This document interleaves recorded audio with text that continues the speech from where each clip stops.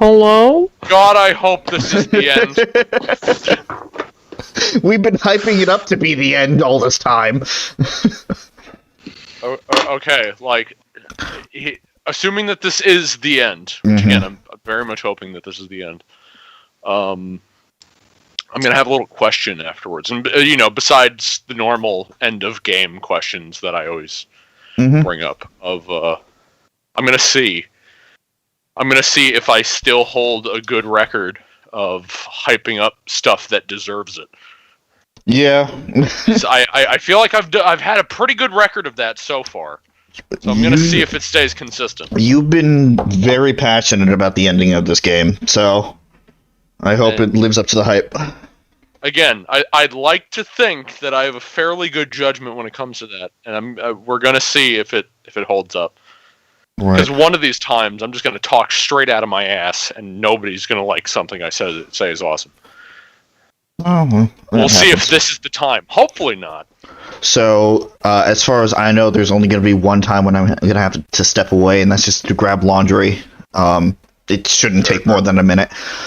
Unless my bladder says otherwise, it should be a straight shot through. Also, heads up.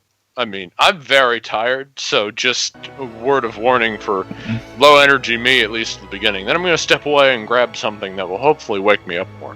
Yep. And it is not my penis. It is actually consumption related. No, it is not my penis. So we got both PJ and Suzie joining us today. Hello! For the finale? Yeah. I'm very excited. And because everyone else making a disclaimer, I'm going to make the disclaimer of my child is running about. So if you hear a little baby voice, or if you hear me scolding a child, that is why. Understood. Or if you just disappear for a while. That too. Because I know that happens from time to time. Shit's gonna get good. Okay, that was good loading time. Oh yeah. Rob sold a lot of the shit that was in our inventory. Yeah, so when we last left off, we had about 48,700 gold, if I remember correctly.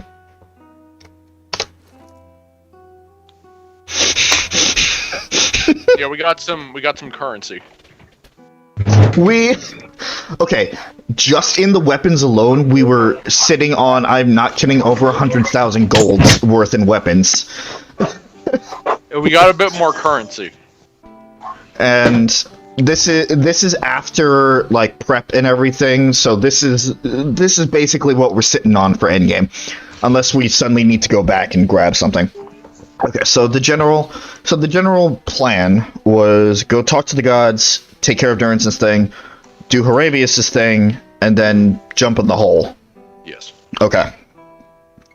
So I want you to have major sponge brain when we talk to the gods again. Okay. If that makes sense. It does. Absorb. Absorb. Because, like, this is the good shit. You gotta hit this shit, Rob. You'll talk to the gods. Is this the stuff? This is the stuff that will make you talk to the gods, and you'll be like, whoa. Yeah, here, it's right in my purse. Zipper. God damn it. It's in my zipper purse. Hold on, let me get it for you. God damn it, G4, shut up. Not now. Should have let me know before the game. I'm sorry. Oh wait, we're actually going... What? Should I have Grieving Mother for this? I would take the party that you would want to talk to the gods. I'd say right before we go and do Horavius' thing, that's when we take them. Okay. It's fine. It's a quick switch.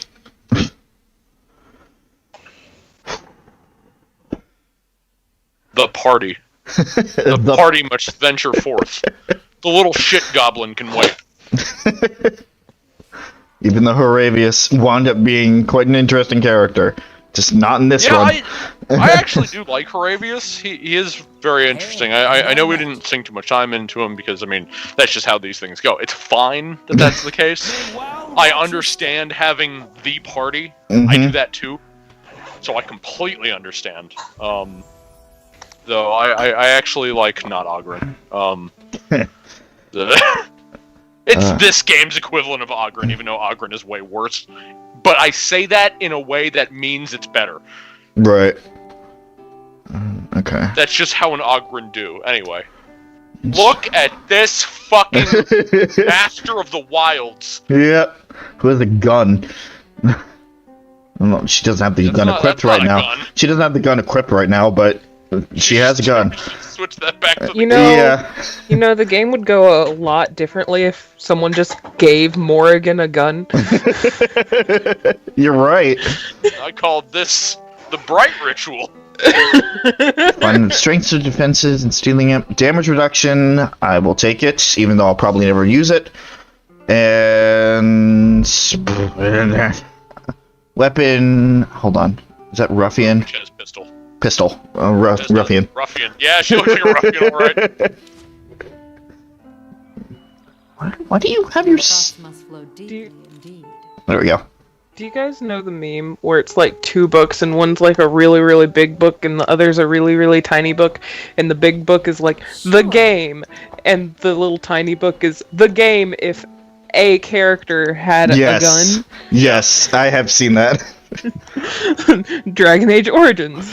Dragon Age Origins if Morrigan had a gun. Yeah, that would be a much shorter game, wouldn't it? Yeah. Boy, oh boy. Dragon Age, which actually wasn't supposed to have dragons in it. You're right. Dragon Age 2. Dragon Age 2 if Fenris had a gun. Yes. Dragon Age Inquisition. Dragon Age Inquisition if Solus had a gun. Oh god. Very true. Where's the gods? That's in Elm's Reach? Yes. Dragon Age Inquisition if the Iron Bull had a gun. How do I use this?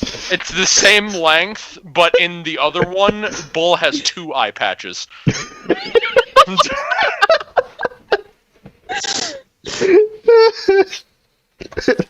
Yeah, exactly. How do I use this? Oh! Found it! And then Krim takes the gun.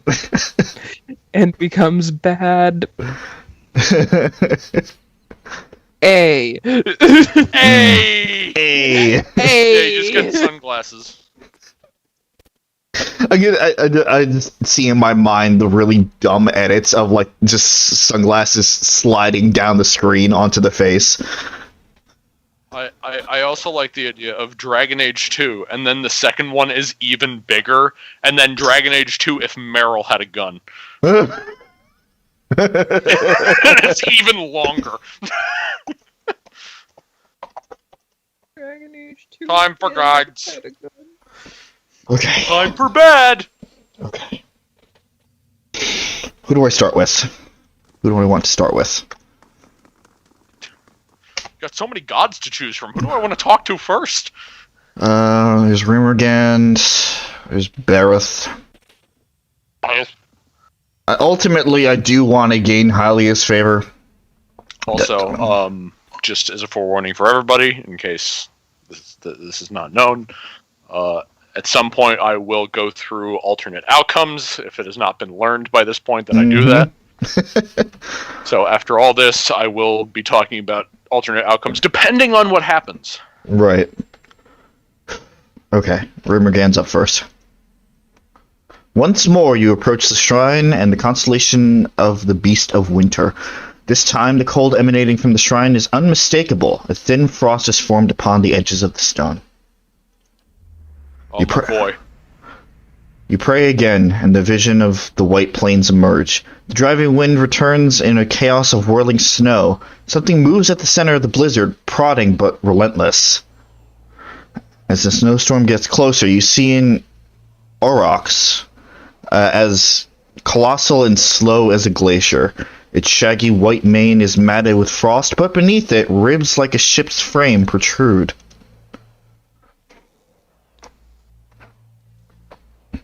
Kana? Oh.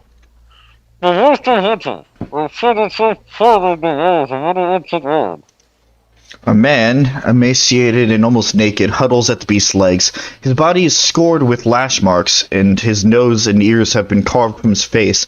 His black eyes pierce the white out. By the wheel, it's Skane. The aurochs stop and stand before you, enveloping you in the violent blizzard that surrounds it. Though its mouth does not move, the beast speaks in a deep, thunderous voice. A crack in the ice, a fissure in a glacier. I showed you the frost-hewn breach that you might seal it, but you pried it wider for the sake of the Glom felon, whose souls I had not yet begun to hew away. For all things there is a season. You brought them to winter before their time. They were your faithful followers. They deserved a resolution. A faithful follower trusts the ways of his god. Mine are gradual and inexorable. Entropy is chiseling ice and hammering wind. Generations of erosion. It is not rushed for the impatience of mortals. Your journey, marked with rashness and impatience, reveals that you are not suited to the task ahead. As the beast begins its slow, deliberate turn, you catch a final glimpse of the scarred man clinging to its legs. He narrows his black eyes and looks at you with a smug, vicious glee. Room again recedes, and the whiteout follows him. As the vision of snow fades and disappears, it leaves in its wake the flagstones of Terra Everon. That's about right. Well, failed with Room again. with that one. I kind of figured, like, I kind of knew once I made my choice that it wasn't going to go well. Also, I was surprised because here it says that you will need intelligence 19, which you saw, or have the explorer, merchant, or mystic background to see a dialogue option that would please them. But I don't know if that was the second one, though. It normally says a little thing next to it, doesn't it? If it's it would. That. So, whatever. Well, that failed. I pissed him off. Whatever. There goes my boy. There goes my frozen boy. Time for Bareth. Oh, I'm sure this will go well. Absolutely. We chose the lion in this one, I think. No. That's wrong. Wrong god. Yeah, that's the wrong god. Yeah, by the way, I kept your lion sick. Oops. Wait a minute. No, that's not you. Wait, fuck. What did I do for you? What did I've I done do? a lot of things. Oh, Bareth was the cult leader. The cult where you leaders. just went around and just killed a bunch of people. And And, people in Twin Elms started to not really like you. I couldn't imagine why. Just going around and killing the heads of some of their biggest organizations in that part of the fucking place. That's fine. As you pray to Bareth, you again find yourself on the road. Squinting into the distance, you see a short, pale figure waiting for you. At first, you think it's another vision of Archdruid Reston, but then you notice the figure's skeletal frame and rictus grin. He stands out in front of another skull gate, but the way leads down, not onward. He beckons for you to approach.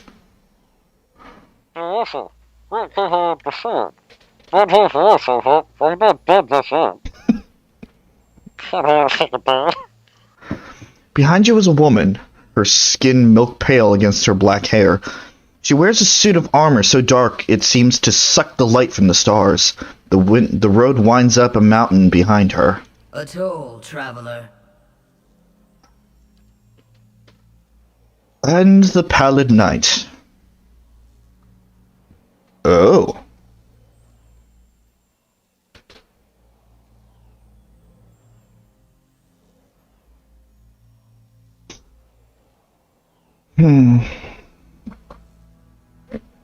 Let's pay the pallid night.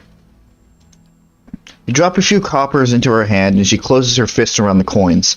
You instantly feel a small weight added to your purse. The lord of this road demands a toll of all, but he leads generously, that all might travel his road again. Behind her, the usher grins his lipless smile and waits. Shut up. Yeah, sorry, Death. Can you wait a minute? I gotta take this. Just I gotta go get some laundry. Hold on. I've got to get this call. The road bores into the mountain, and you find yourself in a gigantic cavern. The ceiling curves up and away, and it's dotted with moisture. At this distance, the shining beads look like stars, clustered and scattered in constellations.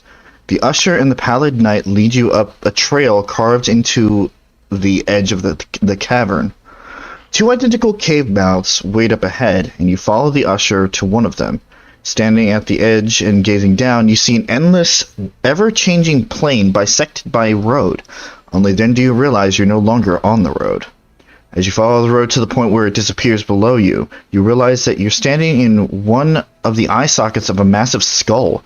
The usher points to the road. Archduke Reston appears below you. He's just you remembered him, stern and smooth-skinned. Yet with each step along the road he grows, swelling with blood and essence. His heavy steps become slower and slower until he stops altogether. His distended body fills the path completely. You met a dwarf traveling this road. What did you do? I killed the fuck out of him. Anyway, I mean, I did.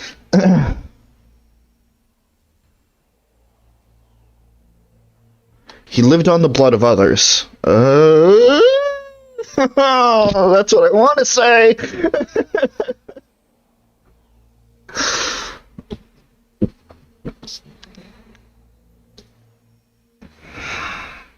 Bareth is the god of the cycle. Reston had stood in place for too long. I merely set him moving again. The pallid knight's flesh is taut against her skull. She nods once, barely dipping her chin. Life is kinetic. Forward motion. 100 beginnings and endings nested within 1,000,000 more. As Reston's swollen body ruptures, the effect is like a dam bursting. Ghostly figures, as hazy and indistinct as wisps of smoke, continue along the cleared path. Some tumble and rush along, while others amble and drift, but all continue forward. The usher directs your attention to another figure moving down the path. This time you see high ovate Arona. As she follows the road, her movements become slow and erratic. Her legs creak with each step, and her feet grow long, thick roots that burrow into the ground. She finally stops, rooted in place. You found a tree that had lived for centuries. Its roots were deep, and its boughs sheltered many. Why did you cut it down?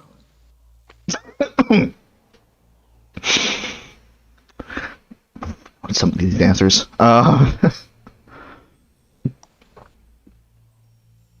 I like 3 because it reminds me of the Grand Oak. Oh my god, you're right. Yeah. Shut up already. Fucking Jesus! Just give me the stick. I also cracked at 5. I just enjoy cutting things down. Yeah. Of course, that also makes me think of a lot of things from Pokemon. Yeah. I just got DHM cut in the first batch. I'm thinking Gen 3 specifically. Yeah. That's just me. I wouldn't necessarily call her a parasite, but the rest of the answer kind of matches what happened. It's like it was kind of holding others back. It was a parasite. While its branches sheltered others, its roots sucked them dry. All draw their life's energy from the deaths of others. This is why all must remain part of the cycle of death and rebirth. No creature may be a closed loop unto itself. Arona's body petrifies below, and the shimmering leaves of her hair blow down the path. You seek another who has lived his lives on the brink of the cycle. He sits on the inside of the wheel, observing in revolutions. With each life, he is plucked from the stream and returned to it intact. Why do you hunt Thaos?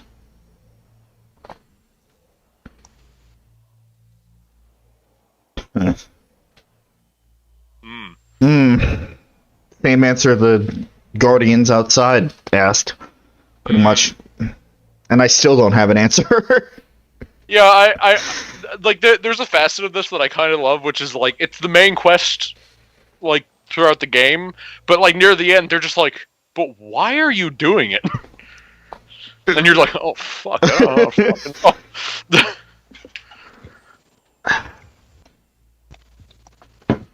I seek a resolution. In confronting him, I'll put an end to the pain he's caused me. The only resolution is a clean slate. An end that leads to a new beginning.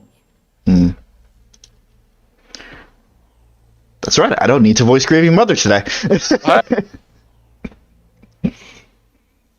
I She think. decides to look up. Oh, fuck. Okay. Sorry. It's I'm alright. tired too. I work today, yo. As did I. Free yourself from the man that haunts you, the memories that haunt you. There will be no peace for you while he lives. Yeah, that's pretty much it. Thaos serves Wodica. Oh. She desires an escape from her own cycle. Power that without decline, Thaos has removed thousands of souls from the cycle so that their essence might empower her. The black depths of her eyes threaten to swallow you. You must stop him, and you must return them to the cycle.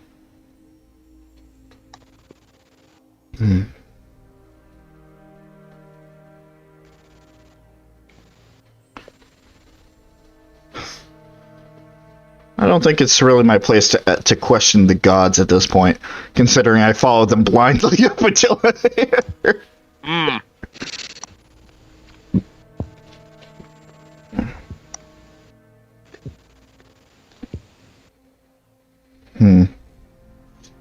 But, out of curiosity, why does Wodica even need Thaos' help, and why do you need mine for that matter? The gods guide souls through the cycle of death and rebirth, but Aora is the domain of mortals. We stand aside, weights and counterweights. Were one to alter the tides of the Kith, all would follow. We would tip this world from its axis. That is why Wodica directs a mortal to do her bidding, and why any who would stop Thaos must be mortal as well.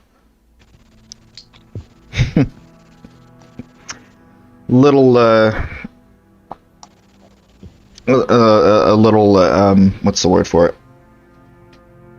Similarity to one of those old stories. What was it? No man that was born from a woman can kill me. Yeah,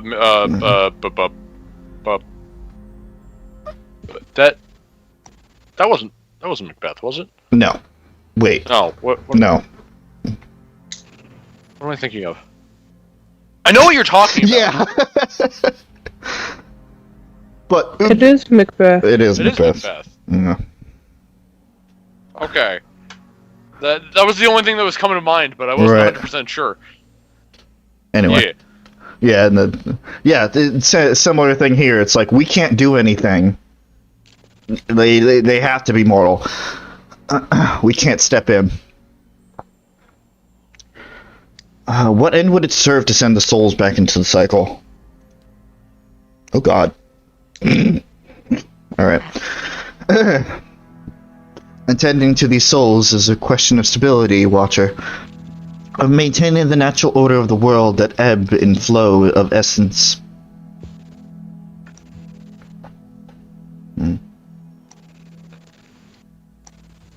Couldn't they be returned to the Hollowborn? As battered burdened things, do you mix sourced wine with fresh? The kindness... Huh? Soured. Oh, soured. Sourced? Sourced? Sourced?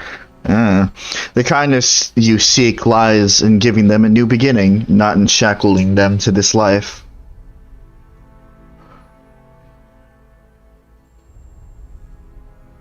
Okay.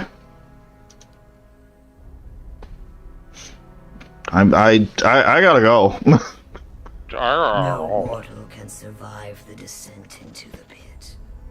But there are souls on the burial isle that are pledged to me.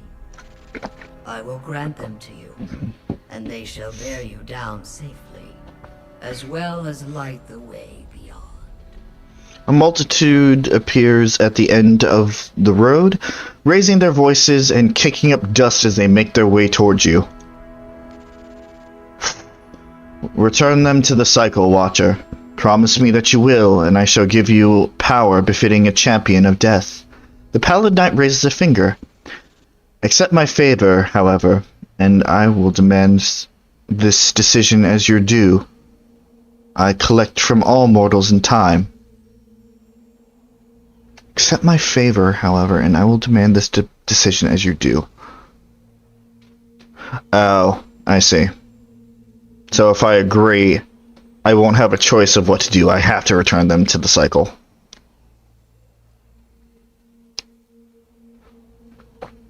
I mean, you can do whatever you want. But I'm saying, like, in the context of what she's saying, that's what she's asking. Well, what she is saying is that she will help you if you promise this. Right. She will essentially grant you her favor.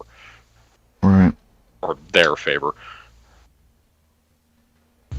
I would like to hear what the other guys have to say first. Do not delay, Watcher. What Thaos seeks to do cannot be undone, even by the turning of the wheel. Oh, hey! There it is. Makes sense. Hmm. We're not done yet, but, oh god. I'm trying to think if I want to talk to Durance now or not. What does it say? Trials of Durance. Talk to Durance about Wodica. Learning that Wodica is responsible for the Waywind's legacy. There's many questions about the circumstances of Saints' War and destruction of Aothis. Durance may have further insight. Yeah, let's talk to him. What? Alright. Well, you talk to him. I'm going to step away and make some things for consumption. Alright, have fun. And I hope I'll be back before you talk to the next god. You're back! What is it, Watcher? Does what we learned about Wodica trouble you? It stinks of her. It is justice, but if her greater purpose was to think Margaret would fall prey to such deceit. And Aothis. Widewind had always claimed to be invading Deerwood to free it. What if it were true? What if he had come to stop Wodica's plot before it began? Surely Aothis earned his death at Godhammer Citadel, but not for those reasons. Not to keep him silent. If such a thing has brought about this chaos... Durance tilts his head, as if listening to an inner voice. Then he frowns, the frown deepening as he speaks. Must we always be tools of gods? If Wodica and Margaret, if they are the cause of this, the Hollowborn, if the purges were never necessary, if Aothis was fighting back...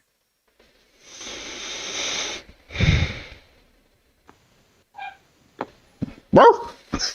Who let a dog into the sacred temple?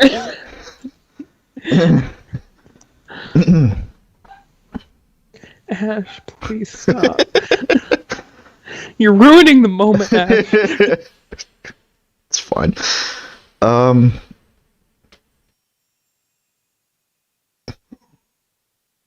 Whatever the reason, Aothis still sought to murder others, inflict his will on others. Had to be done, yet there would have been times where I would have stayed my hand. Wodica, she must answer to her own justice. Would have been better if you had been spared this knowledge. No, I am glad to have walked this far with you, seen this truth. Perhaps it was what I was meant to see, with a watcher's eyes. All these dances of words and intrigues, machines of men, twisted, ripping the souls of children, and by the gods, the goddess of justice. If I could end her like Aothis, Margaret burned her once. One can do so again. Wodica, she must answer to her own justice. Justice or revenge? Anyone with a shred of spirit seeks both justice and punishment. It burns in the heart of anyone who lives. All seek it. If the world does not balance, we all drown in the oceans. And the gods would not care.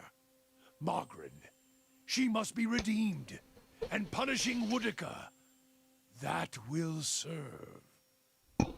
Do we know that Margaret was not a willing accomplice?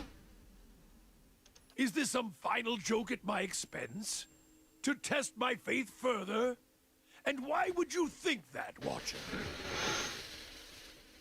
See, something tells me that I was supposed to be paying real close attention to what Durrance was saying all this time. But he had a lot to say. So... Yeah.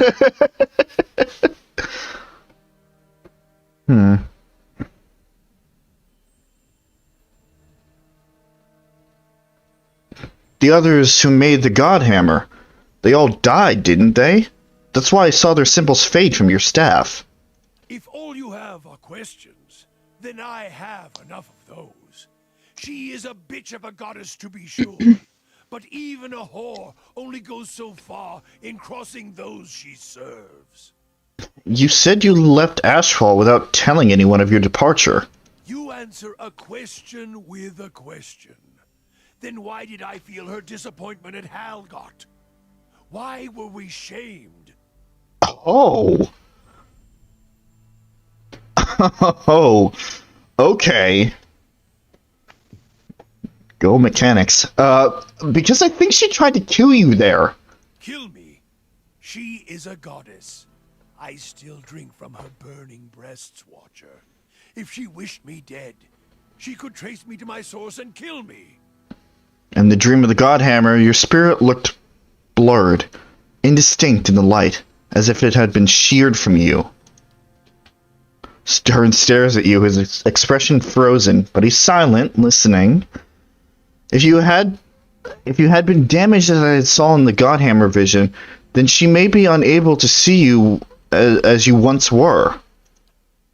Durrance turns from you for a moment.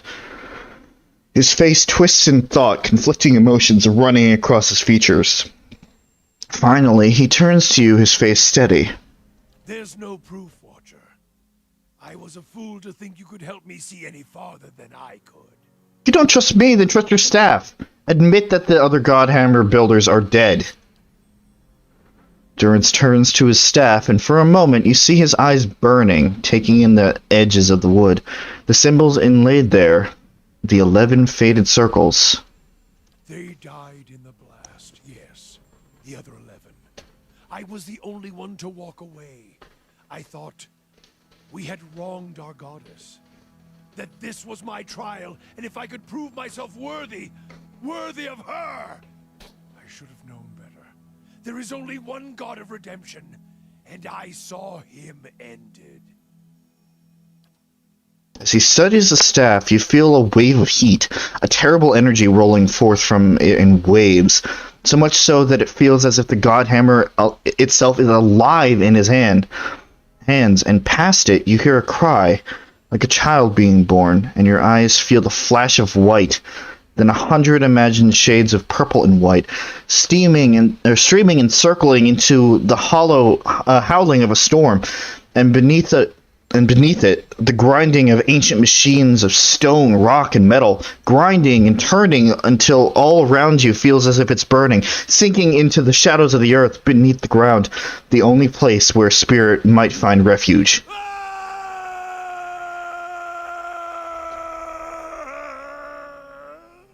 When your vision clears, you see Durrance, his hands clutching the staff, and his eyes are bright, burning red. Atop the staff, the flame burns cleanly, brightly. As his gaze burns, he rips his gaze away and howls, a bellowing, horrid howl, like a wounded animal, and sweat pours down his brow.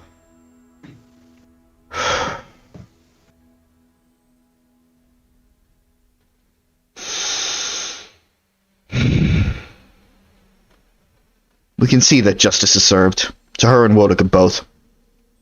To think I served her. I followed her. Now I shall serve no one. Woodika's lies must be answered. And now it seems I must take fire in war from a goddess's false claim as well. I still take from her strength as I did, for as long as it lasts. For I shall not cast her aside yet, until I have drained her dry and had my fill, just as she intended for me. For I have learned one of the lessons of the faithful. The faithful may wound a goddess greater than any enemy. A purification is coming, and this fire shall consume them both. Shit. Let's continue on.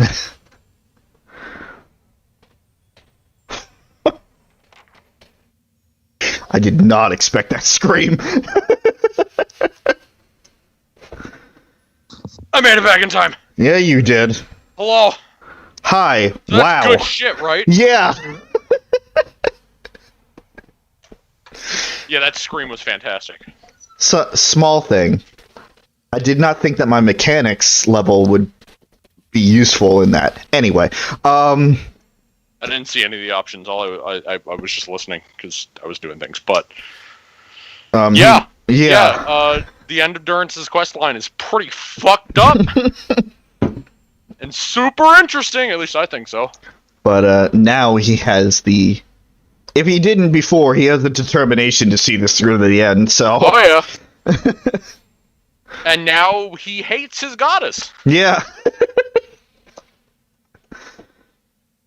Christ. And it's pretty fucking interesting because, like, yeah, he was a part of the purges and all that, and then all of a sudden it's like, oh my god. Oh my god. I was used like this entire time. None of that was necessary. Shit, man. Durance isn't a happy camper, and I mean even more so than normal. I'll reflect more upon this at the end.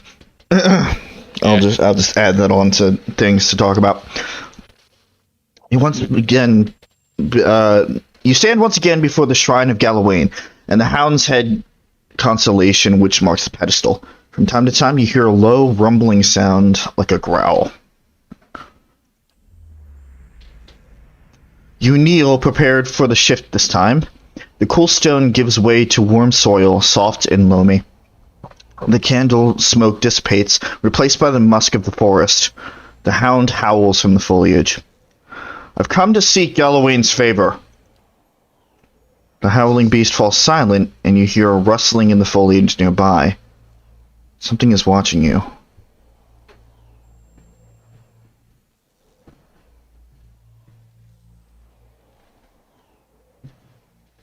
Don't let the dimmed torch. Right. No, I was just trying to figure out. It's like, does he not even want to? Yeah, yeah. All right. What's that? Hello. Galloway, you sound like a 3-year-old. Yeah. Hi. What are you doing? This might be a bad time for this. Something leaps from the bushes nearby. You find yourself pinned on your back and staring into the amber eyes of a massive hound. The beast looks at you. Gleaming fangs protrude from the sides of its mouth. Its nose twitches and inhales at your scent, starting at your shoulder and proceeding down the length of your arm. You follow its nose to your hand, which is covered in blood. A tongue as red and meaty as a steak lolls out from its mouth and swipes your bloody hand. Its lips curl into what looks like a smile. The beast looks back at you, and as it fixes you with its glowing eyes, its muscle retreats into a long, bearded face, and its pointed ears lengthen, dropping to the sides of its head. What was a massive hound becomes a giant of a man. His broad, muscled shoulders draped with furs. He holds a flint knife to your neck and grins, revealing a row of long, pointed teeth.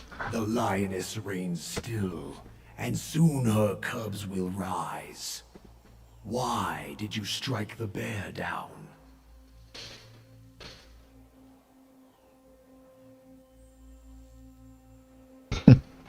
I don't even need to hesitate. I gave my reasoning when we did the quest. Yep. The lioness had found an advantage and held it. Her cunning made her the more deserving champion. As I would expect from one so canny. Strength begets strength. The mighty seize an advantage in their jaws and do not let go. They shake and wring it, puncture its arteries with sharpened fangs. Blood whets their appetite. The changeling throws his head back and closes his eyes, breathing deeply of the cool air. He lets out a howl that rings through the air. He lowers his head, puffs of steam rising from his panting mouth. Twigs crunch and branches snap. The ground shivers under the weight of pacing, prowling footsteps. A dozen beasts, bears, wolves, and long-fanged cats stalk out of the undergrowth, their matching amber eyes fast on you. Is this how you would threaten us, Galawain? With cats and dogs?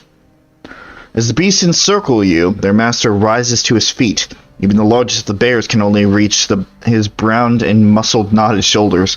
You stand, mindful of the ring of predators surrounding you. You sought and won the favor of Galawain. What new prey do you now pursue? Alright. I hunt Thaos. To track a quarry, you must understand its movements. And Thaos follows the path of a more powerful master. A warm breeze carries the smell of smoke and gunpowder. Sparks ignite and float in the draft, catching in the leaves over Galawain's head. A sudden blast of heat scalds your face, and even as you turn away, a flash of light sears your vision through your eyelids. When you look back, you see a woman in full plate standing next to Galawain. Her mirror-polished armor flickers with images of reflective flames. You can't see her face, but her voice is strong and clear like the ringing of steel. Let her know her foe. Oh, hi, Mogren. Oh! Hey! Awkward. Hi. Thaos has You just hear from behind you, thousands of soldiers in shadow, like rabbits in a snare. Now, he goes there to retrieve the kill for his master, Woodiga. One of the bears paws at the ground in irritation, its hackles rising. She will feast on them, suck their marrow, grow strong on their essence. As Stelgar watches you, it licks its lips, its tongue scraping long fangs. Why would Thaos help Woodiga? Because he is her hound. He has always done her bidding. His eyes dart to another figure standing just behind Mogren. Woodiga stands for an old order. So does Thaos. Oh, hey, Abaddon! Oh, hey! Hey! Here we go. A golem made of blackened, pitted iron steps out of Mogren's shadow. Its movements are slow yet precise, each footfall accompanied by the groaning and grinding of metal. The steady orange glow of furnace coals emanates from its eye sockets. In Abaddon's crude yet efficient form, you see an uncanny resemblance to the eyeless. Yet his limbs are more finely wrought, his joints more flexible. You also feel the essence of the eyeless teeming within him. They both fear change, and the Deerwood has changed much recently. People find answers not in the gods, but in animancy, the product of their own labors. I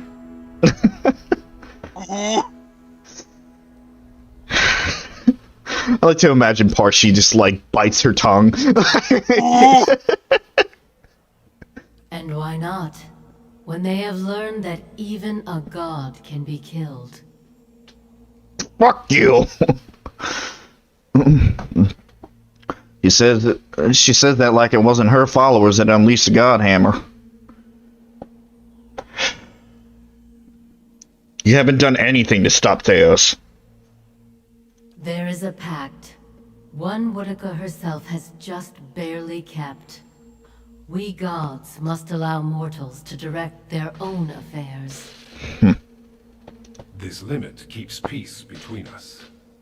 So Woodiga directs Thaos, and he does her will. And now these three direct us. It Not is yet. our fight. Not yet. Relax there. Animancy doesn't seem to trouble you. The three gods seem to look at one another. One of the wolves sits and scratches its neck with quick strokes of its hind leg. The clash of ideas, the search for answers and meaning. These are other hunts. They would supplement. What the hell? Okay. They would supplement you. How can you accept this so easily? This is the destiny of Kith, to struggle and transform, even through animancy. And to improve. Steady labor and earnest industry elevate Kith above Wilder and Beast.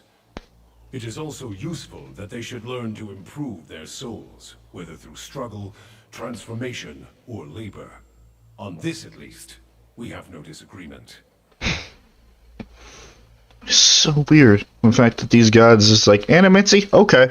It exists. Like, I mean, it does.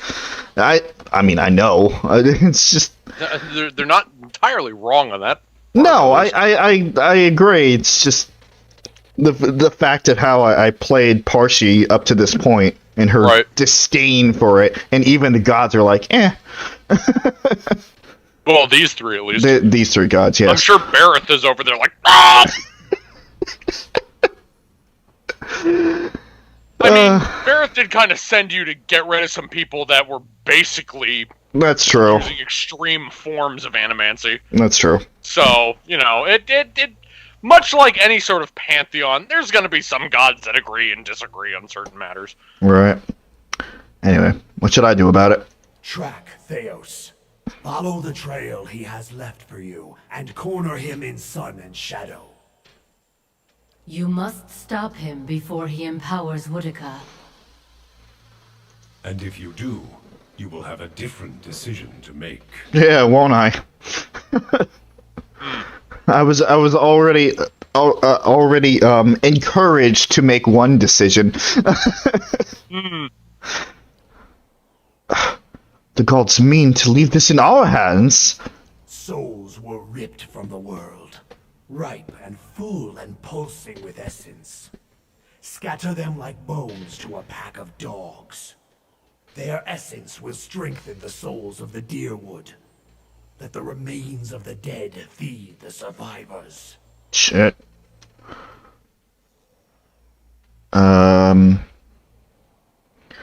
Why would I feed the lost soul's essence to the rest of the Deerwood?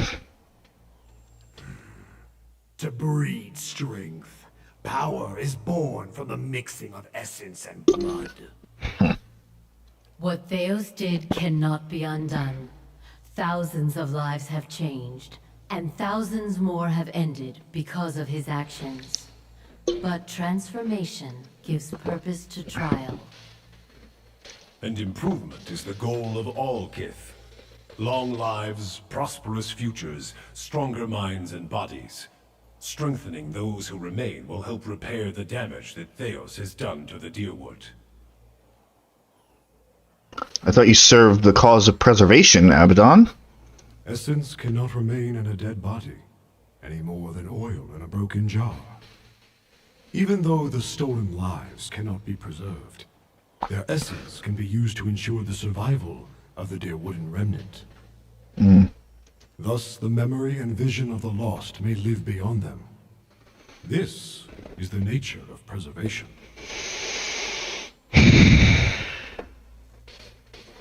So let me get this straight, if you can answer it. Basically what they're saying is that these souls that have been stripped away and have been used and abused are broken, essentially. They can't really be they can't be saved at this point.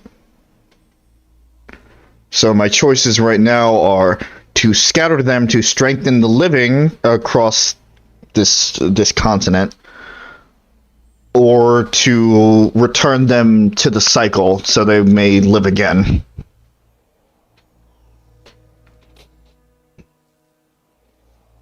For right now, those are two options that I have been given. And when you descend the pit to Sun in Shadow, you can count on our assistance to see you safely through. As I hope we can count on yours when you reach the bottom. There are many souls upon the Burial Isle that are sworn to serve us. They belong to you now, and they shall guide your descent. Beware of the promises of a God Watcher. They are binding, but only in one direction. The beasts grow restless, pawing the ground and eyeing you with renewed interest. The bear sniffs at the ground next to your leg. When Stelgar skulks in the circle, its amber eyes glowing. Galawain hurls his knife between your feet, sinking it to its handle. He raises his empty hand. Hunt him, mortal. And when you stop him, let the souls he has captured feed the deerwood. Strengthen the souls of those who remain. Prepare them to face the challenges that will follow. Pledge that you will do this, and we will grant you a power fit for the finest warrior who ever lived. Betray us, and my beasts shall track you down. Our allegiance is not to be accepted and cast aside. I'm gonna see what somebody else has to say. Bye. Consider and calculate, but decide. Galawain's hand falls, and the growling pack lunges into the circle. The vision vanishes in an instant, returning you to Ter Everin, where burning candles replace the glowing eyes of Galawain's beasts. Christ. Also, just to piggyback on something that they said of just so you understand. Yes.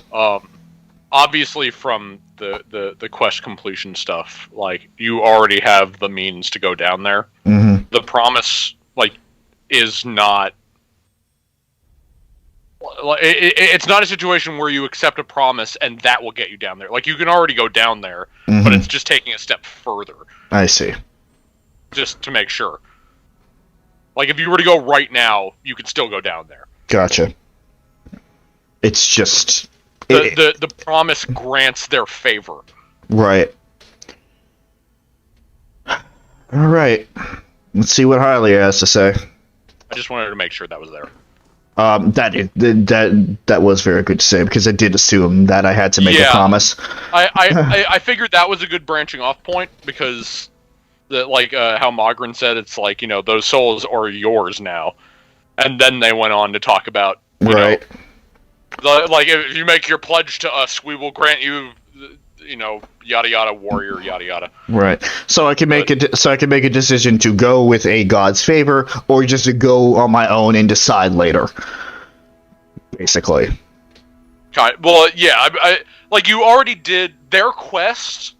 Gave you what you needed to get down there. The promises are an extra step to get essentially a bonus. See, it's really hard to ask this right now, because it tiptoes into spoiler territory. So I'll put the question out there anyway. Does it railroad, like, if you make a promise to a god, does it railroad you into what you do when you meet Thaos? Or can you not answer that? I can't answer that. Right. See, that's my issue. Because I don't want to be railroaded one way or another, but at the same time, I don't know. Let's just talk to... In terms of... Hi, Leo. In terms of, if you say yes, all of a sudden everything is locked off, I will say no. Okay. Like, your freedom of choice persists until the very last second you're playing this video game. Okay. So, it is essentially making a promise, it is a transaction. Gotcha. Alright, time for Hylia. Yeah, we can talk more about this after you talk to her, too. Mm-hmm. You kneel, While you pray, you feel the space around your body shift and melt, and you find yourself in a vision of the mountaintop temple. Yet you see neither worshippers nor a dragon, but a tree. In its limbs around the perimeter of the temple, tapered into twigs and branches of all sizes and angles, they seem too long and too numerous to be held up by the meager trunk, but they hold steady in the breeze. A single sparrow lands on the nearest branch, and it watches you. I will actually throw in one more thing, just because it just popped up in my head. This game has presented a lot of choices to you so far, and there have been situations where you've made a choice, and then you've seen dialogue later on, where you can essentially say that you regret that choice, even after you've made it. If that brings any understanding to you. It does, actually. Yeah. I figured that might help. You essentially... This game allows you the freedom to have any viewpoint on something at any point, even after a decision that you've made. Right, and we can follow up on this after talking to Heidi. I just wanted to throw that out there before it slipped my mind. Okay, carry on. Whistle to the bird. You whistle the first tune that pops into your head. The sparrow blinks its beady eyes and hops closer to you along the branch. It bobs its tiny head and opens its beak, and the rich, trilling melody that spills forth is the song of a chorus of birds. A massive flock descends with a thundering of wings and whooping, screeching, chirping calls. They fill the boughs of the tree by the thousands, birds of every shape, size, and color nestling next to one another. A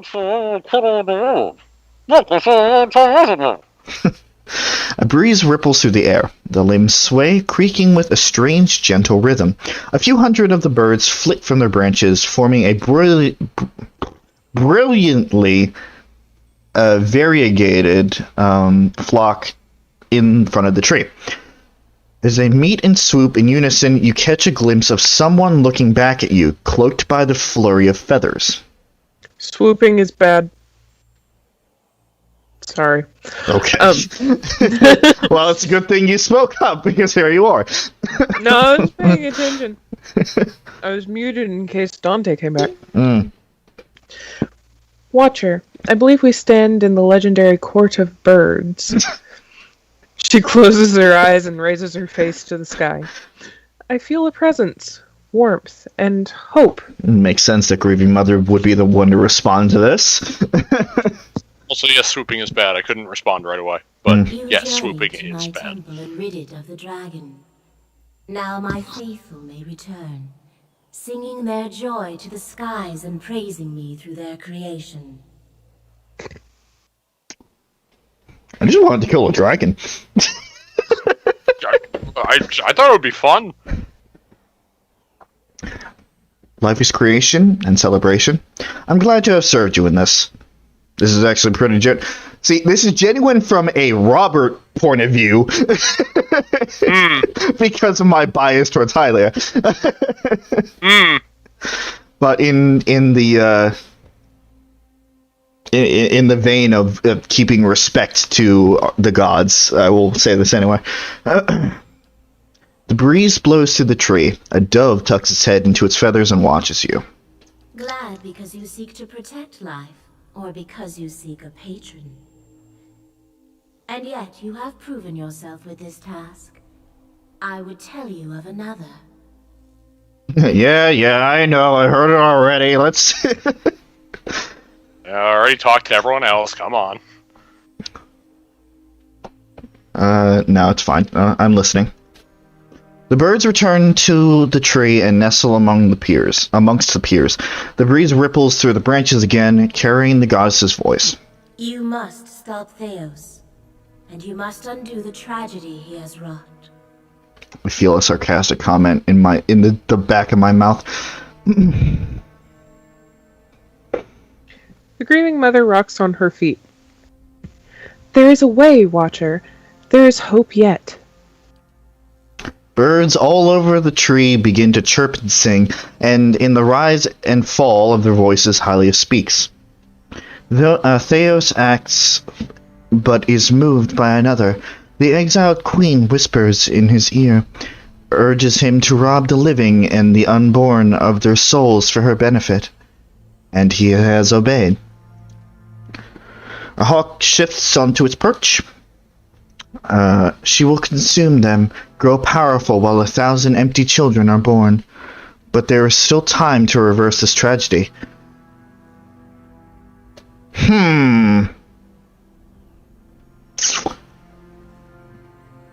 Let's see what her take on this is. Couldn't you stop Thaos on your own? All of the gods, even Wotica, are bound by an oath.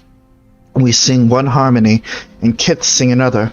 And though we may introduce a new melody in hopes that mortal ears will hear it and sing it back, we do not interrupt their chorus. To do so would unleash a cacophony between the gods, one that would overwhelm our song and yours. The breeze whips leaves around your ankles while the birds coo, but Wotica sings her tune to Thaos. I would likewise sing mine to you. I'm glad the trio that we talked to right before this actually spoke in English, so that it actually makes sense this time around. Yeah. Oh god. It sounds like Thaos has collaborated with her for a long time. You know already that he has lived many lives. In each, it has been her voice in his ear, calling him to serve her ambitions, urging him to protect her interests. This is what the Legend Key has been, for centuries. And each of his lives has been one stanza after another in a song of devotion to the Oathbinder. Why would she do this? Because she prizes authority over mercy, laws over Kith. She values the souls of mortals not for the beauty they create, but for what they can add to her power. She fears animancy. She believes that mortals may use it to usurp the god's power, her power. She cares nothing for the innovation of Kith, and how could she? She gives commands, not inspiration.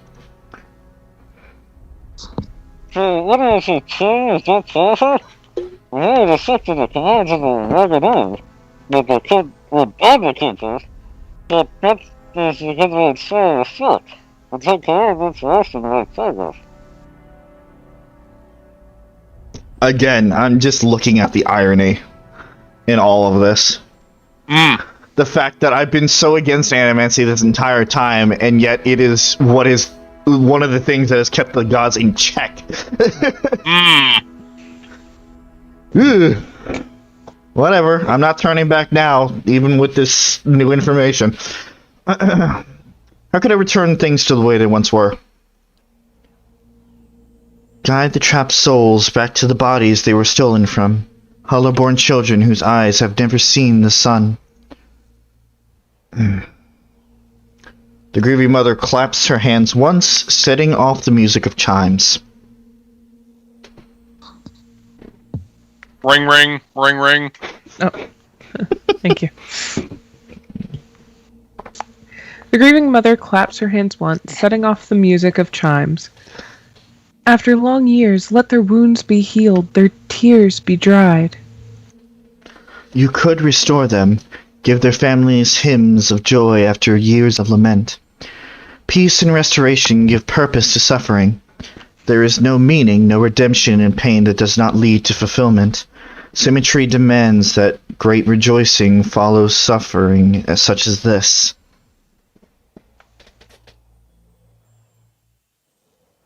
I'm not sure that it's possible to truly undo the harm Thaos has caused. Perhaps the years cannot be forgiven, and for some, perhaps it is already too late. But if you could restore even one soul, kindle one spark of life, raise one voice in joy, it would be worth it. There's another side to this. You've seen the consequences of a soul disjointed from its own cycle. Could these children ever truly return? Fuck you, elf boy! Some might. You may question my ideas. Some might. Yeah. Isn't that right, Suzie? What? It's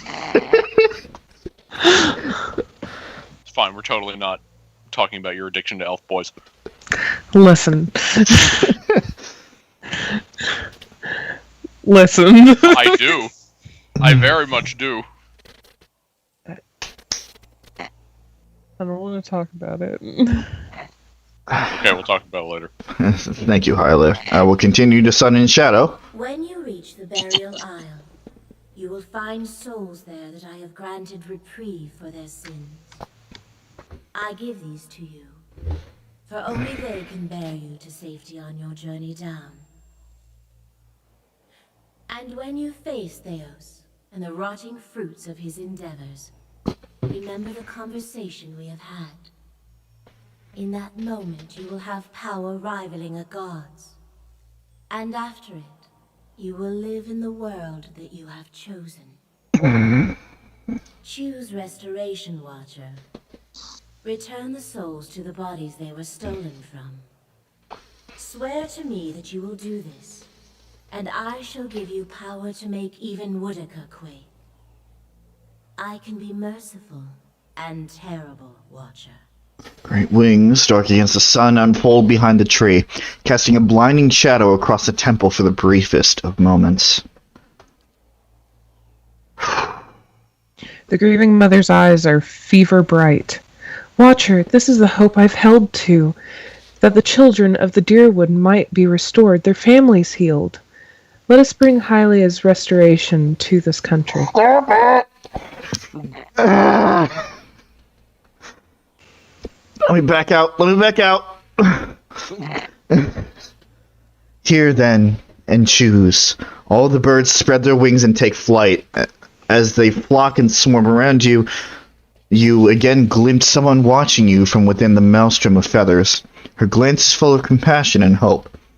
The birds rise towards the sun. They blot it out, reminding you for an instant of a dragon in the shadow.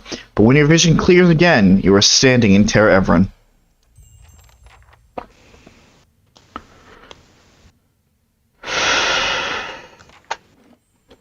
Oh boy, we're gonna talk now, aren't we?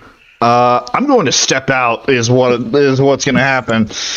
All right. I need to go and grab lunch. Go think about the fate of souls while you're folding your underwear. Fuck off. I'll be back.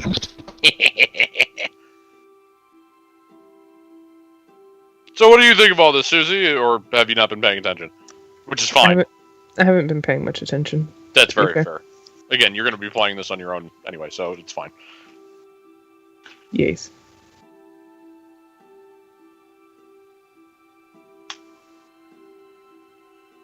Of course, this part is easy to ignore. The next part might not be. So, well, I'll see what happens.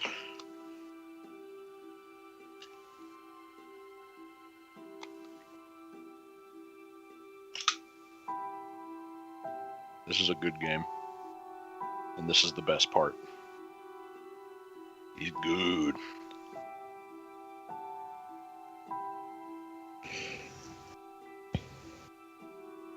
God, I hope tonight's the finale. It should be. It really should be.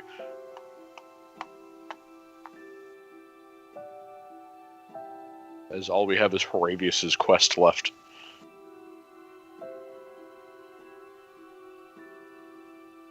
Then Act 4!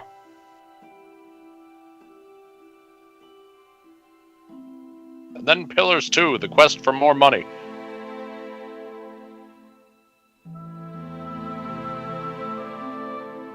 Which is apparently what the Spaceballs sequel is going to be called. I hope that actually is still happening, and that wasn't just a rumor.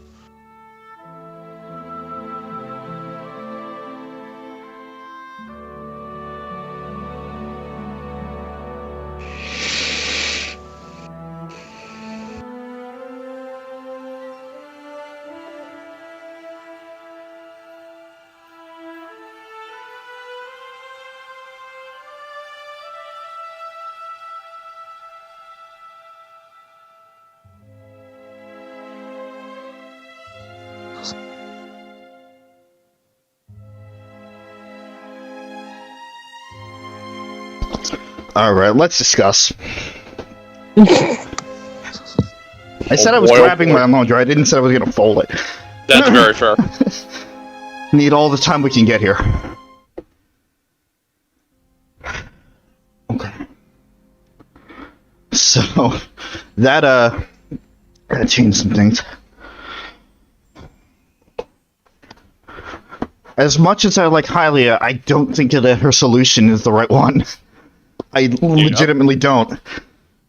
Especially after it's actually very interesting that, oh hey, there's a thing you have to keep. Sure, why not? Hey, Pallegina, go. Yeah, Anyway. you're useless now. Anyway. Yeah, I legitimately do not think that Hylia's solution is the right one. Especially after talking with the rest of the gods.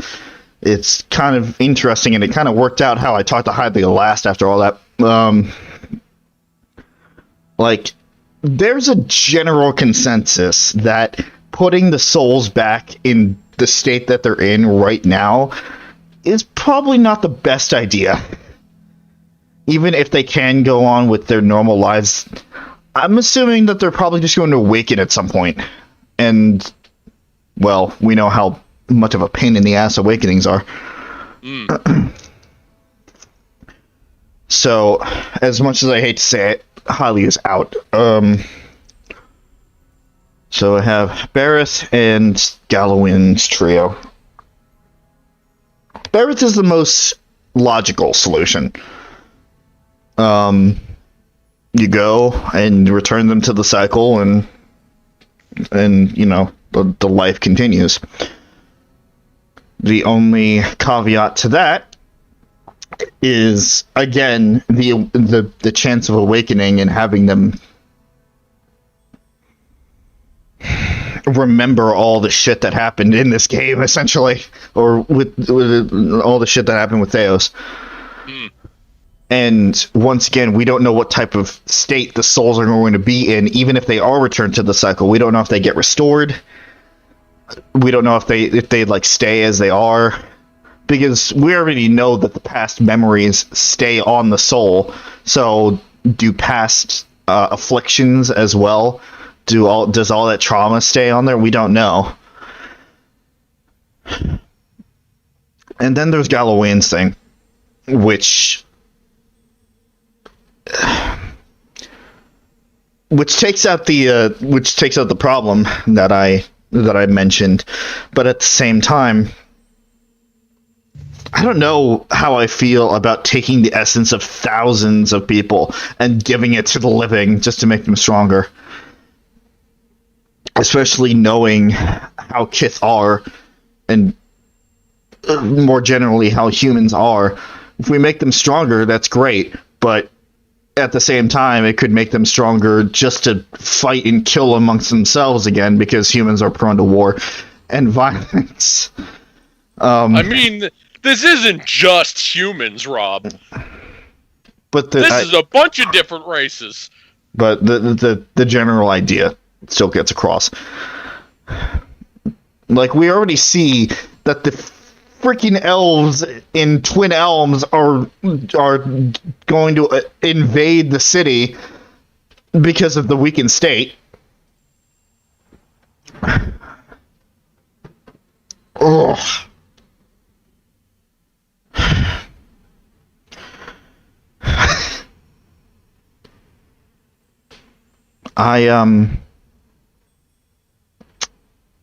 I don't think I can make a solid answer right now.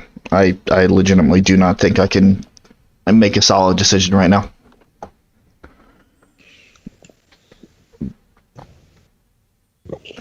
So, I won't. I'm not going to take any of the gods' favors.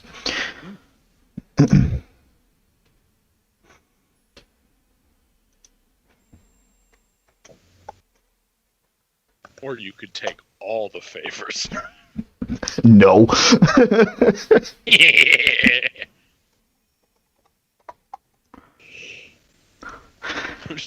Become Superman.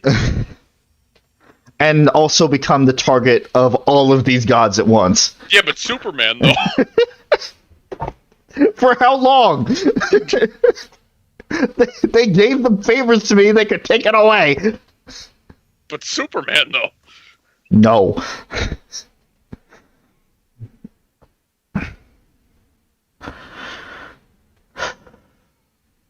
I'm out of breath. Yeah. Interesting, huh? And very, very difficult. That makes it even more interesting. You're right. The unknown factor of it. Hey, Heravius. Oh. Stop right there. Criminal scum. I had to. Live at the law. You killed everyone here! Yes?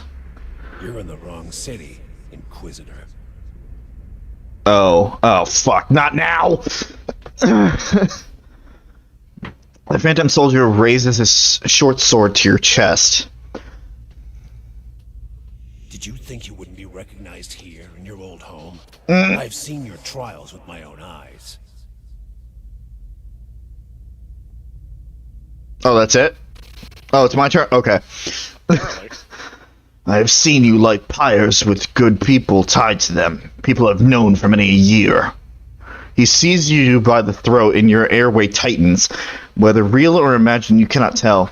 They deserve your confession. He raises the point of his sword, holding it a hair's breadth from your eye. Thaos, what are you doing?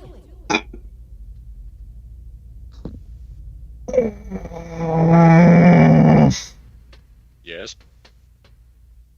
Moving on. Startled, the soldier releases you immediately and turns to face the speaker, a woman in a plain wool tunic, fully a head shorter than he, but somehow seeming to tower over him. You have seen this woman's face before, but from afar, bloodied and burned as she lay stretched across an iron wheel. At the moment, it is marked only with concern. An assassin sent by the Inquisition, my lady, daring to approach our camp. If she is so poor an assassin as to approach an armed guard in daylight, I should have little to fear. I would hear what this woman has to say. She stares down until he can no longer face her. He turns away sour-faced and pretends to be suddenly distracted by something far off. Surely this is some trick of my mind. I did not expect to see you again. Oh. I knew Look from the... at all those brackets. Why lie? Why lie? Those are what I would say for the truth. Fuck off.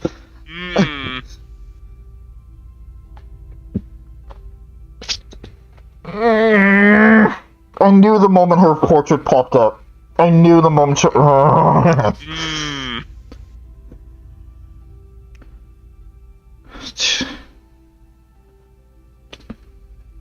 Fuck!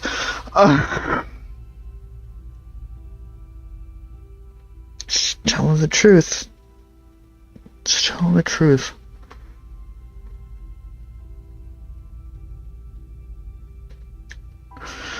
I've been dispatched to spy on you.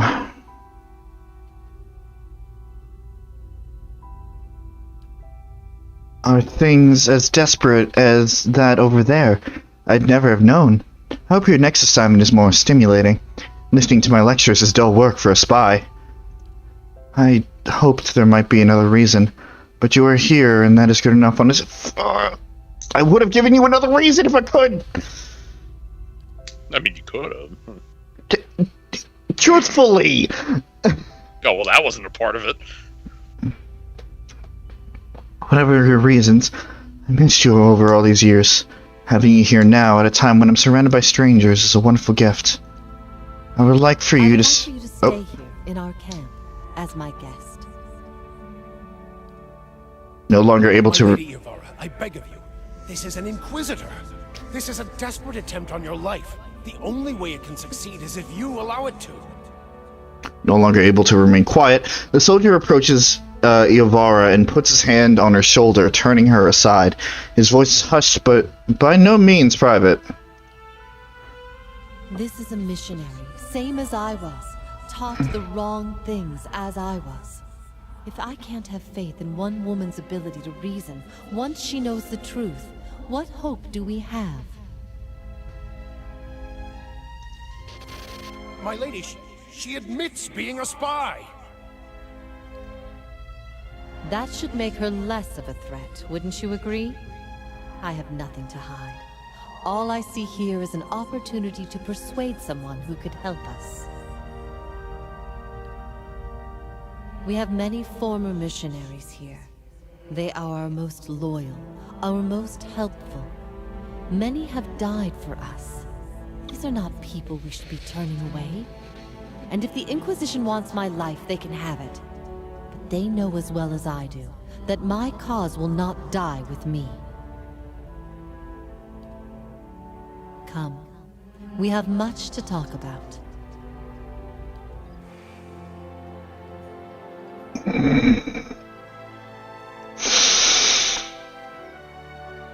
These fucking memories are so scattered.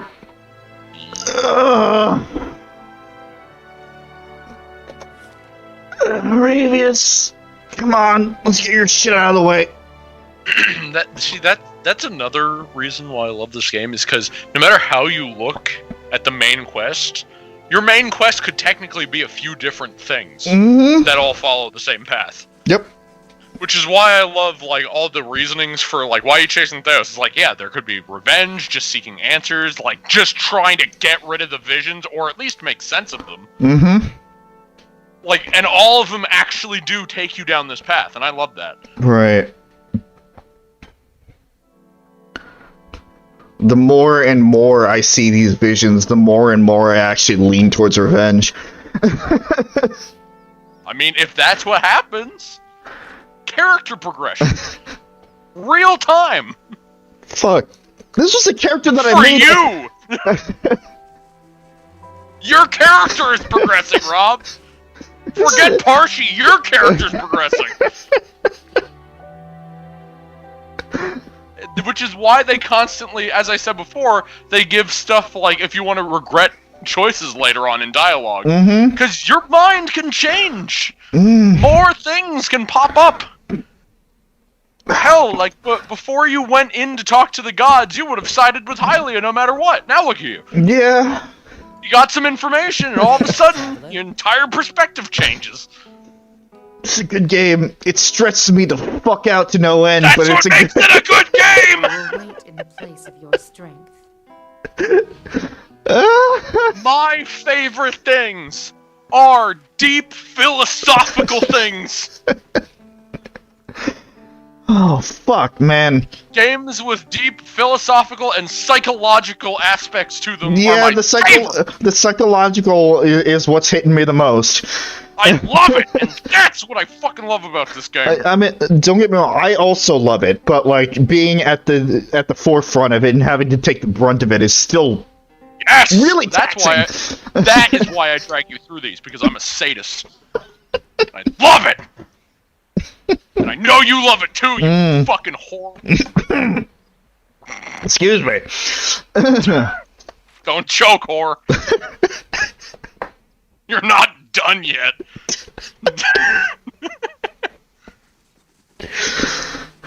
As Suzie silently shakes her head.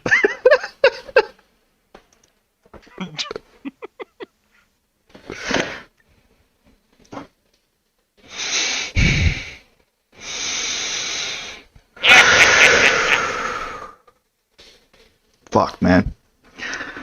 This is getting good. Yep. Time to go. The reason I hyped up the end so much. Fucking conflicting viewpoints. You're right. And it's always nice to see a peppering of, like, various people in your party having different opinions. Yeah, you know, the opinion of fuck you. Fuck you! And then Kana's over here like, ooh, a bird! And then we have the aggressive bell ringing. Yeah. God. Ringing her bells in Hylia's court. Yeah. Sorry, grieving mother. It's probably not gonna happen.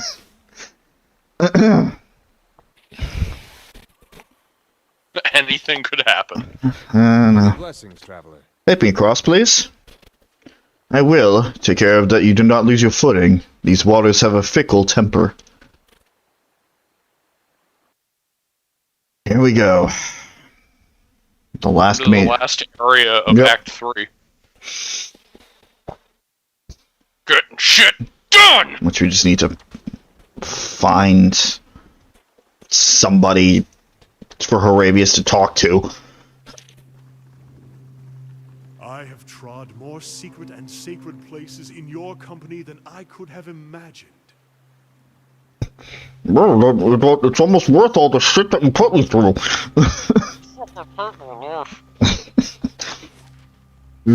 Alright. Oh, god damn it.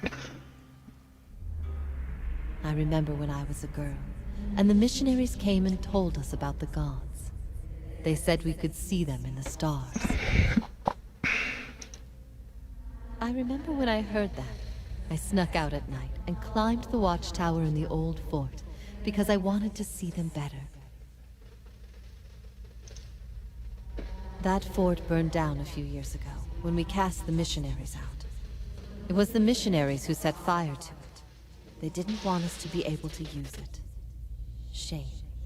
There was history in that fort. They'll do a lot worse if they ever return. Those missionaries are all inquisitors now. Strange to think that they're the same people underneath, but I suppose you would know. This is your home as much as it is mine. Do you worry about it?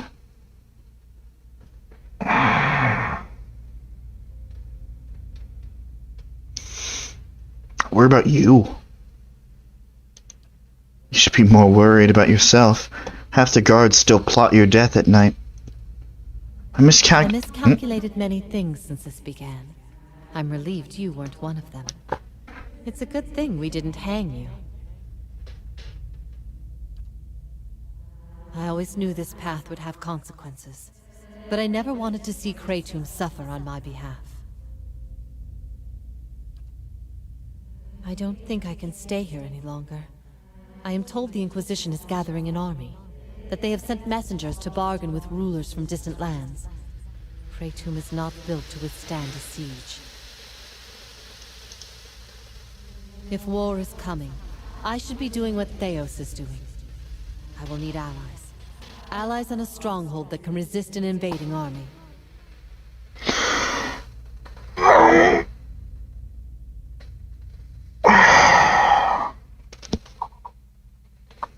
You feel the words formed long ago rising in your throat like a toxic black bile. Have you thought about Osionis? Osionis? Yeah, that... They have held off many would-be invaders, and their king has no love of the Inquisition's faith. I wonder, would he listen? How does that knife feel? Stop it! That's firmly wedged into your ribs.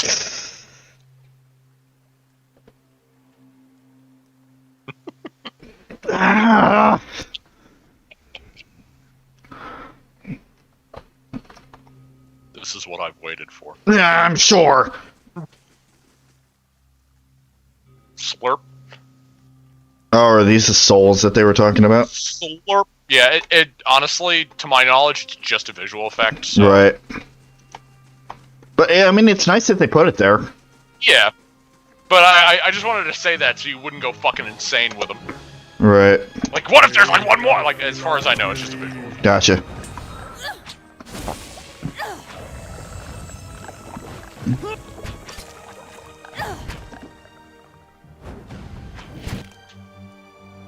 Good job, Horabius. Yes, you just stand there. Good job, asshole. Nope. Don't need to collect that anymore. What passage? That must be the, Oh, wait, hold on. You venture through a doorway You venture through a doorway into an underground tunnel. A staircase coils upwards, leading to a dim passage. On the upper level, light filters through the collapsed ceiling. A wall of piled stone and rubble blocks the way ahead.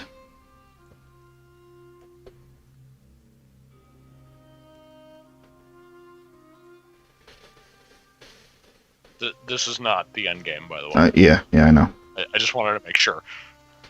Like, it'll be insanely obvious where it is. You wedge the pry bar against a large stone and put all your weight into it. Your efforts dislodge the boulder, and it rolls free with a heavy groan. Other slabs and chunks of debris begin to break away. The massive pile creaks and rumbles, threatening to lose 1,000 pounds of stone around you. As the debris tumbles down, you lunge through the narrowing gap. The rock slide crashes behind you, and nothing more than a few pebbles graze your neck. Light breaks into the tunnel up ahead, growing brighter as you continue. Soon the passage ends, opening up high on the cliffside of the barrier isle. I guess there's no going back.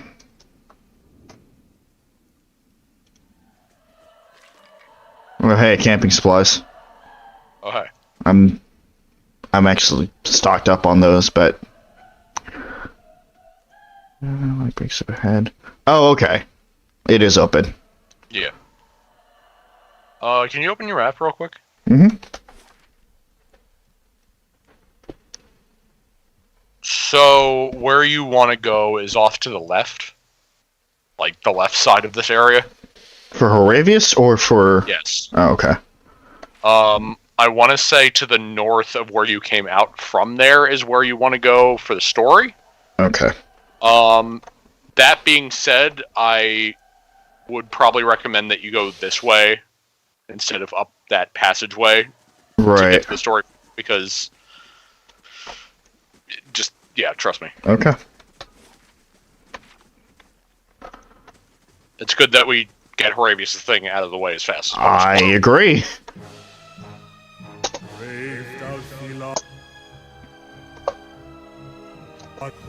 That didn't work.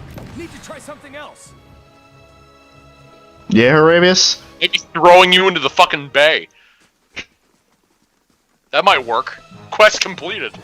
Yeah. Show him how it's done.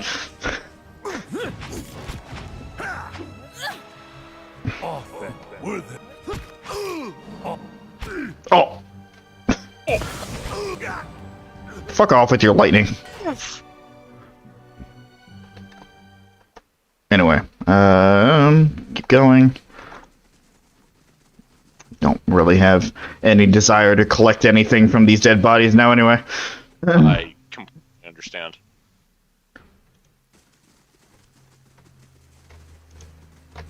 The Grotto of Echoes. That sounds pleasing. That sounds friendly.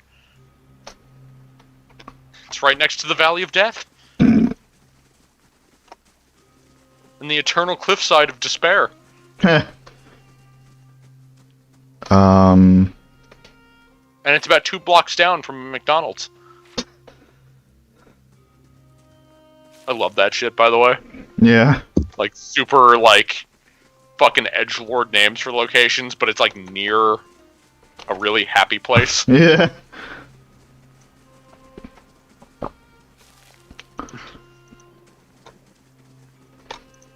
That is the Forest of Wandering Lost Souls that will devour anyone who enters, and right next to it is a Chuck E. Cheese. Oh boy! Oh boy! Because Mickey is now the mascot of Chuck E. Cheese. Yep. Money! Just what I needed! Slurp. Slurp. Okay. What? What even? Oh.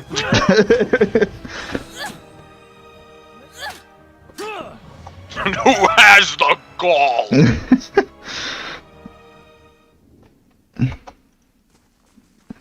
You know, with the amount of currency you have now, like, you could probably just pay some people to do this for you.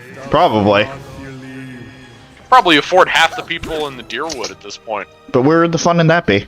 I don't need the gods' help. If I just pour enough people down this hole, I can just climb down the pile of bodies. Hurry up! God damn it. Aloth!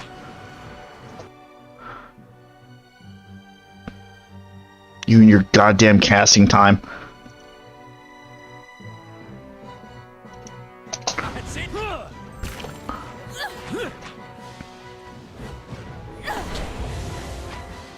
There it goes. It's fine. I'm gonna try not to use any camping supplies if I can help it. Indeed. Because we can always rest up back at the inn when we switch out the characters. Very true. Oh hey, might boost. Of might +3, that's not bad. I don't know if it'll be enough to, replace anything, but who knows? Fucking get rid of that! I didn't even know he had that on! I think I did it as a joke. Fucking Jesus! Necklace of fireballs. It's a shield that can breathe fire! Well, that just made Adair even more viable. Even more than he already is, which is... Yeah, which was already really fucking viable. Single-handedly probably the most useful ally. Yeah. For just being a wall. Kana, you alright there? Yeah.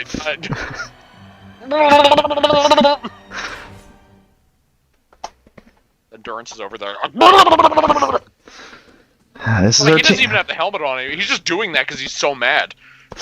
Oh, hey, war paint. Oh, hey. Free war paint. Hey, Adair, drink this. What? Oh, speaking is hard. Well, you better fucking get used to it. I know. There's a lot more on the horizon. I know. Where the hell is this guy?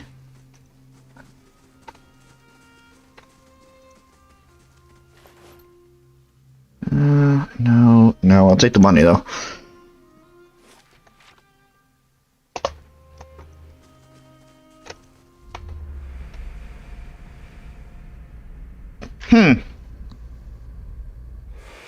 That looks friendly. I think those were the pyres that were being talked about.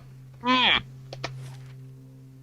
can only mean good things. I feel like I walked past where I need to go. Like, this seems really close to main story.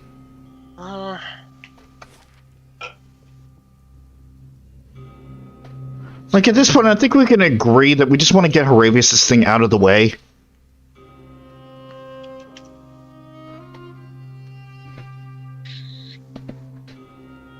Let me see the quest thing. Quick.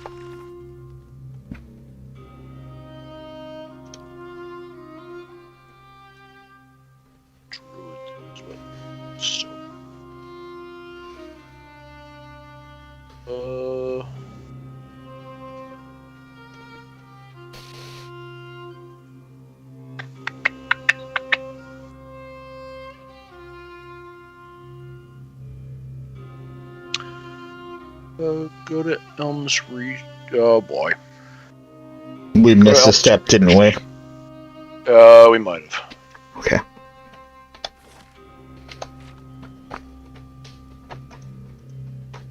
I thought the guy was here regardless. Oh well. It shouldn't take super long. We'll see.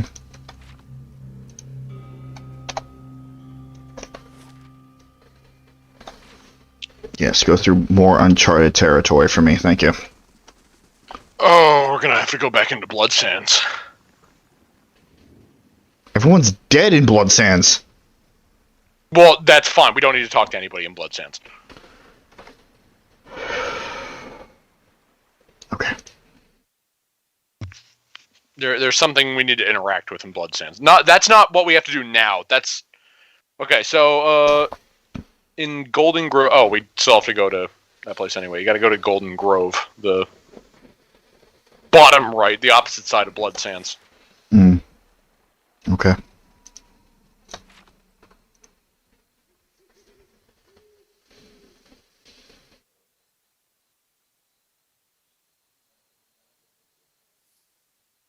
Because I'm sure they're going to love us there right now. Oh, absolutely. Yeah, I forgot. I completely forgot about the middle part of this quest. And I thought that the guy would just spawn there regardless, because I could have sworn I saw him there before I did this quest, but... Again, maybe I just completely forgot about the middle.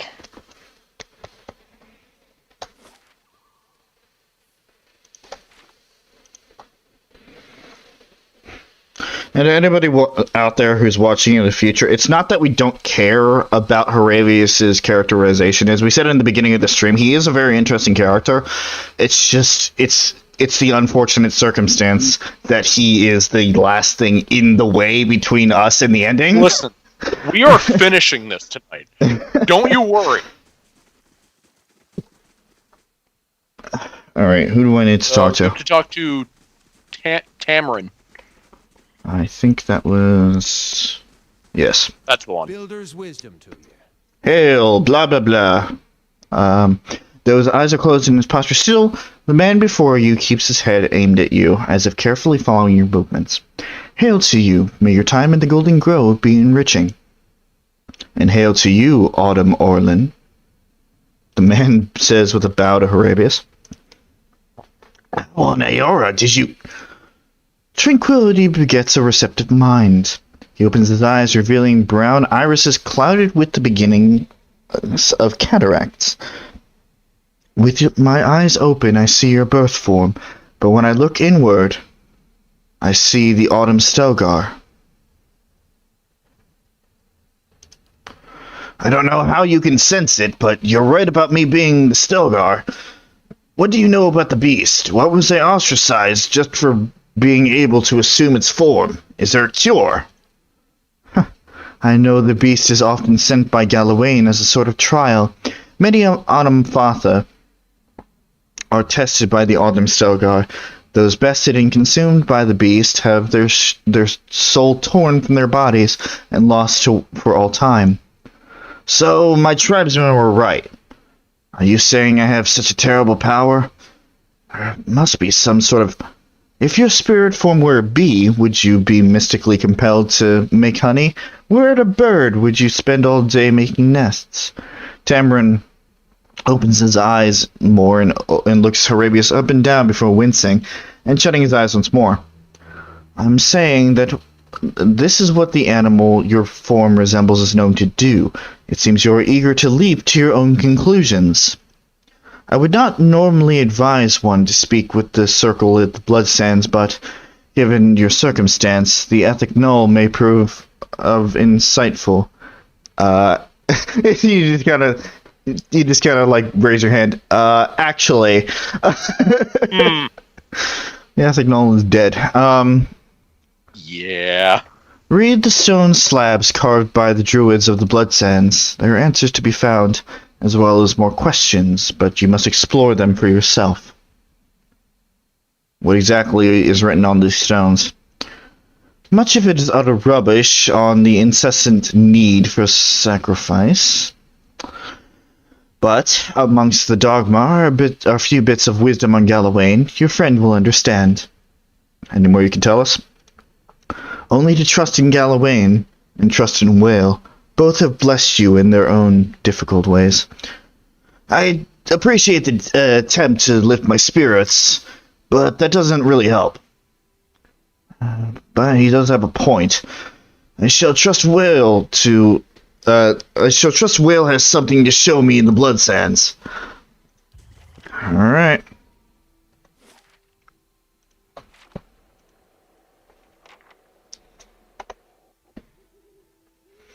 Just as a reminder, we talked to Haravius, and we found out that as a shapeshifter, he can turn into this cursed beast, as his tribe points out, and he's just like, The why? Autumn Stelgar. The Autumn Stelgar.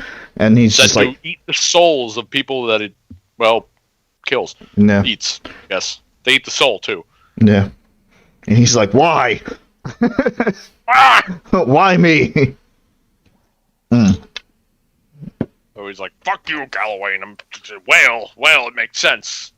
I guess. Fire sacrifice chamber, blood sacrifice chamber. So there are 4 tablets. Oh boy. There should be one really close to the entrance, if I remember correctly.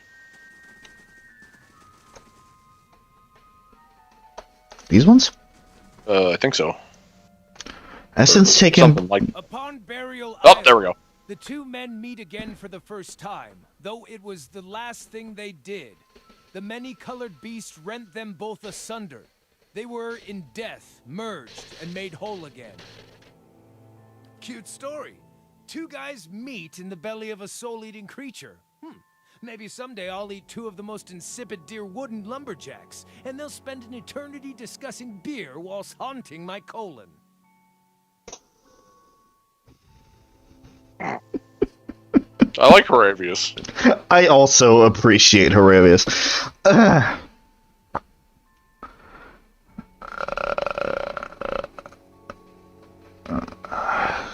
Why so flippant? It sounds like Galloway gave you an incredible power.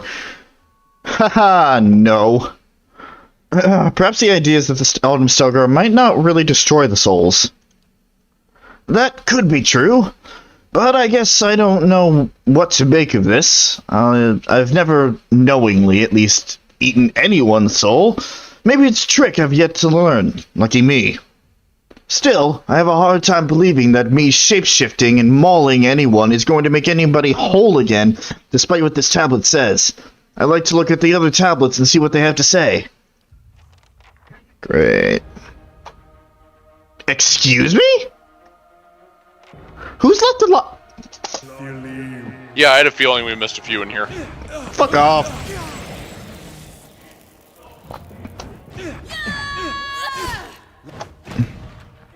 Yeah, I had a off. strong feeling we missed a few in here. Not that it's going to be a problem, No, it's not. but it's, yeah. Okay, that's the first tablet. None of these other I want to tablets say glow. that there was. I'm doing this purely based off of memory while I look for the actual thing. I think one of them is up where the guy you came here for was. In the chamber. I think so. I see a glowing tablet in the shadow, so we'll see if it actually Still looking to responds. see if I can find the exact locations for the other ones.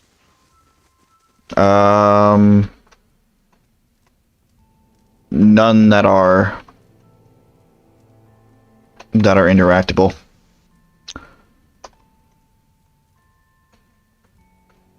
Oh, wait, hold on.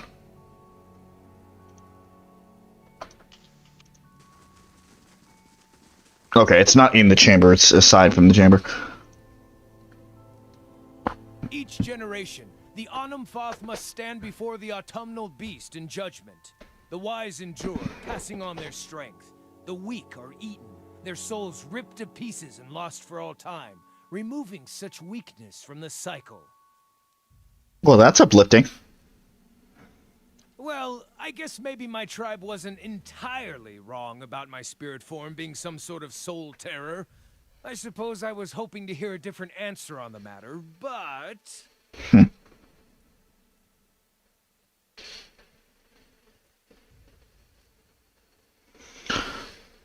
But it's worth asking, in all your times walking in the Autumn Stelgar's fur, how many souls have you destroyed? That I'm aware of? None. I get what you're saying.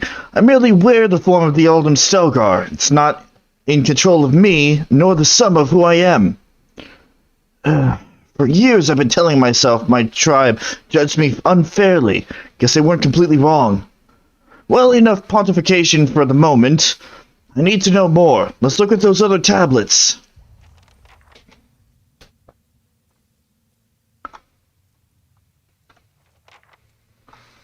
I can actually do that because I've explored the majority of the map. So there's another tablet here. Yeah, it's really helpful that you already went through this, actually. Mm-hmm.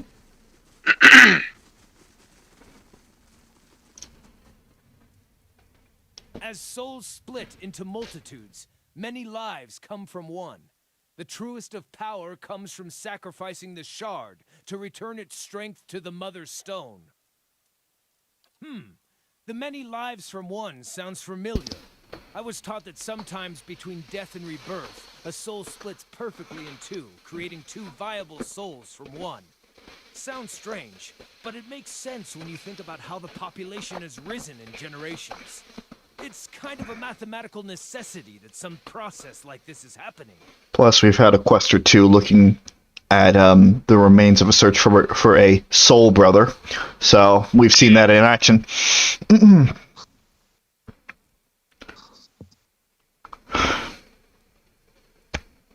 Maybe the Autumn Stelgar... I don't know. Maybe the Autumn Stelgar has a very important role to play in this life cycle of souls. Sorry, sir. I'm not eating your soul. I'm merely serving a vital role in the natural process. I see what you're getting at, but it's not making me feel better.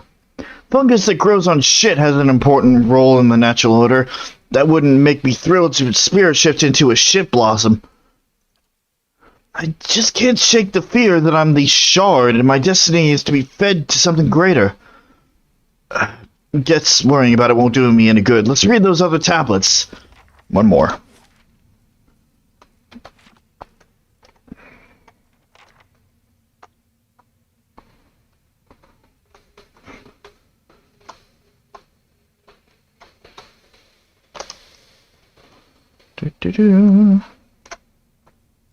Yeah, this is real helpful.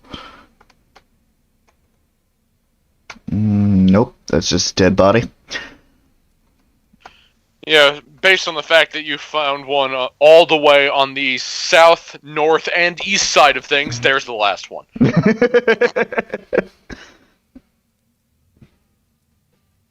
Funny enough, that's actually the exact location of the first picture that I found. Of course, based on what labels it had around it, I wasn't even sure if that was here. So, yeah, this worked out. It's not taking too long.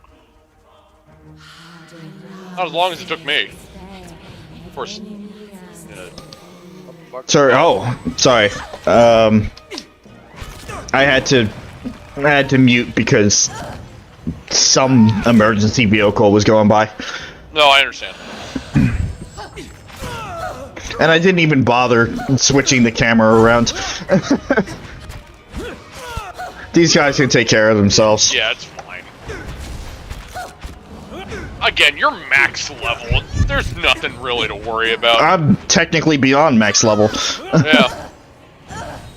For well, this you're point, the absolute max level, which means you're over leveled. Just give up, sir. Madam? Madam? Madam. It's hard to tell with you being cloaked in fire. It doesn't matter anymore. Well, her voice clip sounded female, so. I couldn't tell if that was her or if that was like Grieving Mother or something. Sacrificed unto the plant, and the plant sacrificed unto livestock. Grieving Mother isn't here. Unto man, when the lesser soul is sacrificed to Fuck off, security. The whole of our family grows stronger. Windows security. Grieving Mother isn't here, so that was just, I was just wrong. Yeah, I was just wrong. We all have to kill and eat, constantly for that matter, to live. This sounds like it's talking about the Blood Sands rituals. I wonder how, or even if, this is relevant to me. You wear an eye patch of a whale. I thought you were supposed to love cryptic information like this. A fair point. Whale wanted me to see this, so what about it applies to me? Am I the lesser soul? Was being cast out of my tribe the sacrifice that made the great soul stronger? So the other tablets spoke of the Stelgar judging, reuniting, and that other one spoke of recombining souls that split over the ages. I guess I'm supposed to use my power to sacrifice others, or be sacrificed. Not sure I like the sound of either.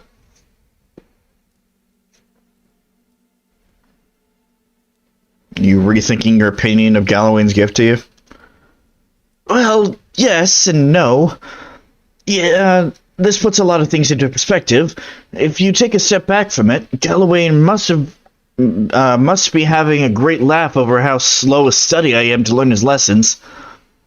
I doubt any of this knowledge will change the opinions of my home tribe, and having met some of the other druidic practices out there, I think I'd rather remain a drifter. So what now? Adding it up, I want to head to the Burial Isle. The name was mentioned in the tablets, and it's implied there might be other Alden Stelgars there.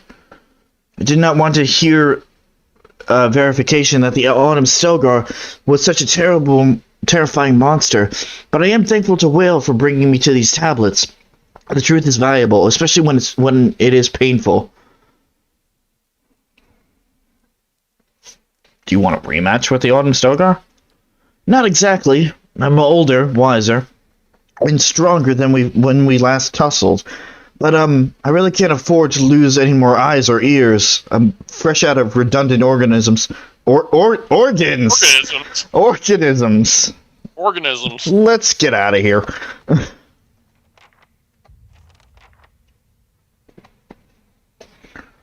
Back to the Burial Isle.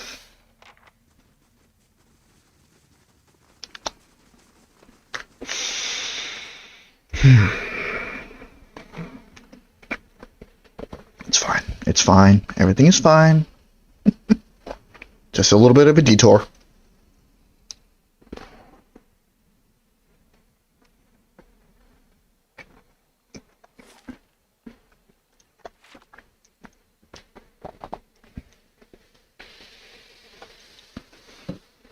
Plus, we killed most of the enemies on the Burial Isle, so... Yeah. So, this person should be, funny enough, in the Grotto of Echoes. Yeah, okay. That makes sense. Yeah. It was a named location. Yeah. And I knew it was somewhere on the west of the island, but I couldn't remember where on the, like, in the west. Gotcha. So, that makes sense.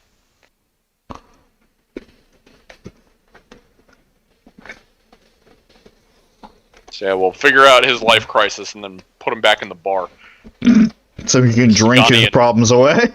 Sagani, fucking, Zawa, the rusted form that was the devil of whatever, and the empty chair where Palagina would be. She wasn't sent out on a quest. Yeah. Oh, and Mineha, I guess.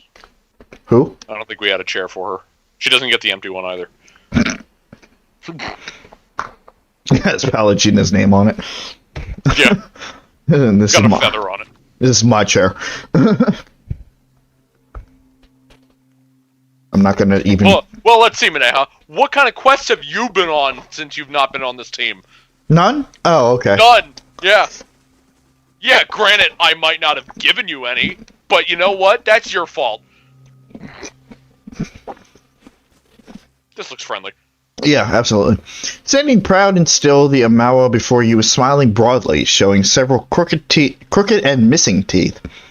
Sporting the physique, I'm having trouble with words today, of a man in his prime, his worn and weathered face appears too old for the rest of him. He's dressed in an assortment of stitched hides and furs assembled from a motley of animals. Dangling from his belt are a series of grisly scalps, braided lengths of human, Adirian, dwarven, and Orlan hair woven around finger bones. Nice.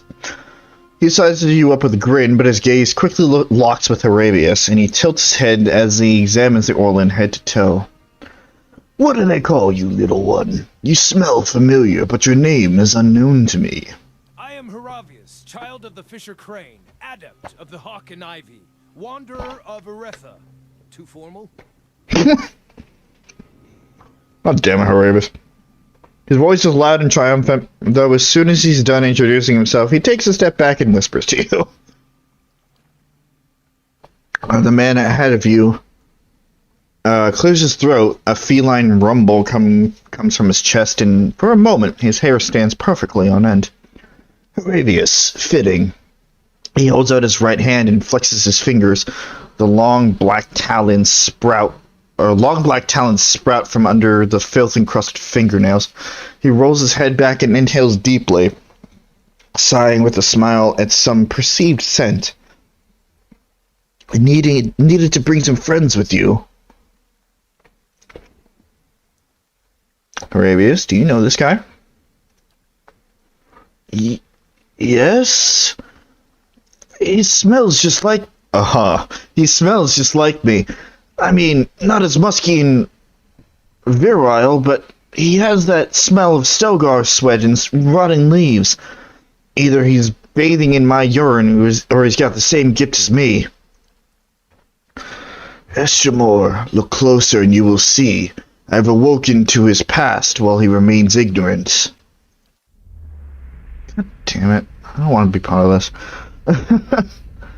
this. You allow your eyes to relax until your mind is attuned to the invisible hum of souls.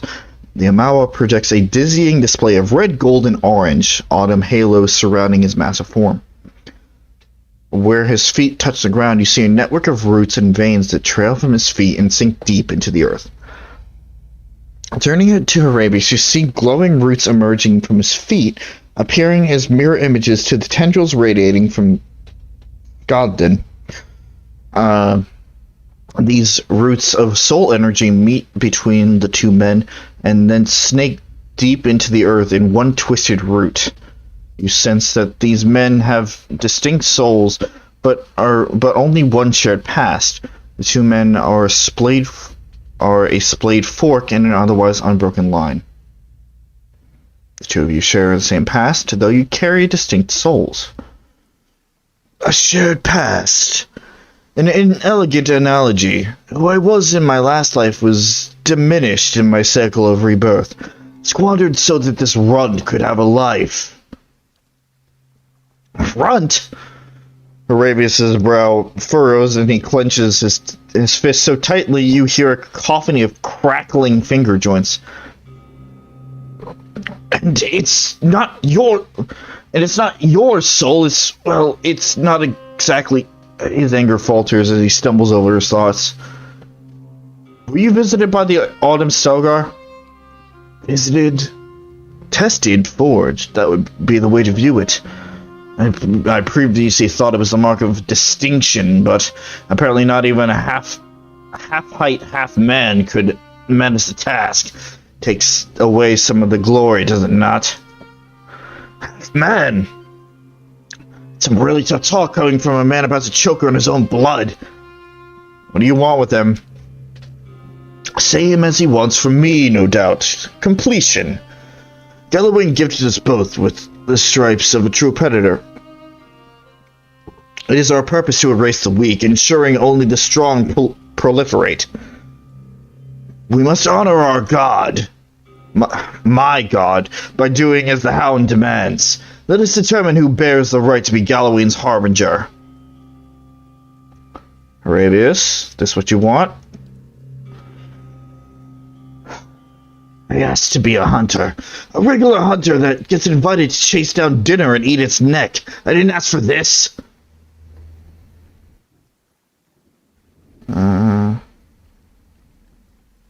Will has led you to this moment for you to understand, not to Wigan. I think that's supposed to be wine. Winch? Winch? I don't know. Whatever. A fair criticism. Well, I'm glad we came. Galloway gave me a gift. My tribe doesn't agree with it. What's done is done. And if erasing this soul cousin of mine is what I must do to be greater, well, I guess that's not any kind of greatness I'm seeking. What is whinge? Whinge. Okay. And you think you could just walk away from me?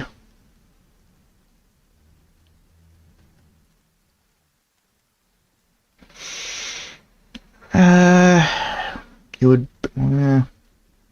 can't really say that because he does have beasts with him as well, so it's not like he's also alone. If Heravius has no need for quarrel, then neither do I. Fools! I will fucking kill you all! Oops.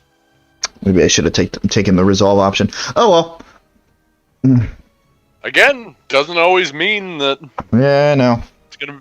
You've taken so many of these intimidation options for them not to work out, so... evens the playing field a little bit. Anyway, let's get this over with. Brave, thou shalt not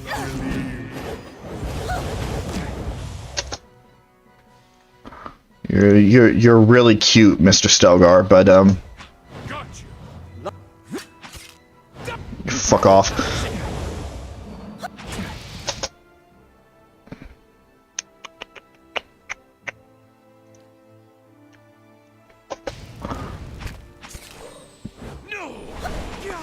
There it goes. Being level 16.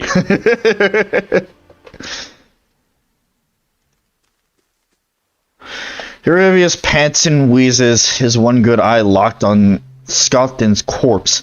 Blood and sweat drip down his fur, and he rocks back and forth on the balls of his feet, as though expecting the body to stand back up. How do you feel? Amused, I suppose. Weil showed me that Galawain was answering my prayers. He made me the great hunter that I wished to be. The mauling wasn't a punishment, just a very, very hard test. And I think Weil showed me just now what I will become if I let this facet of my life be all-consuming. That's a good way to look at it. Oh, God damn it. As your eyes relax and your vision adjusts to the hum of the invisible, you see a swirling pile of red, orange, and yellow leaves. The cyclone of foliage flies apart, and the leaves drift off into parts unknown. As Scotland's essence fades from view, you see a handful of autumn leaves circle about Heravius as his soul glows a bolder shade of orange. So, we done here? Yes, I've had enough of Galawain's tests and trials. Even if I could best every other man that wears the Autumn Stelgar mantle, what's the point? My heart isn't in the hunt like it used to be. Which is almost a shame, since I'm a pretty amazing and modest hunter. But to answer your question, yes, I'm done here. Before the vultures get to him, figured I should take a reminder. As he starts to walk away, he abruptly whirls on his feet, muttering. Then he walks over to Scoutton's corpse and places his hand in the dead man's mouth and tugs with all his might. Tendons and cartilage rip and tear with wet, grisly eruptions of blood until at last the mandible is torn free. Alright. Alright. Alright. Alright.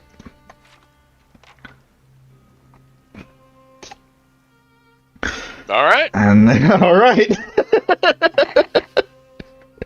Change mouth.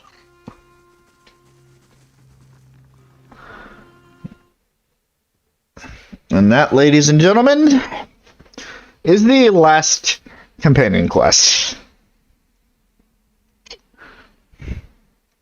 All of them done. With varying levels of care.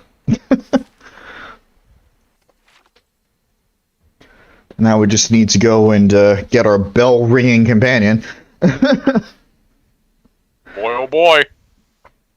To the end. Mm-hmm. I will step out one more time just to empty my bladder, just so that doesn't get in the way. That's fair. Crap. What'd you do? That was the wrong section.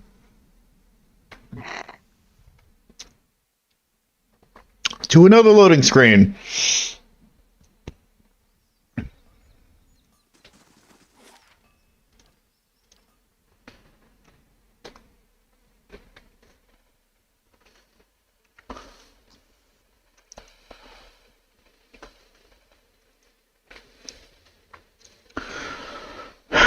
Alright, get my mind focused on. Ever tried 3-point nettle? I used to smoke that a few years back. Loved the flavor, but got tired of smelling like it. How about deer cap? Long as I don't need to be anywhere for a couple days. Ever spent an evening with a comely lass while on deer cap? Thought that was the point. I love both of these characters. Yeah. Especially Adair. We learn something new about Adair. Adair's great. He's just a joke. But like, in the best way. I said this in yesterday's stream, but Matt Mercer gets some very interesting characters to play. You're right. Of course, in my opinion, Adair is way better than I don't even remember his name. Aloth. But that's just me, and I know a lot of people would fight me on that, and they would lose. Yeah, they would die. Hail and well met. Yes. Hire on some help, blah, blah, blah, blah, blah. Yoink. And bye. Hello. Watch your step.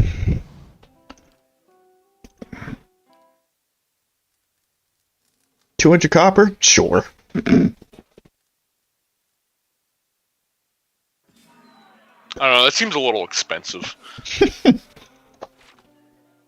it means that we really need to ration our money. No, yeah, you're right. We don't have much left. God damn it! I hate this place! One last hurrah, knowing they'll never come back here. You must gather your party before venturing forth. Thank you, narrator. Your thoughts must flow. You must gather your party before venturing forth. You must gather your party before venturing forth. You must gather your party before venturing forth.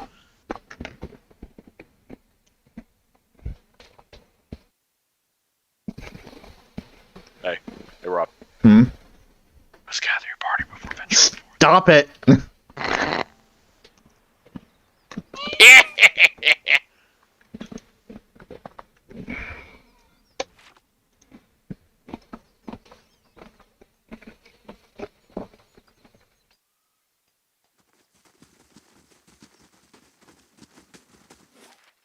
Okay, now we can fast travel to Burial Isle. I don't know why it wouldn't let me do it before. Well, we going to the end. Alright. You gonna step out? Yep. Okay. I won't be a minute. Okay.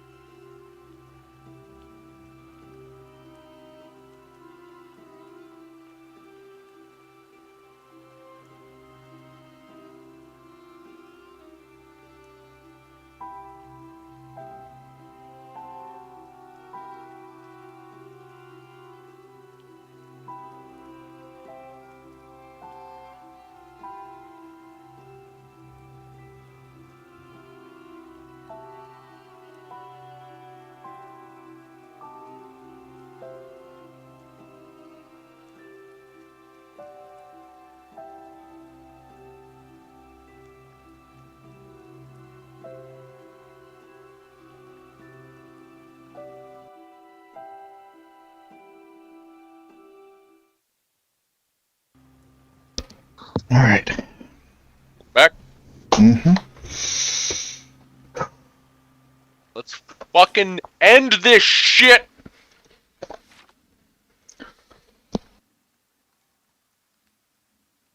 You gonna loot that?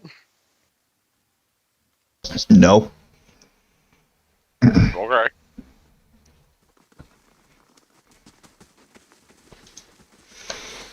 It's just that this was the way that we were going before we backtracked. Oh, I see.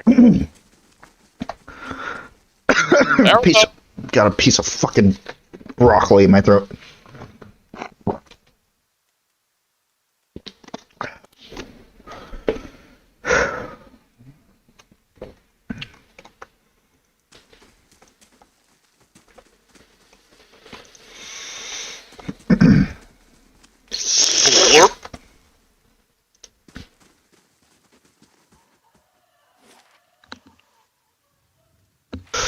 Damn.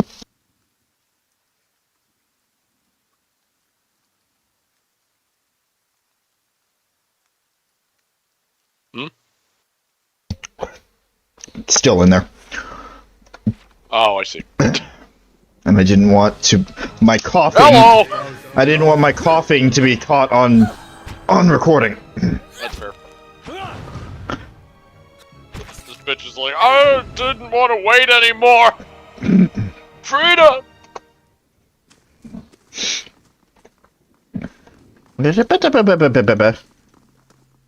Okay. Brave thou Silas believe.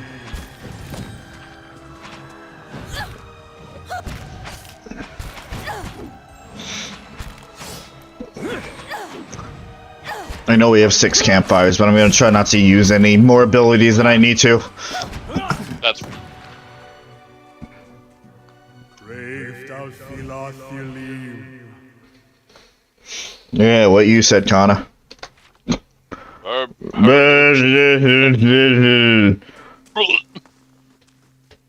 fuck, it didn't hurt! Oh, no! Slurp. There's the pit. It's almost like I said it was insanely obvious to tell. Another turn, Inquisitor. Thaos signals some unseen attendant standing beside a large crank.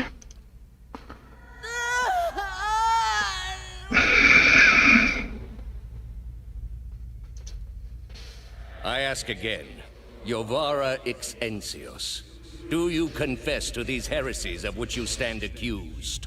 He waits, but Yavara only stares straight ahead, her face stony, the creak of her restraints the only sound. Do you confess to apostasy? I confess to renouncing a mistake.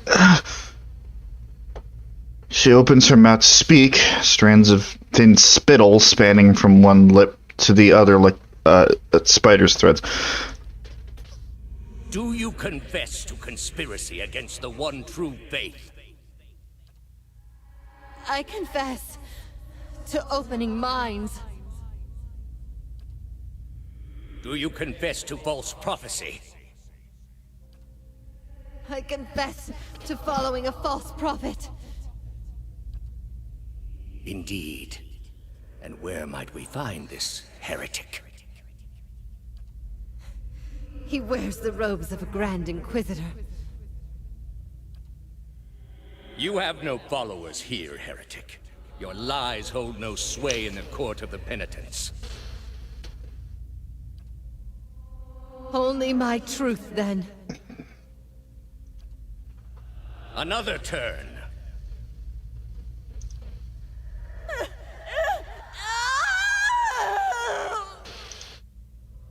No! Wait! Wait! I'm ready. I'm ready. You are ready to give a confession? I am ready to hear one from you.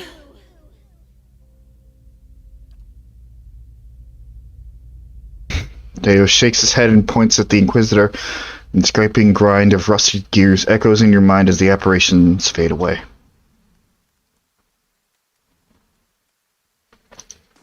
When you get to the bottom, holler up here.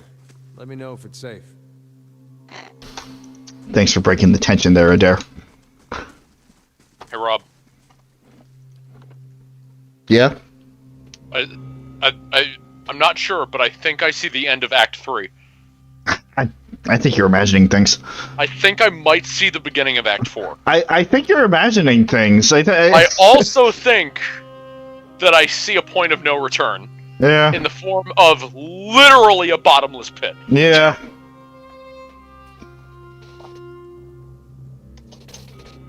All I know is if you jump down there and you see Boba Fett, I'm fucking leaving.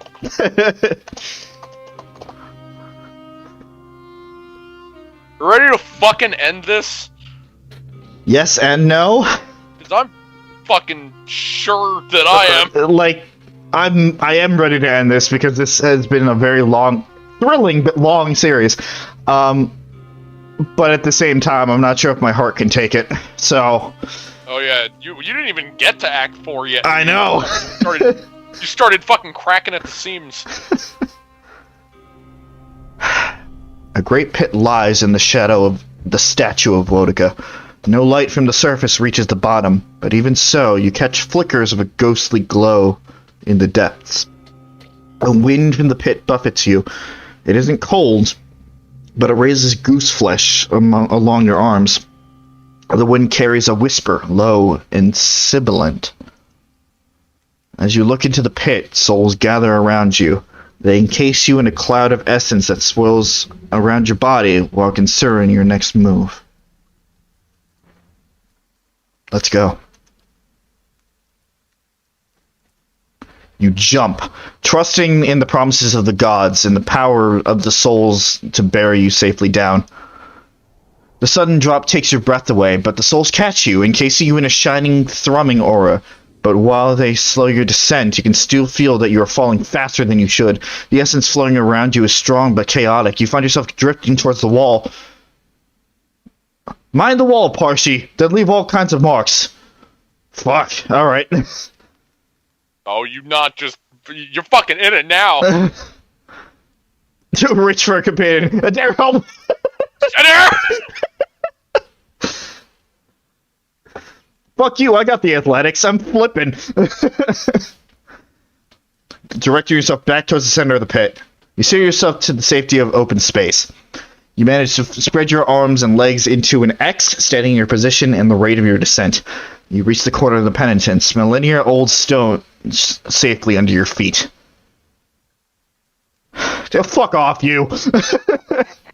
Your party is considered high level for the content in Act 4. If you like, the critical path can be taken... No! What was that, standard? Yeah. Fuck off. Okay. We're not in this for the challenge, we're in this for the story.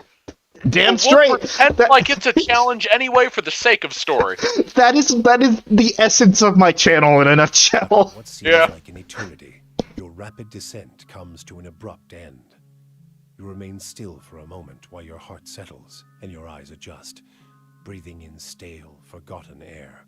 Before you, a narrow and eroded walkway becomes faintly visible in the dim light, cutting a winding path through a cavern so expansive it seems a world unto itself.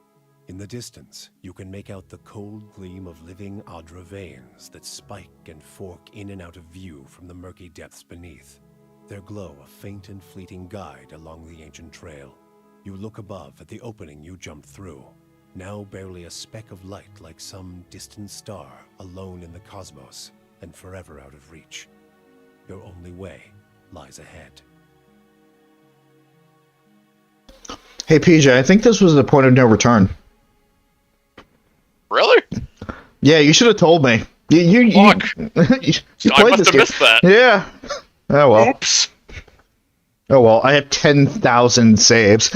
Actually, I think we missed some. Please reload at the beginning of the game. Oh crap, did I make a mistake? Yeah, I think you missed something. Oh fuck. I think Adair's shoe is untied. We can't let that stand. Alright, time to play the game all over again. Oh wait, no, shit, no, we need to marry Adair and Aloth. Shut up!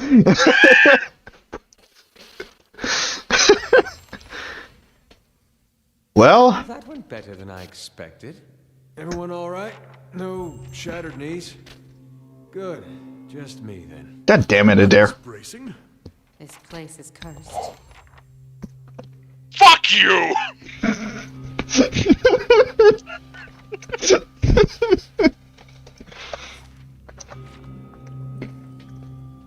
The only way is forward. It fucking sucks. Also, look at those wonderful, wonderful spikes. Mm-hmm. So yeah, if you come here before you get the you help the gods out and they help you out, yeah, you get to the pit and you can jump in it and it's just an instant game over. So there's no actual conceivable way to not. Yeah, you have to do that. You jump in and it's like, oh, you're falling for a while, and all of a sudden the ground comes really fast. And then you're dead. Awesome. There's something you don't see every day. Actually, we've seen this a lot. That being said, you're standing on it. Yeah, that is her. Okay. I guess we're gonna get to... I sold all the traps in my in the inventory as well, but I guess we're getting a few for... Fuck it. Sure. I don't know, they might be useful. Give me a real challenge. No. Let's see what lies this way. Don't fucking pretend like you're gonna use traps. The only time that I did that was that one time when fighting the dwarves. And even, yeah. And even that didn't go well. I actually forgot about that. Yep.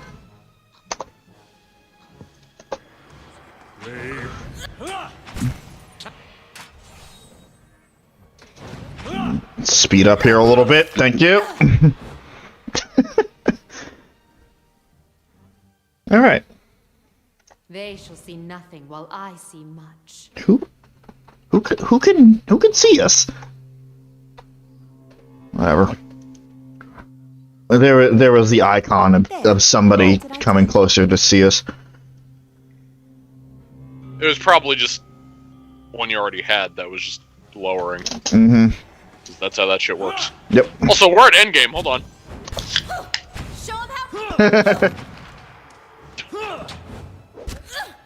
Did your smoothie help at all? Yes. Mm. And this is a caffeinated beverage, so this will also help. Gotcha.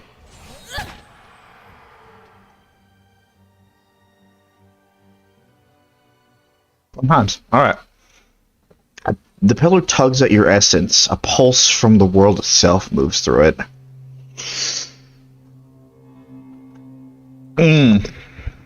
Sure, everything is friendly down here. Yeah, it's fine.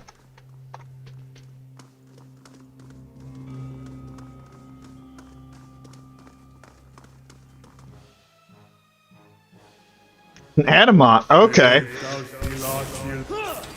Quite a bit of Animots, okay. Just walking around, you just fucking find Lord Roderick, whatever his name is. I found you! Oh, is this You're here again! Is this You didn't get down here, I took the stairs. What the fuck do you mean you took the stairs? What stairs? Then Blood Sands. Wait. What? What? How the fuck does that make sense? I killed everyone in there. I didn't see any fucking stairs. Well, maybe you shouldn't have killed everyone in there that knew where the stairs were. Maybe you're right! I'm killing you again. Please stay dead this time. No. You kill him, and one room later, I found you! Damn What it. the fuck? Oh, that's gonna bother me.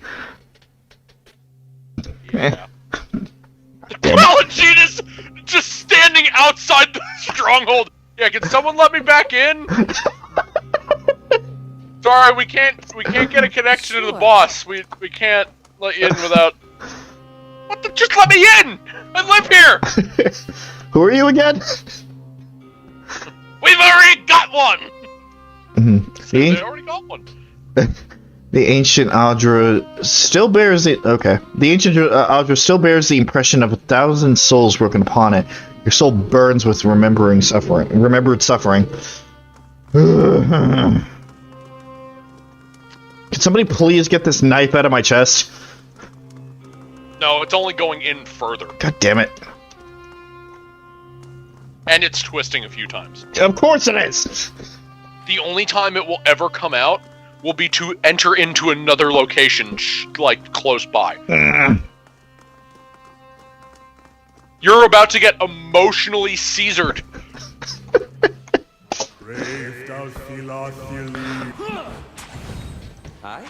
Aye? Hey, Macarena. That's not the lyric.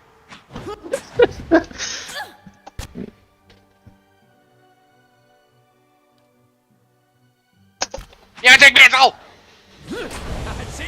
There it goes. I think the Spectre's having a hard time. Yeah, Spectre's. I only got reawakened. Oh God! I shall.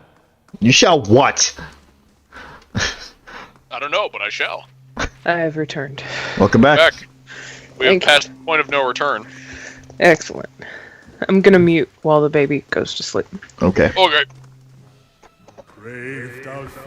Also, just FYI, Rob is getting emotionally Caesared. Excellent. Yes. You deserve each other.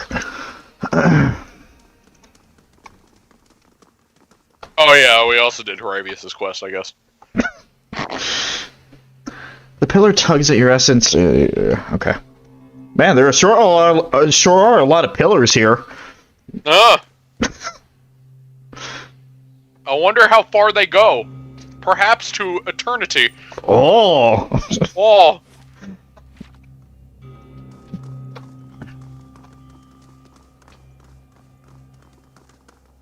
No.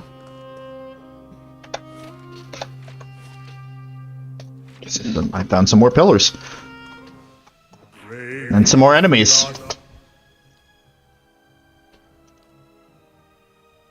What if you came down here and it was just a room with 2 pillars in it, and as soon as you pass the threshold past them, the game ends?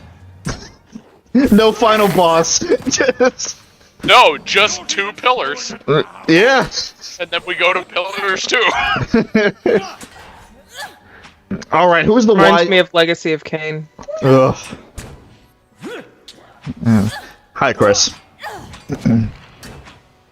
Hi, Chris. Bye, Chris.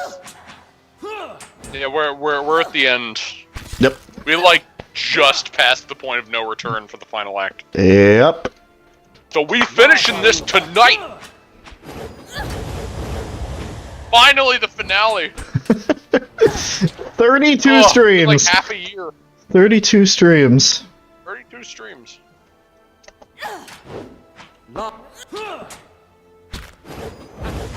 Longest running series on the channel so far. In terms of stream series, yes. In terms of stream series. Longest running in stream series format. Mm-hmm. Well, combined with the amount of hours that are recorded, would that still technically be the longest, or Are we talking about like in total video time? Like if you lump the entire series together. I don't know. I would have to see after we finish this stream. Because we did. I was curious if you could think about off the top of your head. No, not off the top of my head. Longest stream series so far. But I mean, the games to come could easily beat them. Oh, absolutely. Considering beat them. So, considering it's we're gonna be at this for a while. Yeah.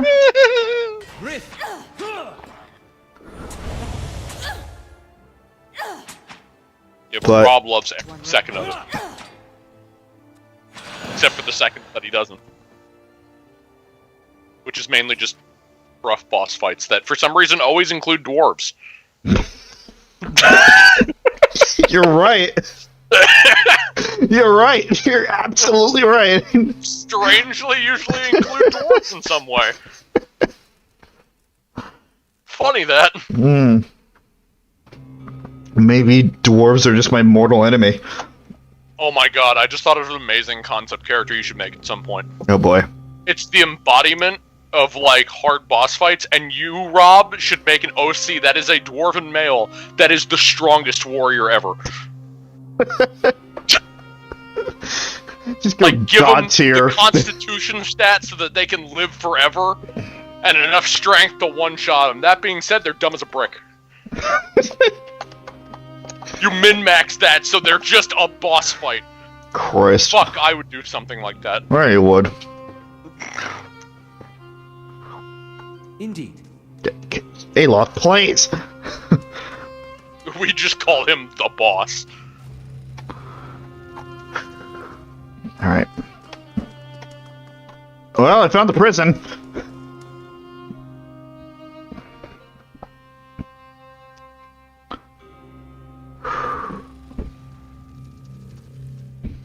That looks inviting. That looks inviting.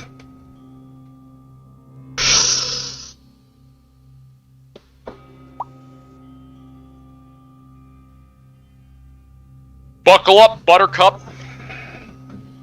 I was catching up on Chris's comment. Anyway, a column of Audra rises above you, stoic and silent. Its rigid layers, okay, I'm gonna minimize OBS so I don't see the comments keep popping up. Its rigid layers, a measuring stick for the passing of ages. It feels to you as a thick block of ice, and you perceive buried deep in its core a dim flickering flame, all but extinguished, yet preserved against the ravages of the elements. As you approach, the flame seems to steady and draw strength, and the layers separating it from you melt away, and you are bathed in its glow, a bright beacon in the gloom.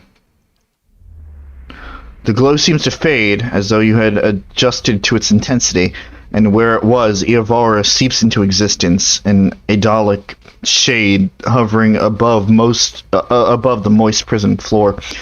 Though ageless, she appears somehow different to you now, a slight stoop to her carriage, perhaps, or a trace of sunkenness in her eyes. There is a broad scar across her face, fibrous and wormy, where flames once lapped, unhealed even in death. So my love returns to me at long last.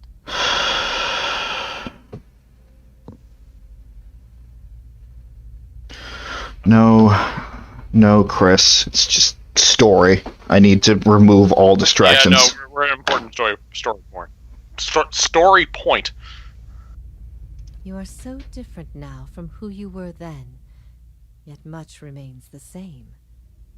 Old troubles with a new face. What is it that has brought you here?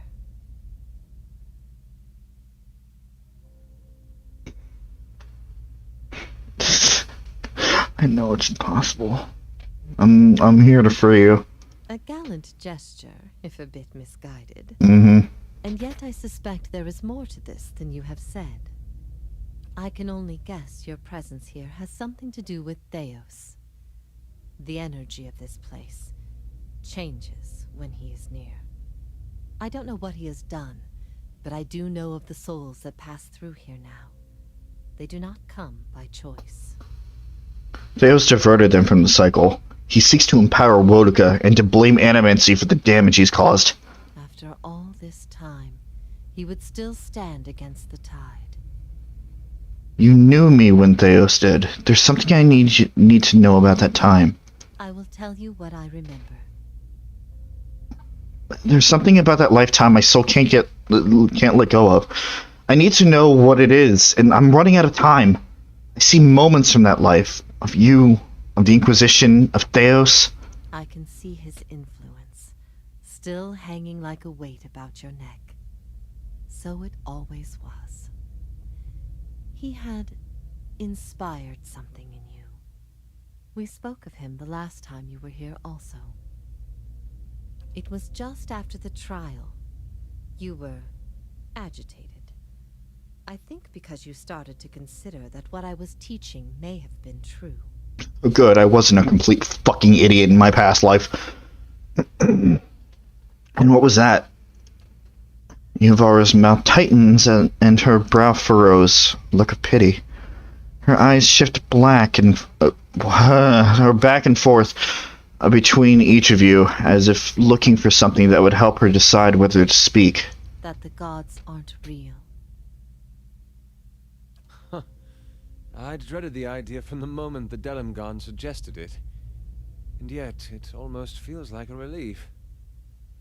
She's not serious. Perhaps not to her. Many are those whom the gods have scorned. This is petty retribution. There's a theory puts my boldest to shame. But we ourselves have seen the gods' influence. What I taught was that the gods whose faith we had been spreading were not gods at all, but something else entirely. Something created by people. Who created these gods, and for what? They were conceived by Engwith, a society of high minds and broad concerns. Thaos' people. In their time, every people worshipped its own gods. Sometimes they warred over it. After a few wars of their own, the Engwithans sought an end to it. They devoted all their energy to finding the true creators. Generation after generation, they prodded and worked the stitching of the world and unlocked its secrets. One day, they found an answer. Except the answer was no answer at all. There were no gods to be found. Or if there ever were, they were gone. It shook them, this finding. If they could discover this on their own, how long until others would?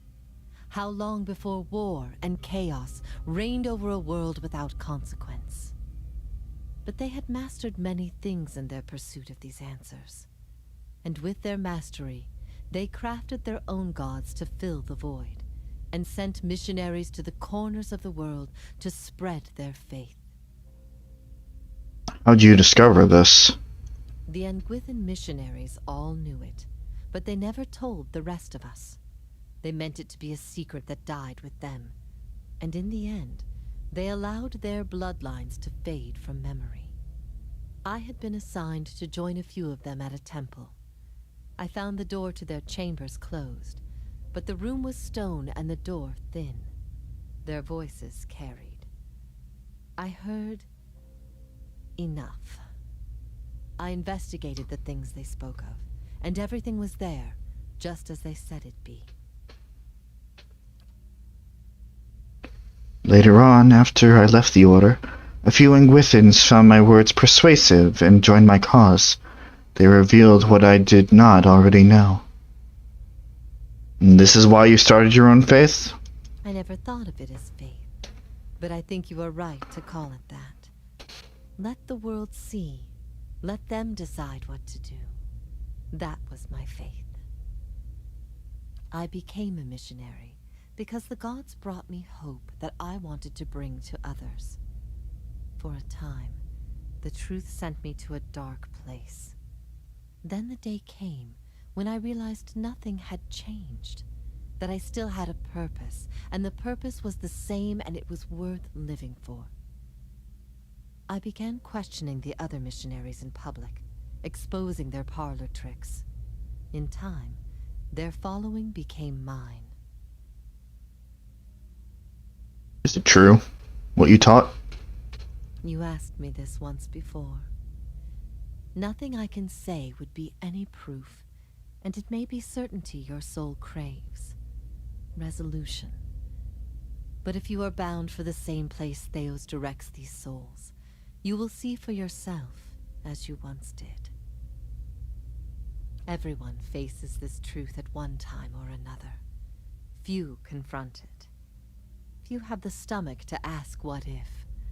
And in avoiding the question, they deny themselves an identity of their own. Yovara scans her audience in silence, her eyes thoughtful, linger on each member of your company in turn, finding interests in things unseen. What if all the tragedy, all the persecution, came in defense of an imposter? That's not... That can't be right. Aethys, he's done miracles for people. The power of the gods is undeniable. The truth of the story they weave is not. What if it were forbidden knowledge rather than fault that earned your doom? What of your guilt? I have seen with my own eyes the deceptions of my goddess. The Watcher has shown me as much. But it was not until now that I understood how truly desperate she was. The depths of her deception. You speak of her deceptions, but what of your own? Was it her words that led you down your path? Or was it the absence of her words? A gap that you filled with your own broken thoughts. Beads of sweat coalesced on Durance's forehead and trickled down the sides of his face in streaming rivulets, as though he were a block of ice standing before a great pyre. What if you had always been alone, without guidance? Well, as poorly as I've chosen my guides, I suppose it would be a comfort to know that I'm free of them. The freedom has always been. It was the guidance that was the illusion. If all our common threads are spun from a lie, what's left to bind us together? All of us across Aora are trying to survive, to make sense of the world. What could better bind us together than that struggle? We'll find our own truths. Make them if we must. We don't need an ancient lie to bolster us. United, the Angwithans created gods. Mortal men and women coming together to do the impossible. Let us surpass them. What if the cycle of birth and death is nothing more than a tool of endless preoccupation? The grieving mother returns Iavara's gaze, nodding her head almost imperceptibly. For a moment, all is silent. Iavara nods back, seemingly moved by some unspoken understanding.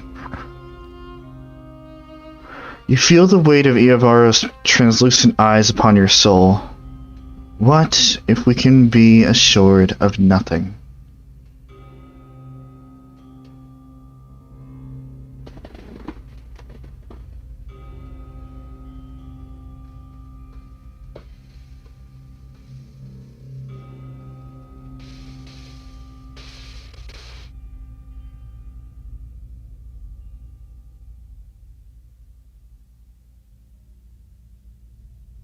Then we had best build our own strength so we can bear it.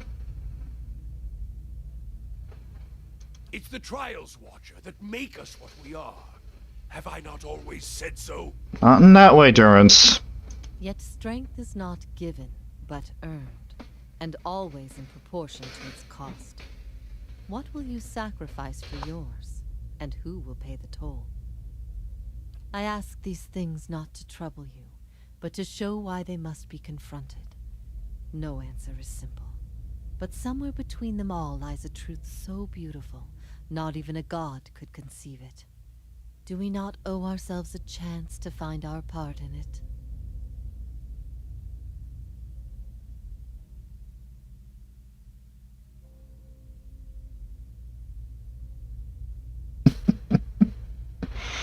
I don't want an answer to this, I'm just speaking out loud. It's just interesting how, again, the way that I played Parshi this entire time, I played her as a headstrong, in the moment type of person. She's despised animancy because it seemed like manipulation of souls and the unnatural way of things. And time again, she has always said to her companions, don't let the past fade away. You have to understand your actions in the past to build yourselves better. But with new information, all of that comes into question.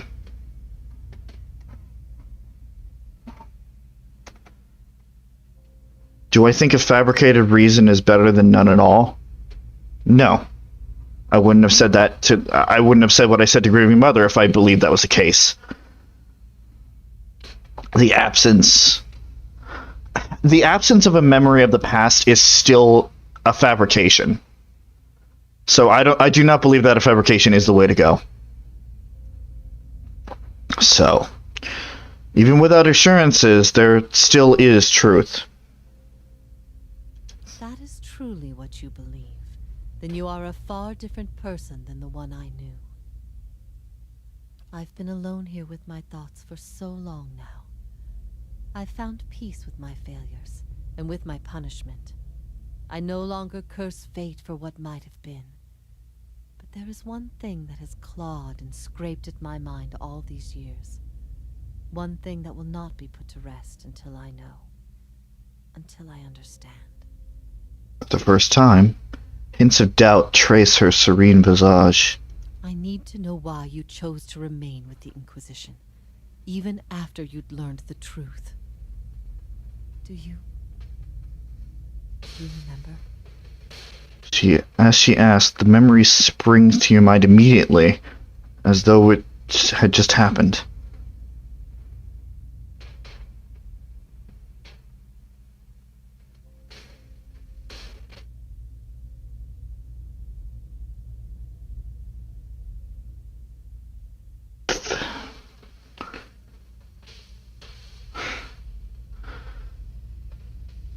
I don't believe in any of these answers, if I'm going to be completely honest. But if these are the choices that I'm given,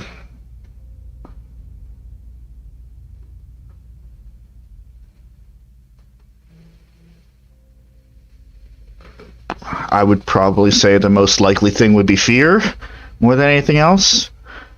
I was afraid of what Thaos might do to me if I didn't agree to do it. Woodica gifted him a great many things, but his ability to manipulate was always his own. Good. The things I taught, the things I believed, I needed to hear that. I needed to know it wasn't because...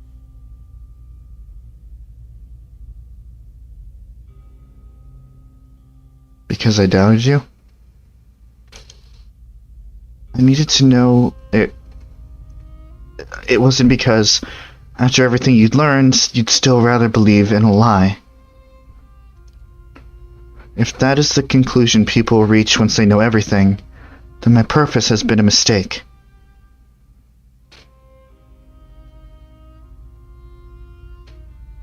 Seems like a bit of a harsh connection to draw.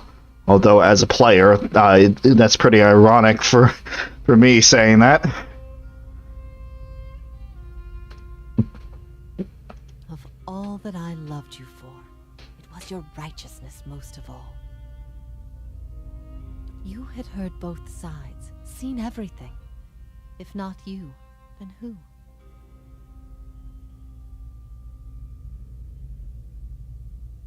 You're never going to be able to convince everyone of anything, true or not. There will always be dissent.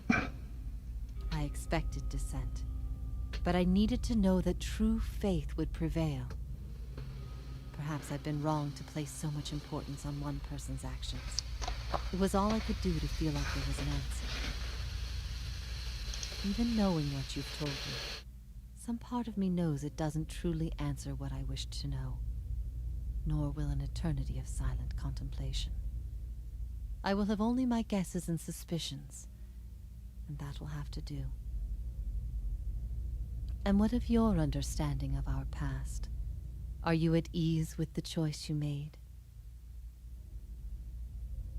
I see the world differently now than I once did. I regret what I did to you and wish your forgiveness. I have always forgiven you. Though I didn't know your reason, I knew you. I knew we had had something wonderful once. Looking back at that has helped me through these many years. At first I thought this might be the source of your soul's anguish. But now I see I was mistaken. You are not divided on this matter. You have put it behind you. It is with Thaos that your agony lies, in sun and shadow. Your questions are not for me, but for him. And it may be that only an answer from the mouth of Thaos himself will satisfy your needs. Yet if there is anything I can tell you that would be of use, ask and you shall know. Are you bound here until the end of time? In a matter of speaking. This is Breath Yamin, the court of the penitents. Souls are confined here until they repent. They must beg the forgiveness of a god, pledge their soul to them, and they will be lifted from this place to the world above. In truth, they receive leniency, but not true mercy. The spite of Woodica is eternal. They linger above, at the side of the old court, and are not permitted to leave the island, forever severed from the cycle. This prison was full once in the days of the Inquisition, but time weathers all things, even will. I'm the only tenant who remains. Yet, I feel their presence strongly now, as it was in the beginning. You have brought many of them here. They cry out for the judgment of Thaos. You have struck some bargain with the gods, then? The other gods aid me because they want Thaos destroyed. I owe them no debt. They aid you because they would bend you to their own purposes. Engwith built gods from ideals, and an ideal on its own is a grotesque and vicious thing. But these souls, these forgiven the gods have bequeathed you like chattel. They were loyal followers in life. They will be with you to the very end.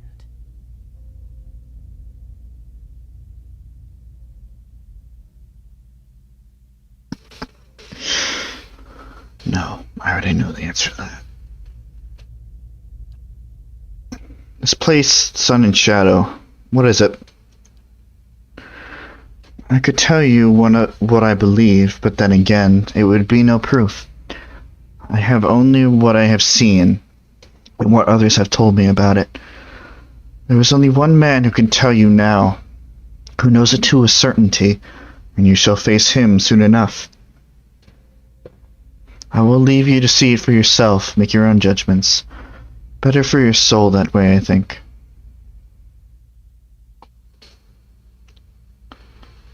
How is it you speak, Adiran? I speak no language now but the wordless expressions of the spirit. It is through my connection to you that I'm able to draw upon your words and form them as my own.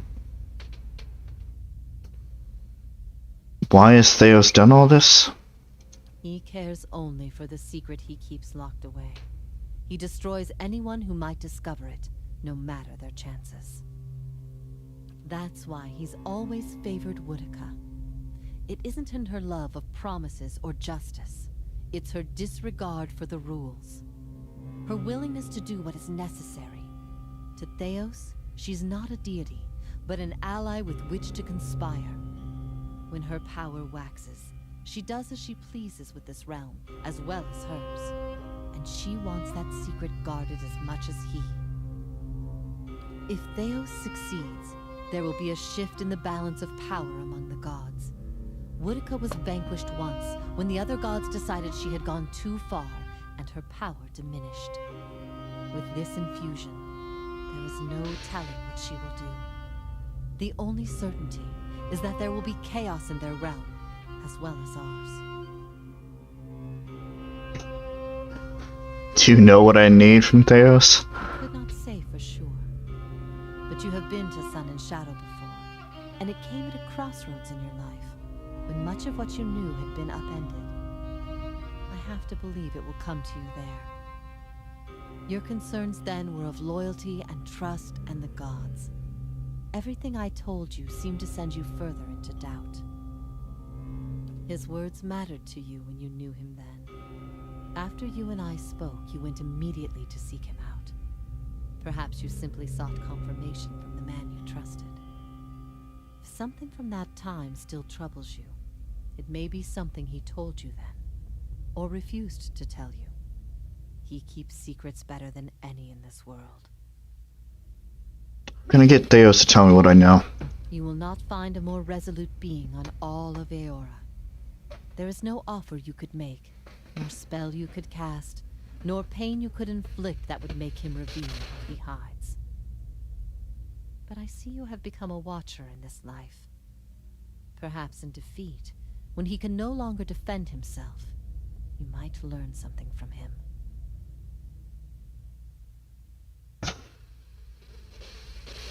It's time for me to go. Thaos will not wait for you. If you do not catch up to him now, you may never find him again.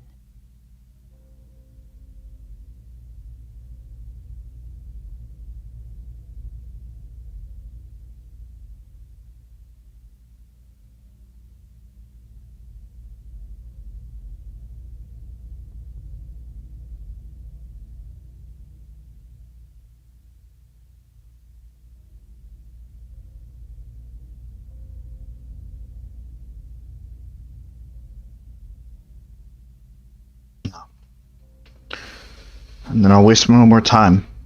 Farewell. I am grateful you came and found me here, no matter the circumstances. You're not exactly who you once were, I have to remind myself.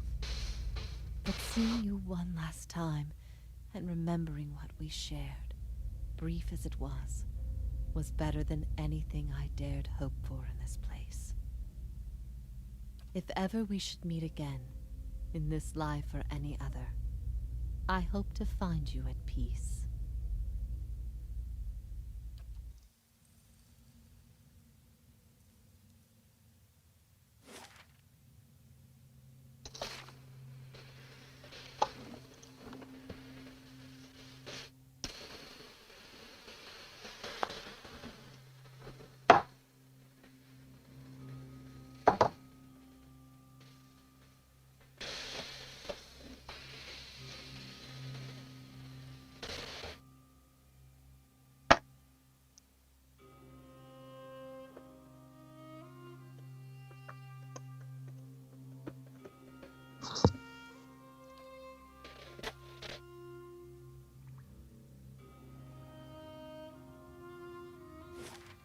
So how you feeling? Mm-mm.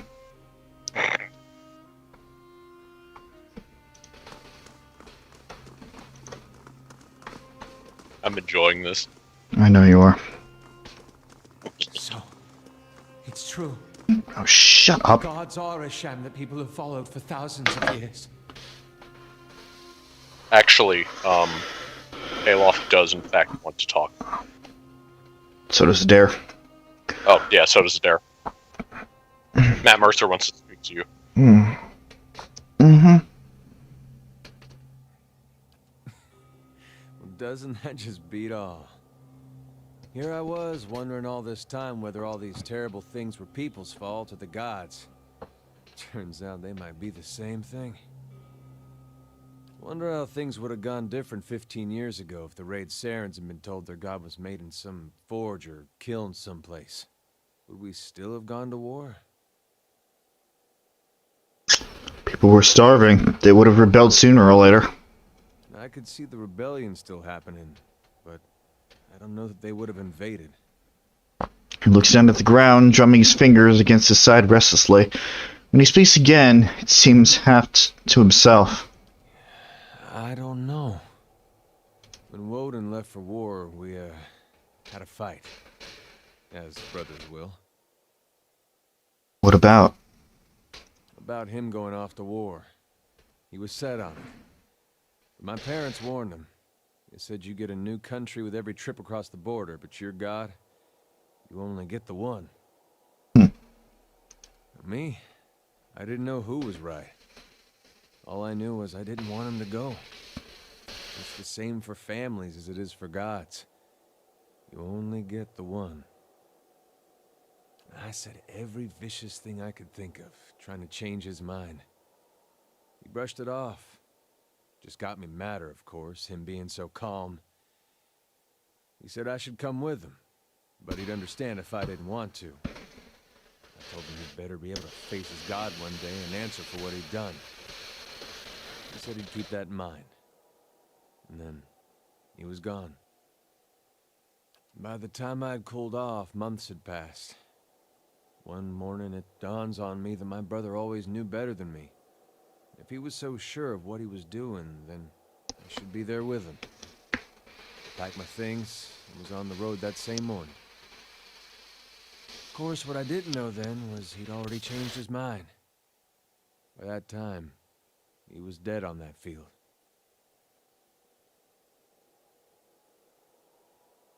Think he went to Woodwind because of what you'd said to him? Crossed my mind. You live in a place like Gilded Vale, you don't have a whole lot else to do other than think about things you don't want to think about. I hope that wasn't it. I hope he went there because it's what he thought was right. But it seems I'm not meant to know. So if you left with him, you'd have known why he changed his mind. If I'd have left with him, we'd both be dead, so I don't know why I bother thinking about it.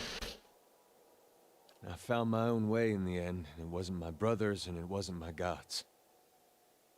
I don't know if it was right. But I couldn't abide what Weidwen was doing to his own. God or not.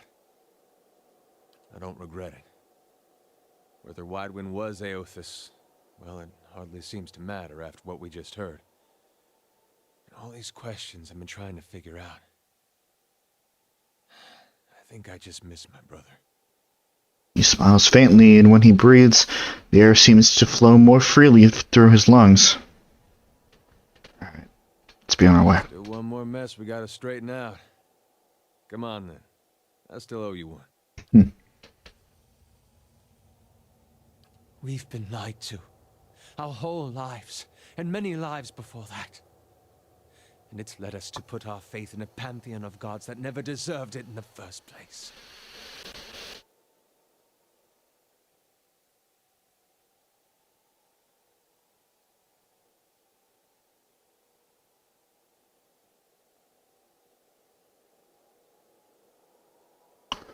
Thaos is wrong. Most people are fundamentally decent. Knowing the truth can only make them better. You're right. People will be better off finding direction on their own than following this farce. Besides, the gods haven't exactly done much to prevent us from slaughtering each other. If anything, they've only given us more pretenses for doing so. What did I say earlier? Seems like that's all they've been doing of late. I've also been thinking. There won't be much left of Thaos by the time you're done with him, if I know how you operate. Hey. That will leave the leaden key headless. Perhaps it's best it stays that way.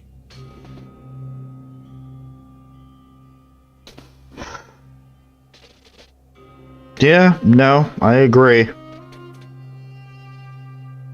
Although knowing how these groups operate, they'll find somebody else to take his place. It's either they will scatter to the winds, or they'll find somebody else to take his place. But no, I agree. Then let's face Thaos. When this is all over, I'll make sure that no one is able to commit his abuses again. That's resolve that I hear right there. I'm not doing okay.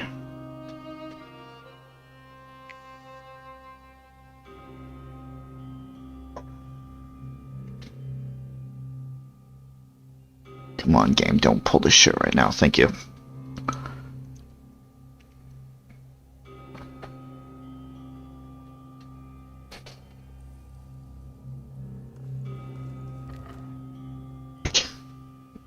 One more for the roast! You're gonna need to sleep on what you just heard. That's what the game's telling you. Might not be a bad idea.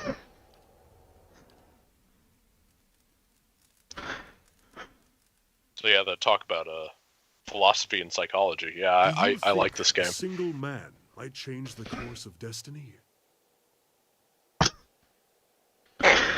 Okay, game.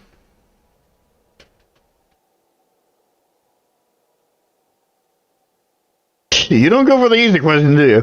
I mean, this is the climax. No, I know. If you have the will and the means, well, it depends on what you're asking. Are you talking about his own destiny, or are you talking about the destiny of thousands of people?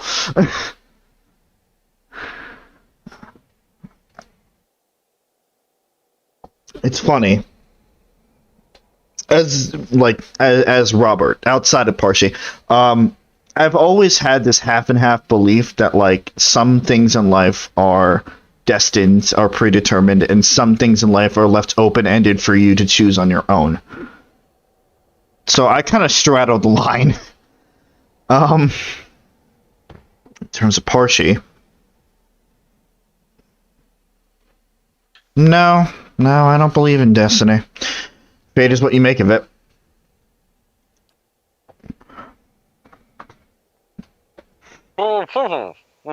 This is a great voice for this. to the children early as I first appeared. I never realized how another scheme could extend to the shadows and, well, the often certain death. What's this really about? I wonder how Wait. I wonder how go up this way.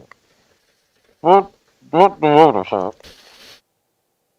I wonder how got the artifact and how how they say his name. If I only sit it down, I never have to collect it myself. Even if I have to take the dang eyes off. With a voice like yours, I'm sure you'll do fine. I can't not gonna work for this area. I want to see if anything else pops up. That's fair.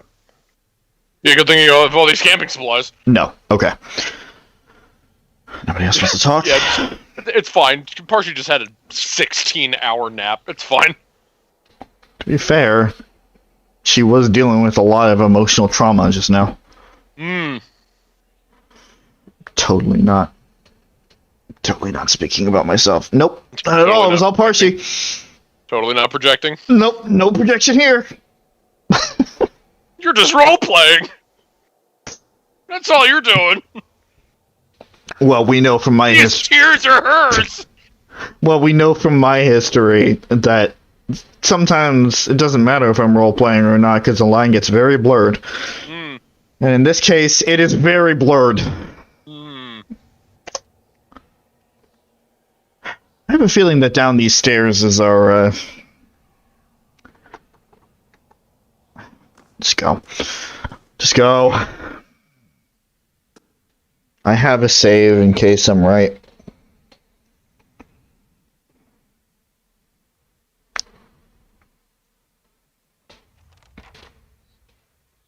Oh, goody. Gee, I wonder where Thaos is.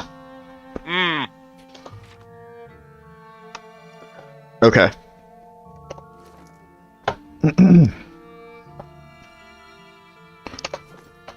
Nope. I'm gonna give some things over to some people. Pass out the war paint.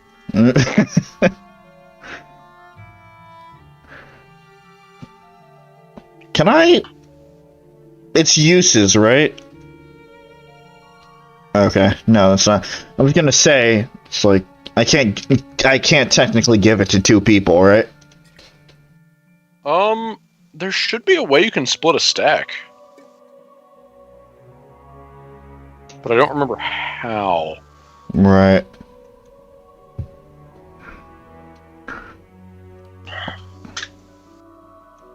Well, if it's between Parsi and Adair, I'm gonna give it to Adair.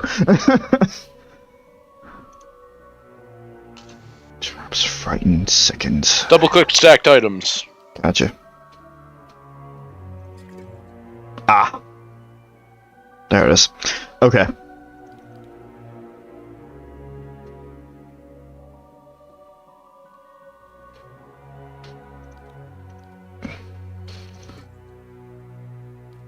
One to Parsi and two to Adair. Don't really need Double this. the war paint. Alright, I really don't think that Thaos is gonna fall for that. What's that? It's something that we got from one of the quests. Frightened second. I highly doubt he's gonna be vulnerable to a lot of these. Oh. If nothing else, I would Yeah, probably just make Thaos vomit. Major endurance. I see you.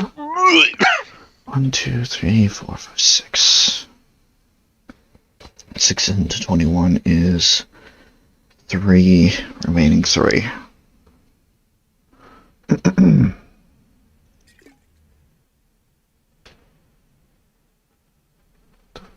Oh, that's the wrong thing. There we go. I know this is taking some time, but I wanted to make sure that we had... Oh, okay, I guess it's max 5. Just want to make sure that we had everything accounted for.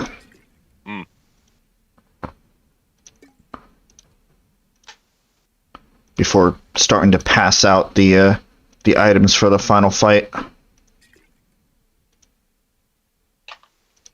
I guess Gravy Mother's getting one. It's fine. Okay, endurance, vital essence, max endurance, and max health. That'd be nice, actually.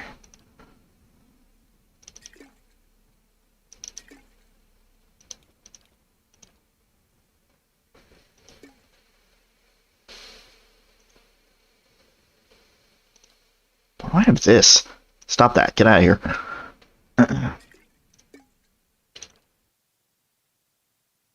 Okay. Yeah, that's fine. In that case, I will give Parshi all of them. Last thing for Parshi. Yeah, no. Minor endurance. I know I had more power potions, I think. Yeah, that would do it. It's not what I'm looking for, but that'll do it. Okay, you're good. You're good. Bulwark against the elements. Fuck you.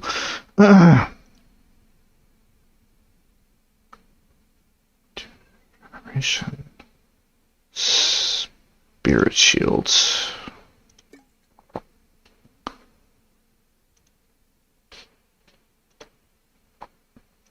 You know what, we'll give that to Durance, considering he's our healer.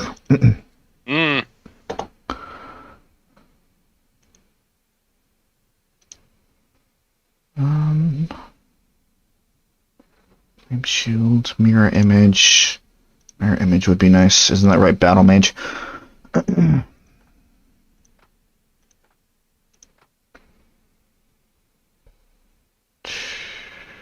Displaced image. That's deflection and whatever else.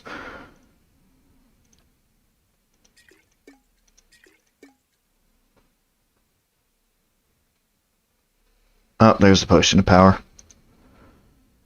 Attack speed and max endurance.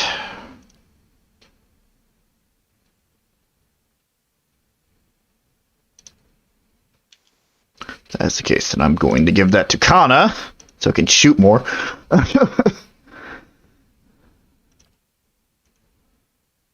More accuracy, that would also be nice.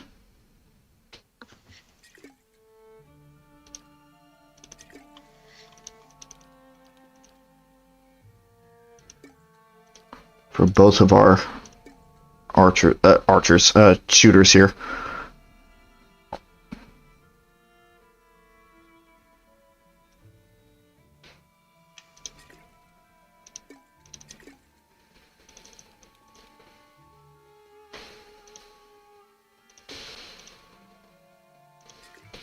Doubt you'll need it, but better safe than sorry.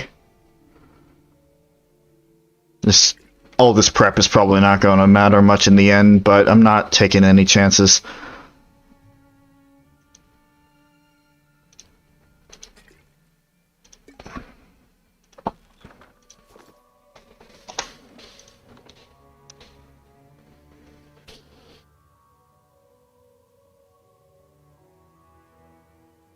Besides, it gave me the time that I needed to cool off and get my head back on straight.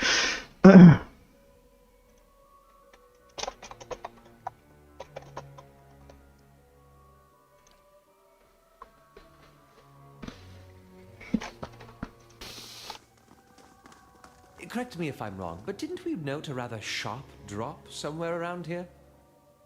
Did we?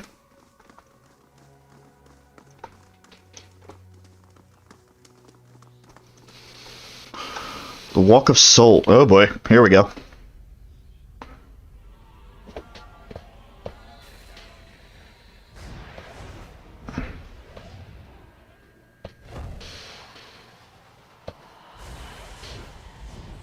It was told that we were going to be given light.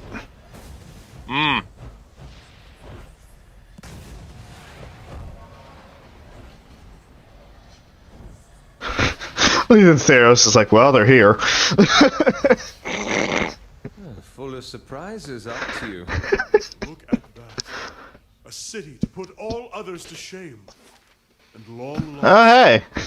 I think the stealth option is out the window. Anger, violence. We light our own path now, Watcher. Can you do that again? I had something in my eye. I missed most of it. It was painful for me, Dare. I actually hurt a lot.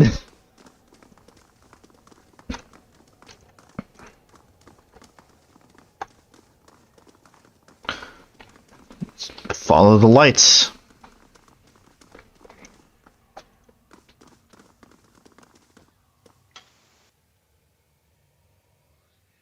Oh, okay. The Ingwithan Shade. Oh, that's nice. That sounds like a fun enemy. Oh, absolutely. Bye. There it goes!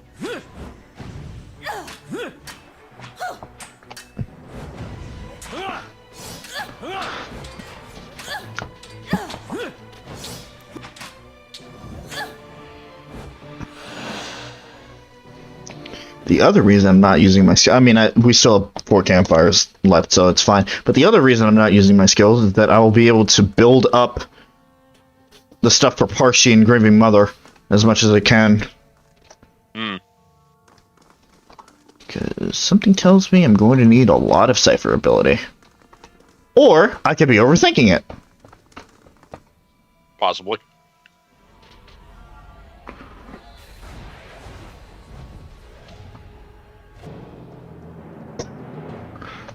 What? I'm up. What happened?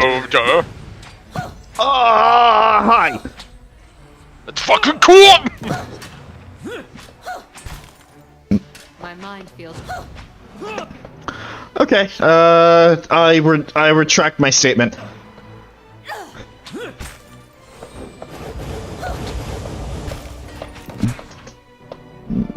These guys are basically still weak to Aloth.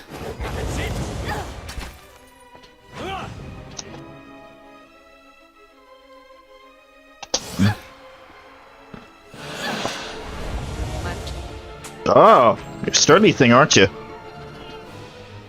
Not sturdy enough, but sturdy. Indeed. The bones of dragons. Drakes, excuse me. There's a difference. I know, I corrected myself.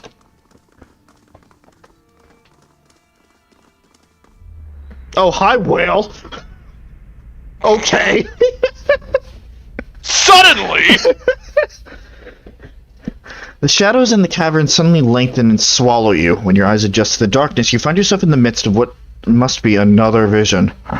You are surrounded by mists. The ground feels springy under your feet. You imagine that as soon as you take a step, the soil behind you will erase all trace of your passage.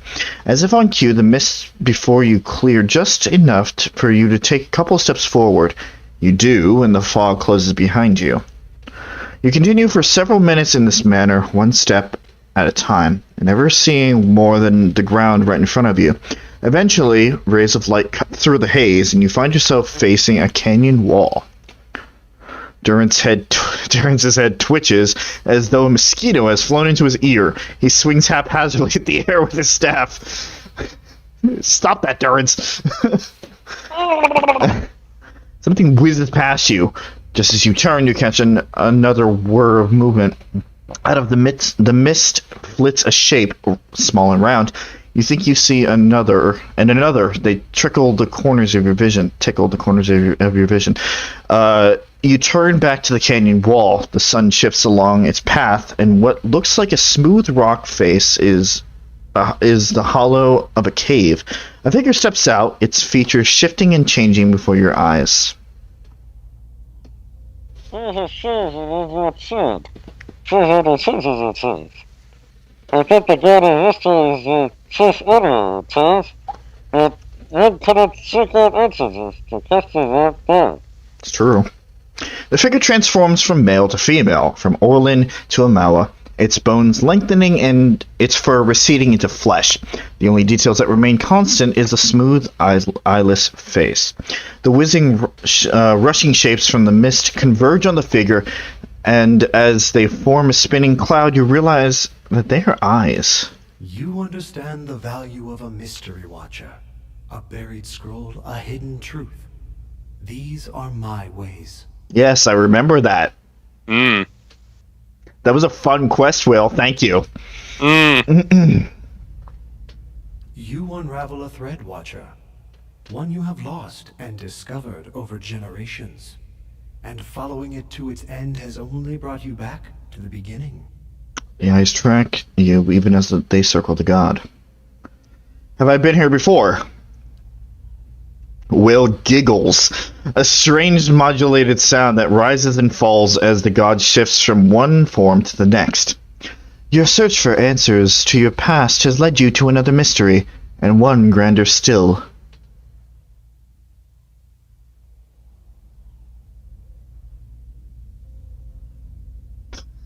Another riddling god. Fantastic. Fantastic.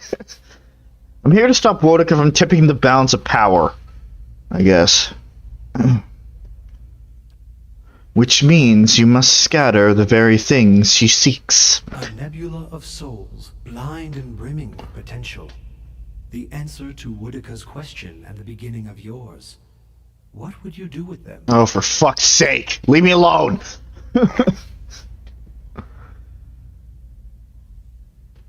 I take it you got something in mind. The cloud breaks and the torrent of rain washes Whale's features clean. His blank face molds itself again, taking on the shape of something you've never seen before. Do not consign the souls of the fate of some gods to the fate of some god's choosing. You have found them. Now scatter them across existence, their destination known to neither god nor mortal. Let them be lost again, new answers to new riddles. Oh, for fuck's sake. Goodbye, Whale. Whale's over here like, just put them in a blender. Goodbye, Whale. That is a word for endings, and this is but a crossroads. Even I do not know what you would choose. Fuck off!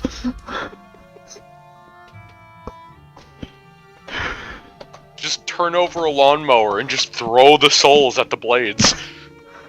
Just let it explode. Whale is over here, the god of the shit hitting the fan literally and scattering everywhere. You don't know why, you wonder why, but you don't know why. For fuck's sake, man. He is truly a chaotic god. Or they. They are truly a chaotic god.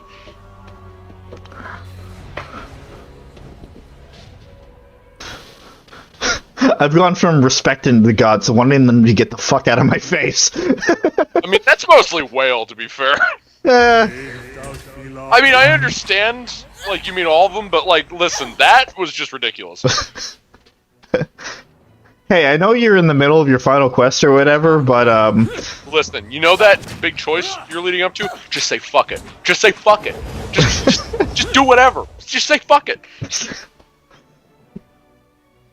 Just glitch into the wall. Yeah, Thaos is like, where are you going? I'm serving Whale! You're what? As you jitter uncontrollably. It seems a little painful for you. And then there's Durance. Yeah. Durance is over in the corner like, they finally understand.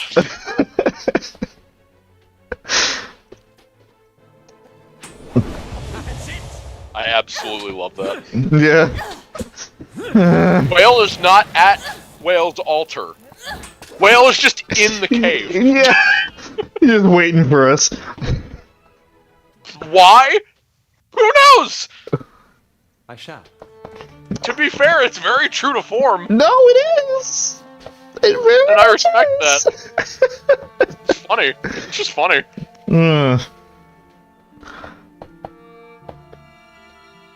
I mean, to an extent, I kind of like the mentality of Whale's thing, where it's just like, yeah, like every like mortal, every god wants you to do these specific things, just look at them all and just say, fuck you. And, like, to an extent, I can respect that. Because, like, this is all a drama that they're, like, you're going through, and it's like, fuck it, just throw them in the trash. To an extent, ironically enough, I can understand and respect Will's perspective on it, because if I do take, oh god, I can't remember what her name was, the elf that we talked to before. Bora or something like that. Yeah, if I take her at her word, the gods aren't real anyway. So it's like, why do I even bother? Fuck everyone. See, that's the thing, though. I think like that's obviously why Whale shows up now, because it's like Yeah. Again, it's true to form to what Whale is, which is why I respect it. It's like, okay, you know a big secret. Okay. Whale's whole thing is, okay, you learn something, and another thing is lost. You just learned one of the biggest secrets there are? Lose some souls. Time for another big what the fuck? Yeah.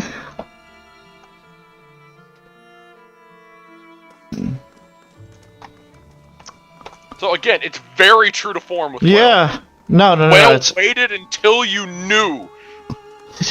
No, wait for it. Wait for it. To spread the word of the gods to the lost and heathen. Also, there's gonna be a memory check soon, by the way. Goody. Can't wait to fail it. Yeah. I am trusting you to remain loyal to the gods in this. Trusting you, If you do not, you will have greater powers than me to answer to. But you will answer to me as well. Let's leave the jokes aside.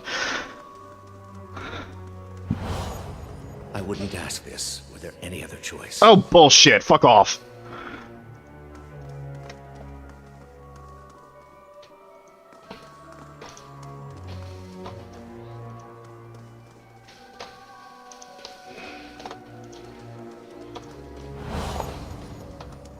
This is a missionary, same as I was. Taught the wrong things as I was.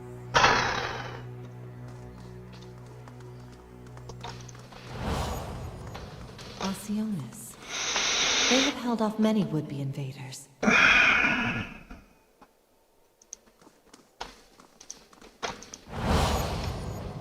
You are ready to give a confession? I am ready to hear one from you.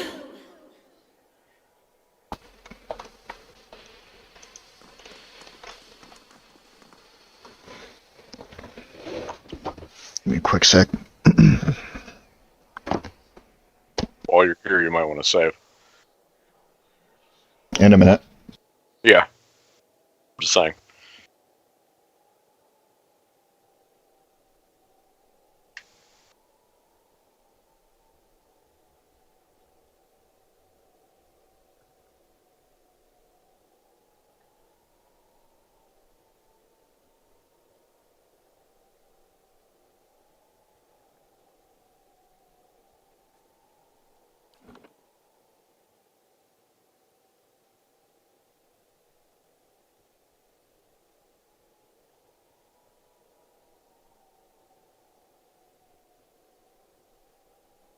If the save screen ever wants to cooperate. There we go.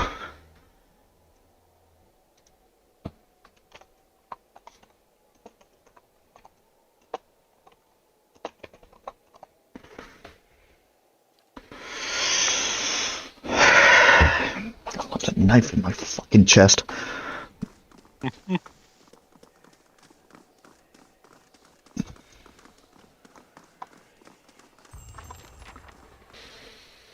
Quest completed, huh?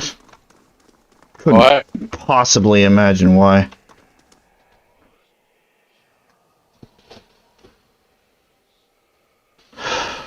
Back to the beginning. So one of these buildings when all this started. You've come to a circular room, grand and domed, its walls lined with adra and trimmed with copper. At the far end of At the far end, a great pillar of Audra pierces the floor from below like a ragged spike, its shimmering texture giving the illusion of a boundless depth. Your thoughts are yours, and not yours, and they are all questions. Ready for that memory check? Nope. At the base of the pillar stands Thaos, a look of concern on his face as he notes your approach. You have something you want to ask him, one question above all others, spinning madly in your mind, but you don't dare ask it yet. You need some admission from him first, some hint of the veracity of your suspicions. You are far from your post, Inquisitor. What brings you here?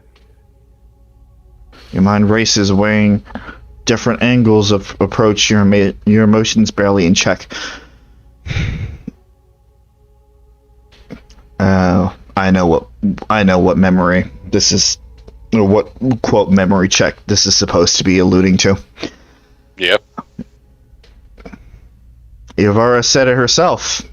She said that we immediately went to Thaos after hearing her because we were very uncertain.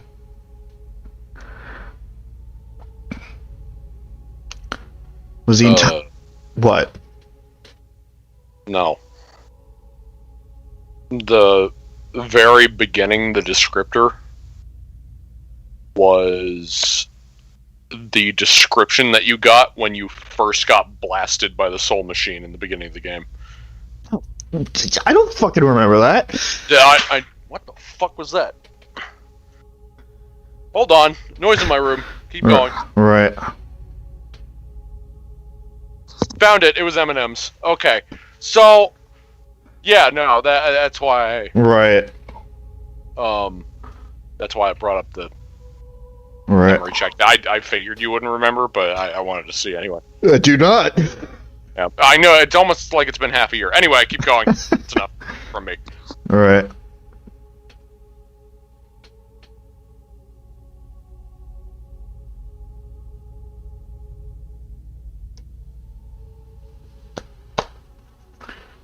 All these statues, who are they of? They are monuments to Woodica's greatest servants among my people. I hope to join them myself one day, but my work is not yet complete. And what does that machine behind you do? It has many uses, but its purpose is to bring structure to the chaos that surrounds it. What is this place? We are in a sanctum holy to Woodica. There are others like it in service to the other gods. I come here often to pray for her counsel, and in this space I may be assured that she hears me. Was the entire Inquisition based on a lie? The Inquisition was based on the need to cut the flesh from a rotting wound. Of course they wouldn't let me get away with that. Was Ivara telling the truth? That woman sought only to destroy the foundations of peace and civility that my people sacrificed everything to build. We're shaking now. Having lost all patience for tact. No more evasions. You have to know. Everything you believed, everything you have done for the gods.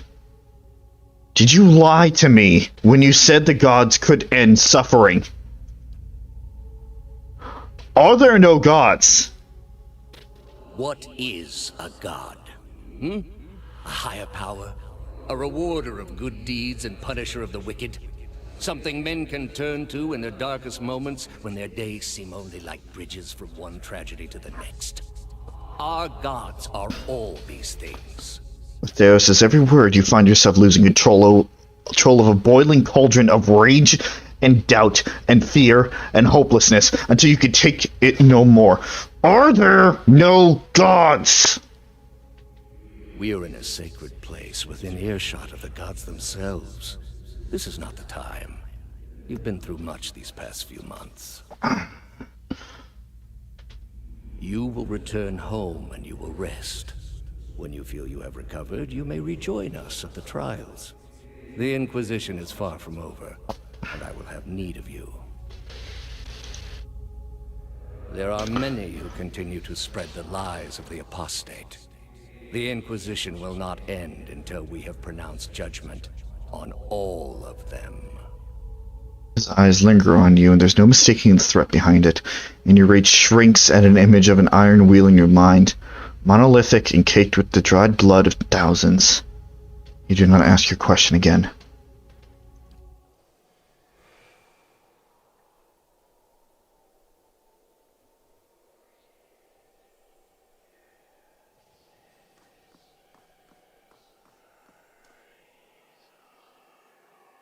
How did you find it?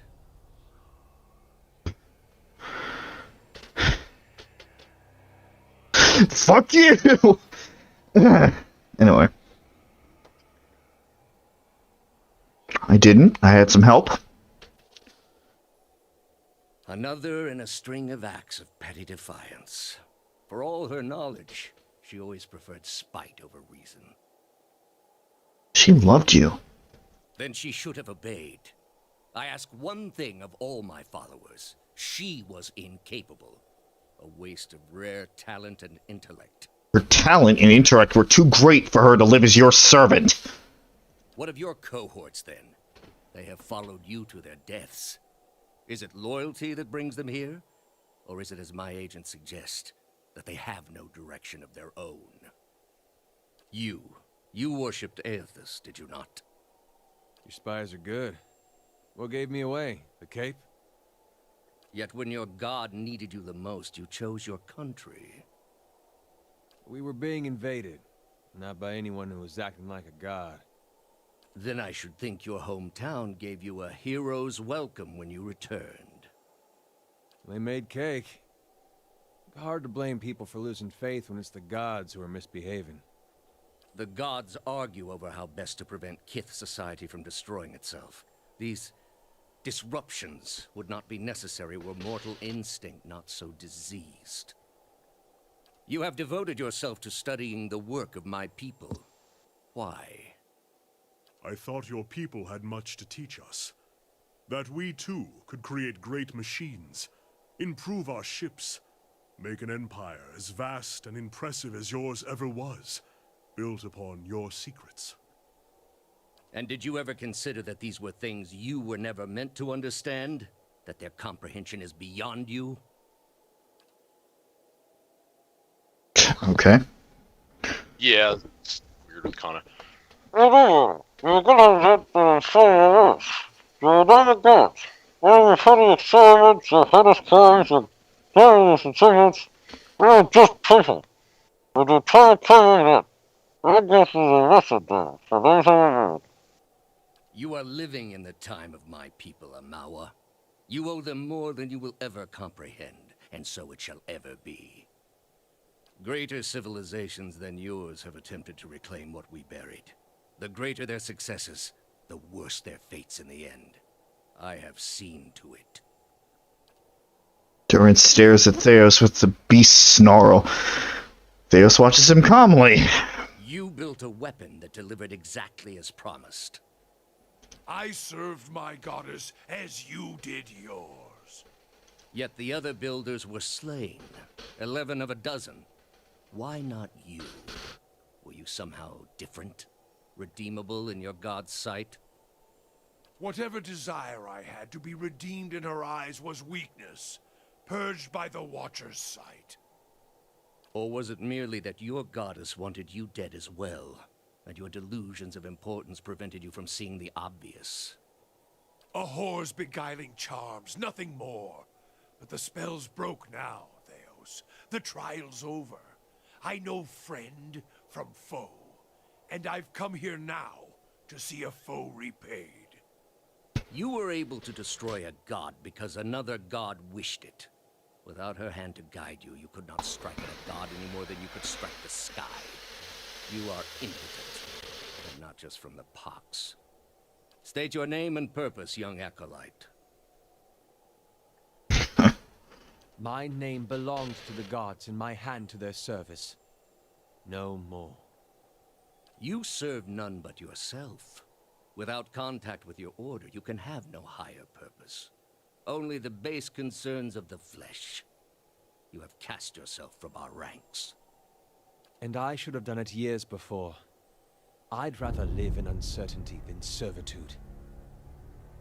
And that uncertainty would lead you where it leads everyone. To doubt, to emptiness, to the many cruelties inspired by disbelief. You will have to forgive your Grandmaster for remaining skeptical of his initiate's choices. You are here because you are lost. The gods cannot reach everyone, I'm afraid. May you fare better in your next lives. He directs his gaze at you. I gather you have had your soul awakened. Why else would you shadow my footsteps like some stray mongrel? You think I have something to offer you, but our business was concluded long ago. How interesting that with all the power and yada yada, you still can't see grieving mother. I know, right? I was gonna say it if you didn't. It's actually a really cool detail that's easily missed. The fact that just shows how fucking insane grieving mother is. Mm-hmm. Like, holy shit.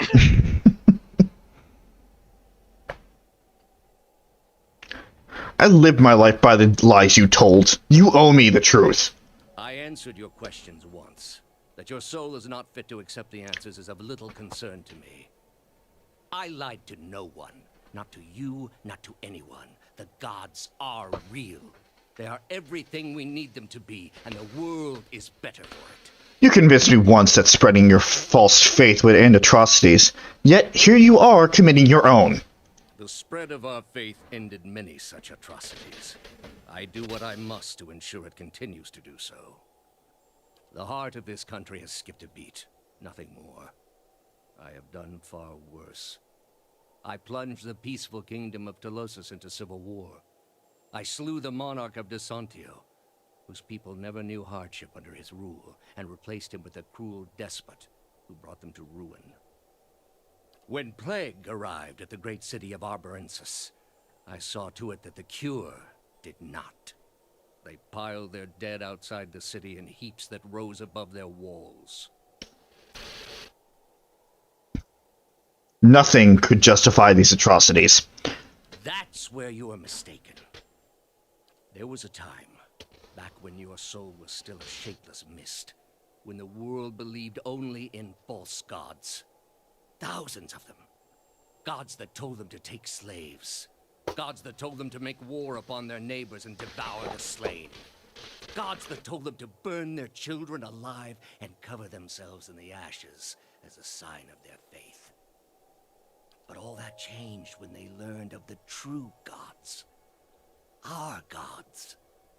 All those misshapen, bestial instincts melted beneath the radiance of our God's majesty. You could see it in their eyes. That dull emptiness replaced with the glimmer of a kindled spark. Teaching them that there were no gods would have achieved the same purpose. And replaced it with one far worse. Have you imagined this existence? The one the apostate would have created. We are not all so virtuous as she. Without our gods, the most wicked, the most tyrannical, they would take that power for themselves. But more than that, it would be a hollow existence. All mysteries forever unanswered. All purposes constructed from meaninglessness. No endings to bring closure. Only a wheel, turning without mercy, grinding our spirits to dust. You underestimate people. For all my years, I have seen exactly what they are capable of. What the apostate asked was beyond any man. All I have seen, the millennia of experience. I will not be dissuaded from this course. This is the only way. At least admit it. Admit to me that the gods are not true gods. I need to...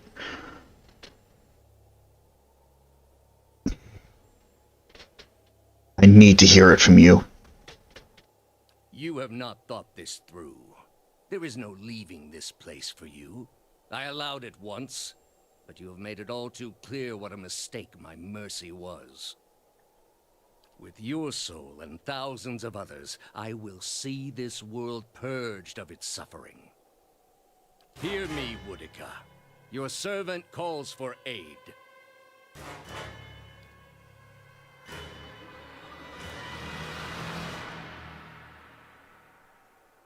Roak 10!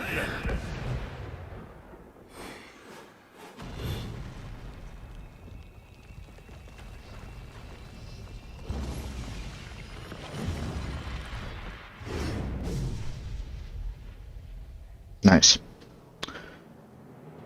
Oryx Judge. Oryx Headsman. Boy, oh boy, here we go.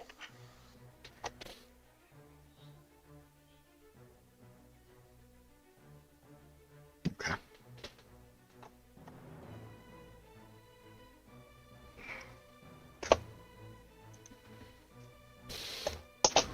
Everyone beat up Thaos!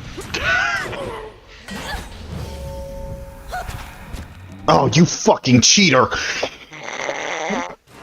He does what he do. Fucking goddamn it!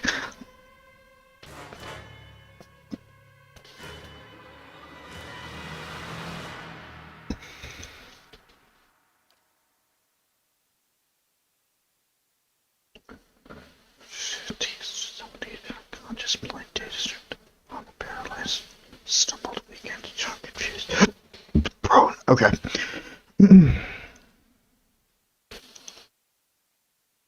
You're not even anywhere near. You're not even anywhere close. All right.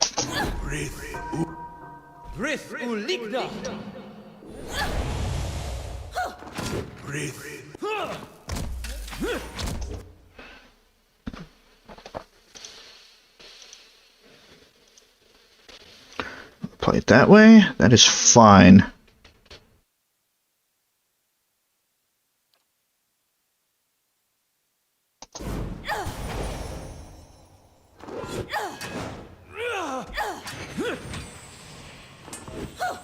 I'll be honest, it's kind of awkward without any music. Yeah, I don't know what's going on here. The orchestra took a day off. Well, as it has been off and on for the past half a year. But it's just one of those things where, oh, hammer. Whoopsies! Oh, oops! Man, as much as we love the magic missiles, listen, that hammer? Yeah. Hammer's fucking amazing. Okay, don't focus on Thaos. Focus on the statue. Don't give him anywhere to run.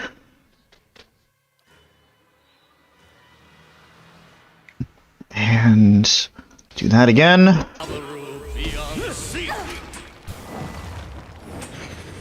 Oh, grave my mother, please. Okay, and mind web. No better time to use it. Yep.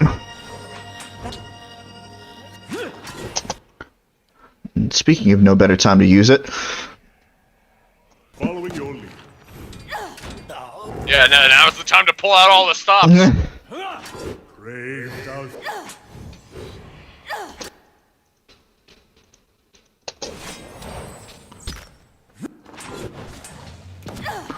That's not very helpful. It's fine. Ow. That hurt. No. Not yet. We're fine. We're fine. Just have to try something else. In fact, use that again.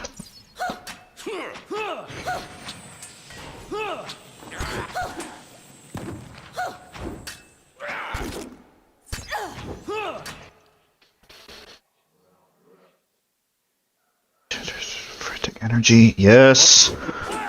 Grab that attack speed. Alright. Nowhere for you to run, Thaos. Haha, now's the time to use that Durance Hurry.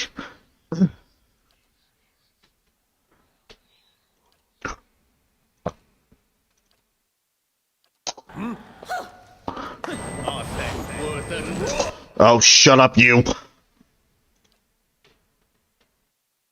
Yeah, it really is awkward with the... Anyway. Yeah, whatever. Hammer. Fuck you. Fuck you. Fuck you.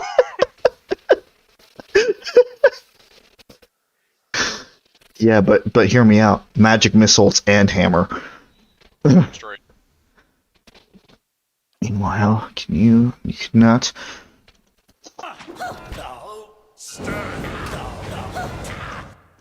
In hindsight, why couldn't we just call a Drake to fly us down here? You know what? That's fine. Just... There it goes.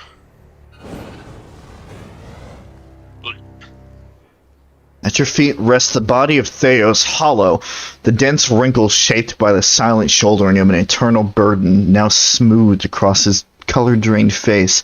His soul remains still for the moment, defenseless, its energy expended in defeat, and lies spiraled across his body like a death shroud. All those lifetimes spent to preserve a single vital secret. I would expect a man to reconsider his choices after the first 500 years.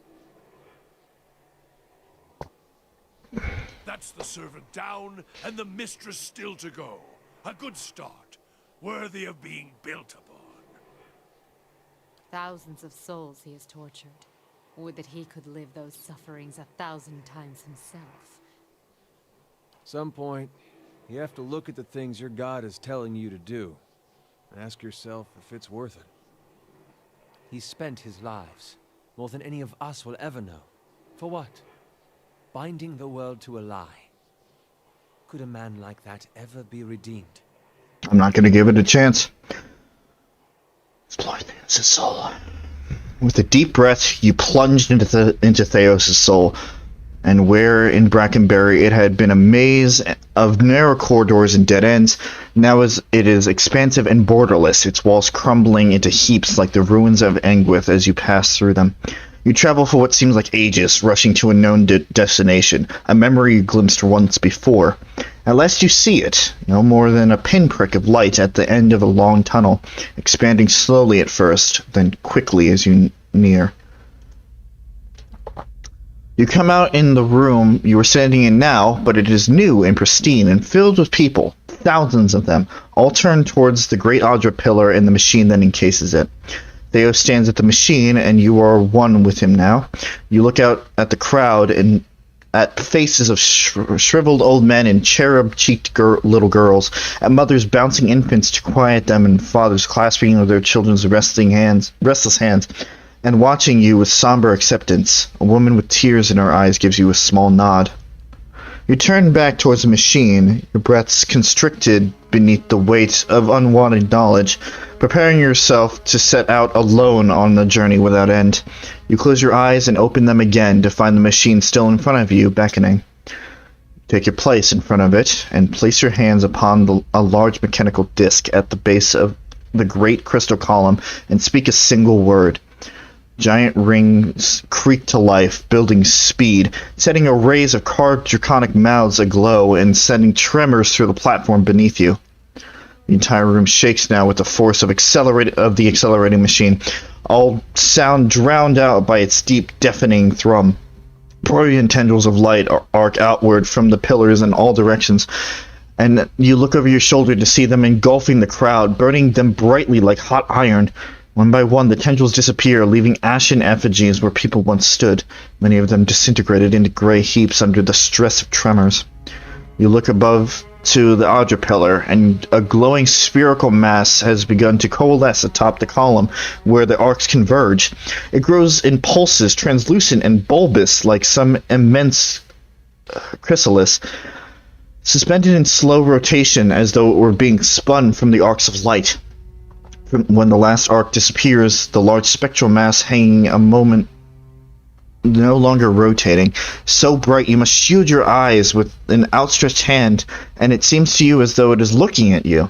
You bow your head in acknowledgement and look back up to see it melt into the pillar like warm candle wax. The pillar flares with a flash of light, bright as the sun itself, then fades to darkness.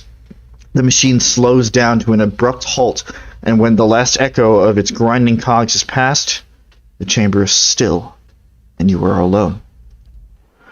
From all sides, reality begins to bleed in through the memory, and you find yourself in your own skin once more, looking down on Thaos' lifeless body. You sense a listlessness to Thaos' soul, an overwhelming fatigue that hinders its immediate escape and makes it vulnerable to manipulation. You feel as though your victory has given you some kind of hold over it, and you are able to do with it as you please.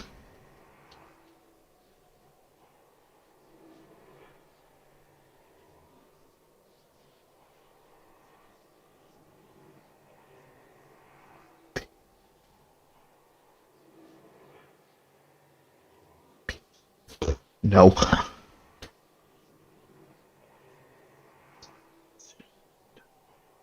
Not with her. Just like cheer in the past. Give me a topic. God. Great suffering. You do not deserve to exist. You must die.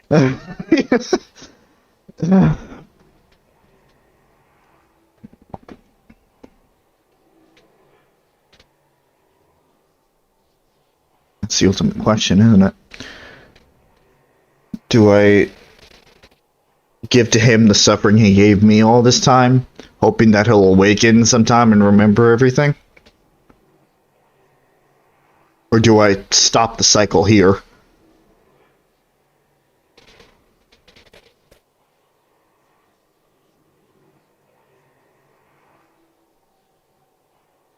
I mean, I don't know if... I'm not actually sure if by destroying it, it would be reawakened, because when it terms destroy all memories. Like, I feel like that's... I mean, I could be wrong, but it might be like a definitive, like, that is gone forever. No, that was referring to returning into the cycle. Oh, okay. I misunderstood then. It's like, do it... Because he could awaken, and then this could start all over again, because he would have all of his memories. And he would just pick up where he left off. That's why there's that destroy memory option. I know. But if we destroy all his memories, we won't get the answer that we want.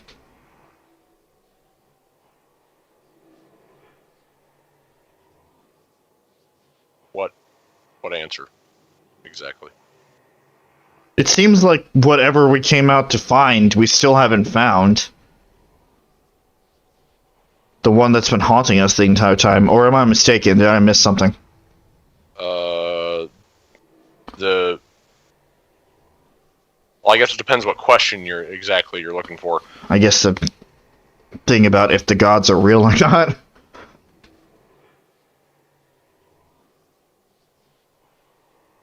I mean... Or is it one of those... He kinda answered it in his own way, I guess? No, you're right. I guess you are. Thinking back on what was discussed, I guess he did. He answered it in his own way. Like, it wasn't a hard yes or no, but this is obviously not a man who deals in hard yeses or nos. Right. This is also just philosophy in general.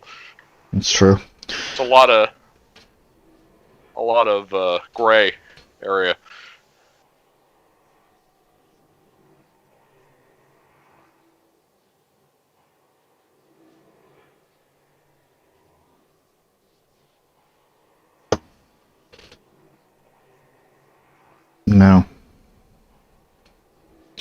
No, we're returning it to the cycle. You will remember this, Thaos. Remember that no man can hide the truth forever, and all you've done was done in fealty. Your memory shall be your penance.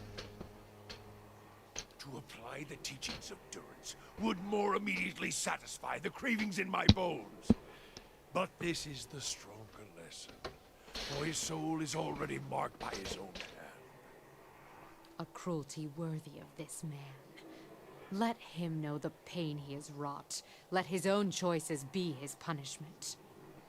I suppose we'll see if he can rise above that. You can feel the pull of the intricate object capillaries that rise up from the depths below the chamber.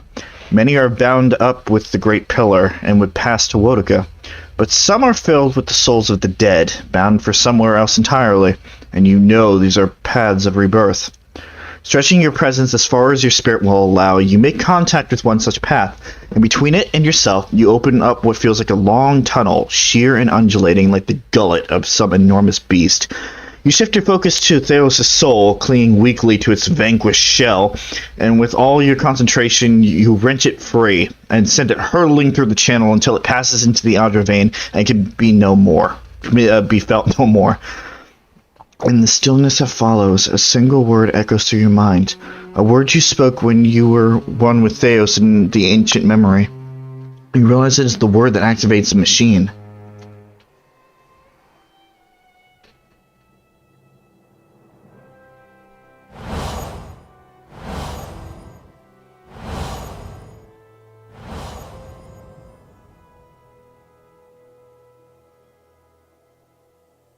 So that's useful. Mm-hmm. And in case that wasn't, apparent. Yeah, that was essentially you not being plagued by the past anymore. Right. Dun-dun-dun. Thaos, he had hold of your soul from a long time back, seems like. You get what you needed from him? Yes, if the game said so, even if the player didn't really pick up on that. I don't know. I'll discuss this more when everything is said and done. Yeah, when we're actually at the end, we can talk about this. Got justice, I guess. Not many can say that these days.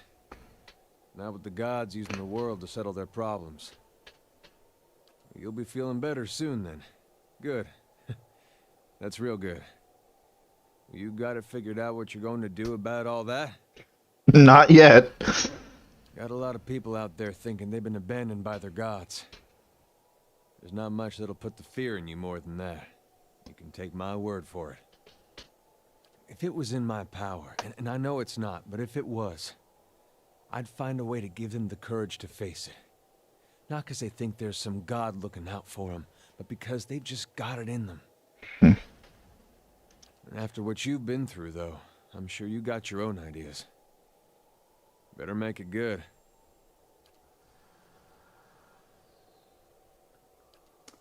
Ah, the end of the road greets us at last.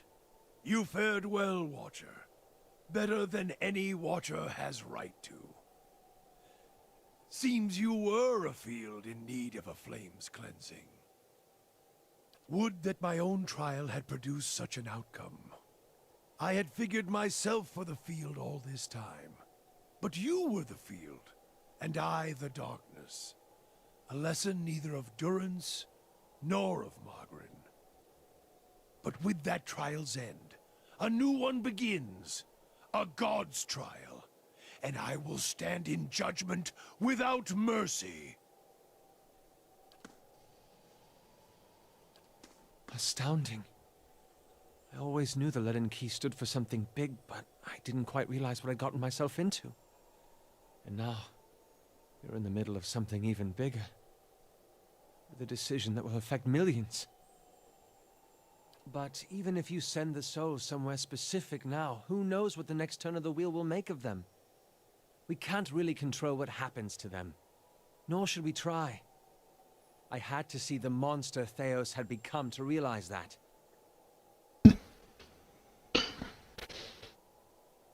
Maybe so.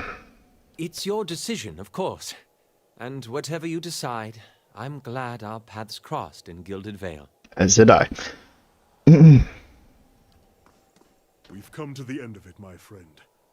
It has been an honor to walk this road with you, and I will regret our parting. Kana! Yeah, again, a lot of the end stuff for Kana for some reason is silent, but...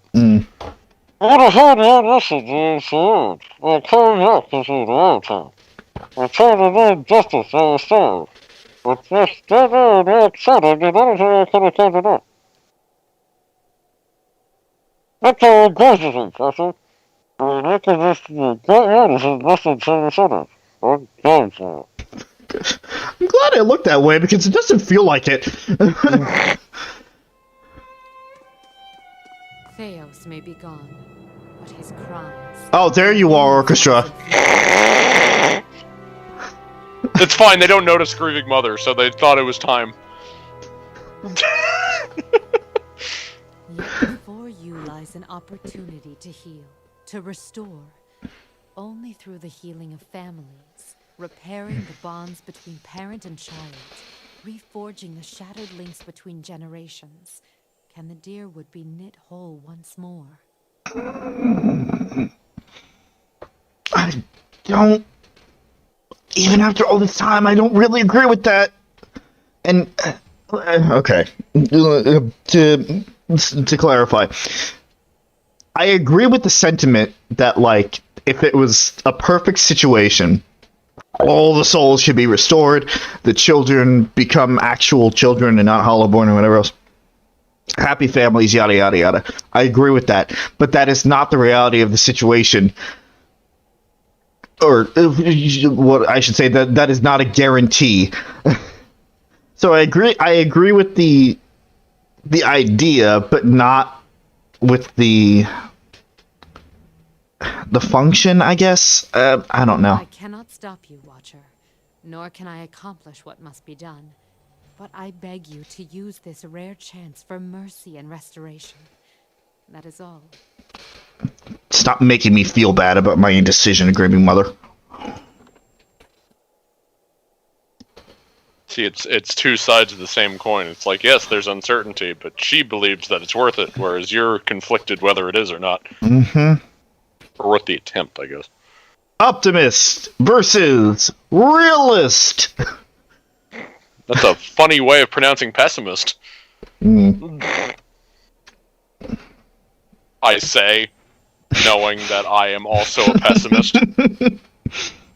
Who would call myself a realist. But in reality, I know I'm a pessimist. So you're a hypocrite. No. I'm just arrogant. Yeah, that's all right. All right, bye, guys.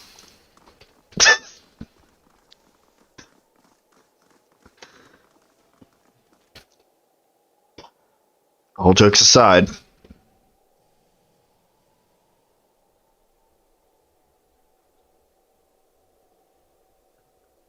With your companions... Parents? With your companions bearing witness, you step up to the place where Thaos once stood before his people long ago. The great machine lies in front of you, idle and ready. You've seen this machine and others like it in operation. You understand how it works. It is a device for directing souls. As a watcher, it would be a simple matter to influence that direction, though as big as the machine is, it may be the last thing you ever do. Did you save right before I did sit. I did, okay. Yes. Okay, I missed it. I just wanted to make sure.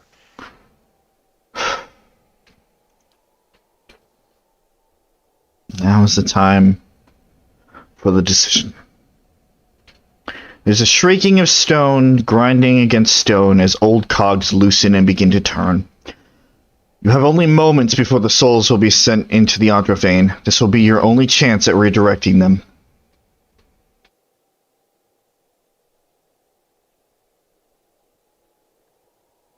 Oh. I didn't even think about that. Just end it. Just, like, don't send them anywhere. Just... That actually would have been Remergon's side of things if you actually got his, if you actually successfully completed his mission. But I didn't. I mean, it was obvious how to gain his favor.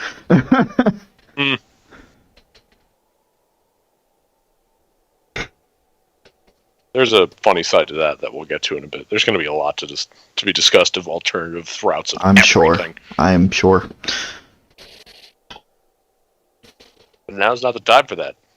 Now time for the choice that you have not been able to actually decide as I run out of air in my lungs.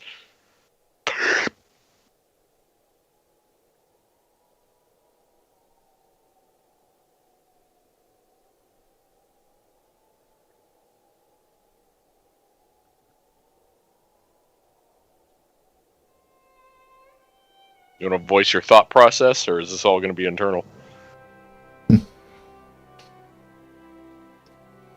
I'm trying to keep every decision.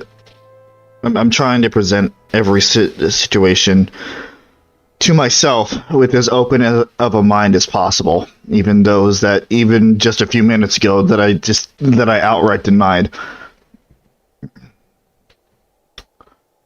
Sending the souls back into the reincarnation cycle would be, again, the most logical choice.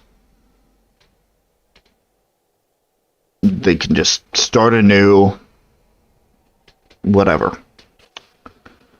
Returning the souls to the bodies they were intended for. Again, in a perfect world, that would be the thing to do. But there are a lot of unknowns. Especially with the fifth one.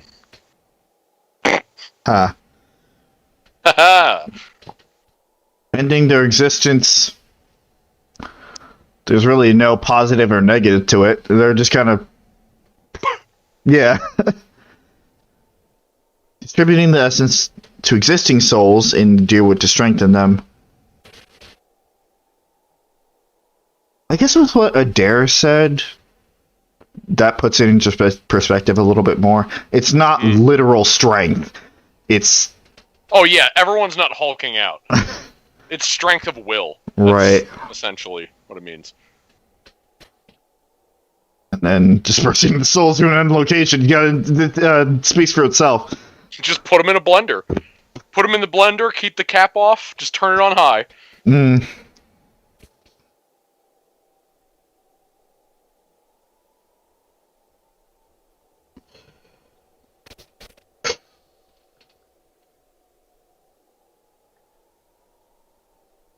Funny enough, I'm almost leaning towards distributing the essence to the souls. Yeah. But, like, I'm not 100% there. I still have a lot of hesitation on it. I mean, hey, because you want to keep talking about it. Because it does mean... like, it would still be essentially destroying souls which won't get reborn in the cycle. At least that's my take on it. See, like, it's amusing from a perspective of, like, let's look at your commitment to Hylia. Okay, so Hylia, like, you've been down for up until the very end because of uncertainty. But I'm noticing the problem with every single one of these is the uncertainty. So it's like, which one would you be willing to try? Like, right. That's really what it comes down to. Like, that's my take on what the issue of all of yours is the uncertainty. And, well, unless you want to go absolute full uncertainty, you gotta take a leap in some direction. Because all of these are not perfect answers. Okay. Especially if they were to go wrong. But you don't know that. Right. Perhaps all of these would work out perfectly, because they're in a machine that's built to do so. Maybe it's faulty. Maybe... yeah. There's always going to be the uncertainty with all of them. Distributing the essence to existing souls, as I dare say, will give them strength of will to be able to face whatever comes of it. I don't know if the party's going to go out and tell the truth of everything, and that'll help, like, spread the message or whatever. But having more willpower is never a bad thing, at least in 99% of the cases. It all depends on who gets it. But going back to returning the souls to the bodies they were intended for, let's say hypothetically that my worst case scenario fears are just completely out there, and the children are fine. The children in the soulless bodies are fine. that would also lead people to believe that the gods are just like, oh, oops, sorry, have them back. Or whatever the case is. And that's another part of it, is like, I feel like returning the souls will only strengthen people's belief in the gods even more. They would think it's some divine divine miracle. To be fair, because most people already believe that this is a divine curse, there are going to be people that believe it is of divine nature no matter what happens. Even if you were to, like, either destroy them or send them to an unknown location, if anybody caught wind of that, it's like, oh, well, it's what the gods do. Anybody's going to believe anything. From a realistic standpoint. Right. Not to influence anything, but just No, saying. I know. I should also just put that disclaimer out for anybody of, I'm not trying to influence decision. I am trying to have a counter argument to anything. Yeah. Because that is what you do. It's what I do. Because I like to see things from literally every angle. Oh, I appreciate it.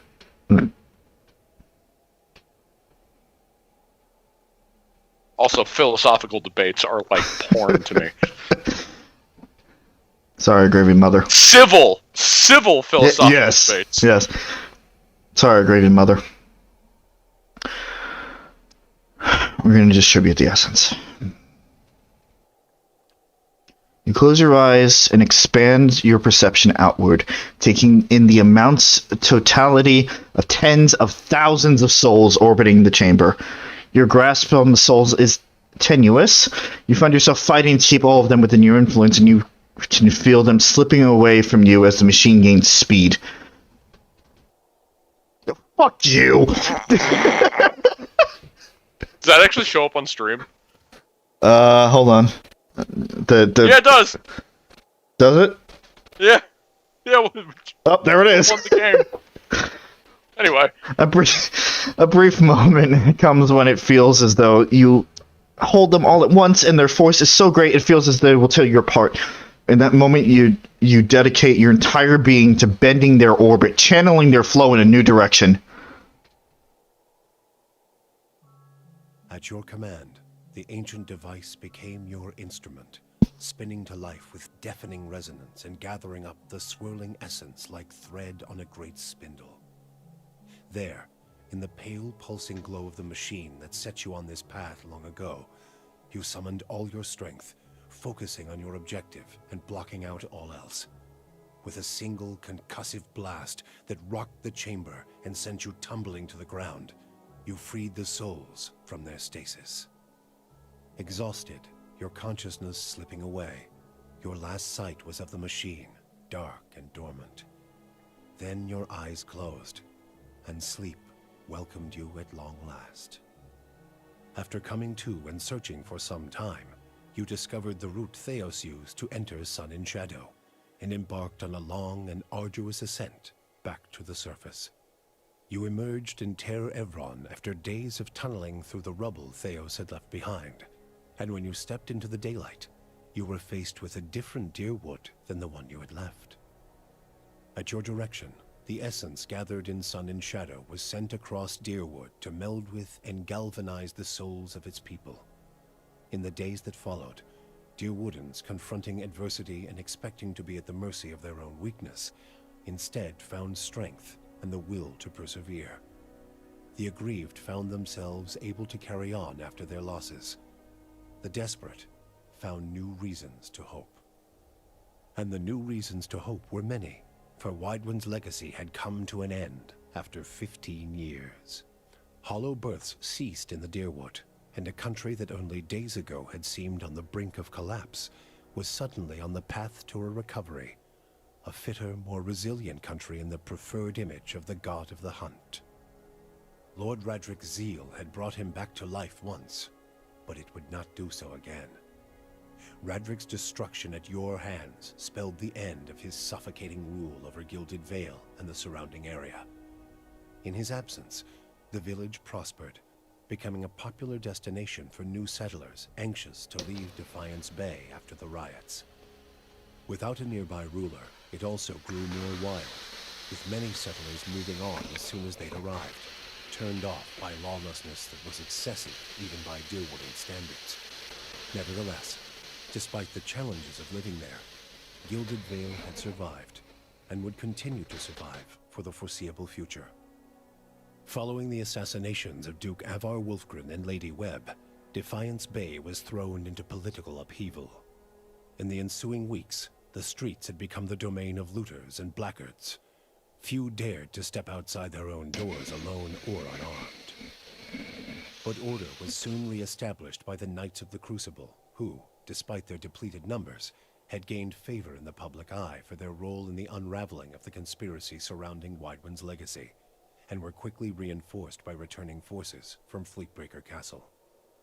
For the Knights, their resurgence marked a return to the tradition as well.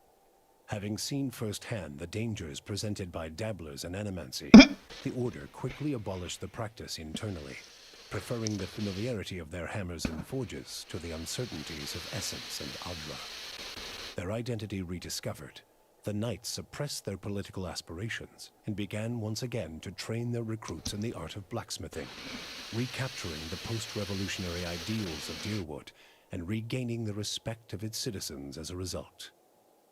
Though the machine atop Ter Noaneth had been disabled, it had not seen its last use.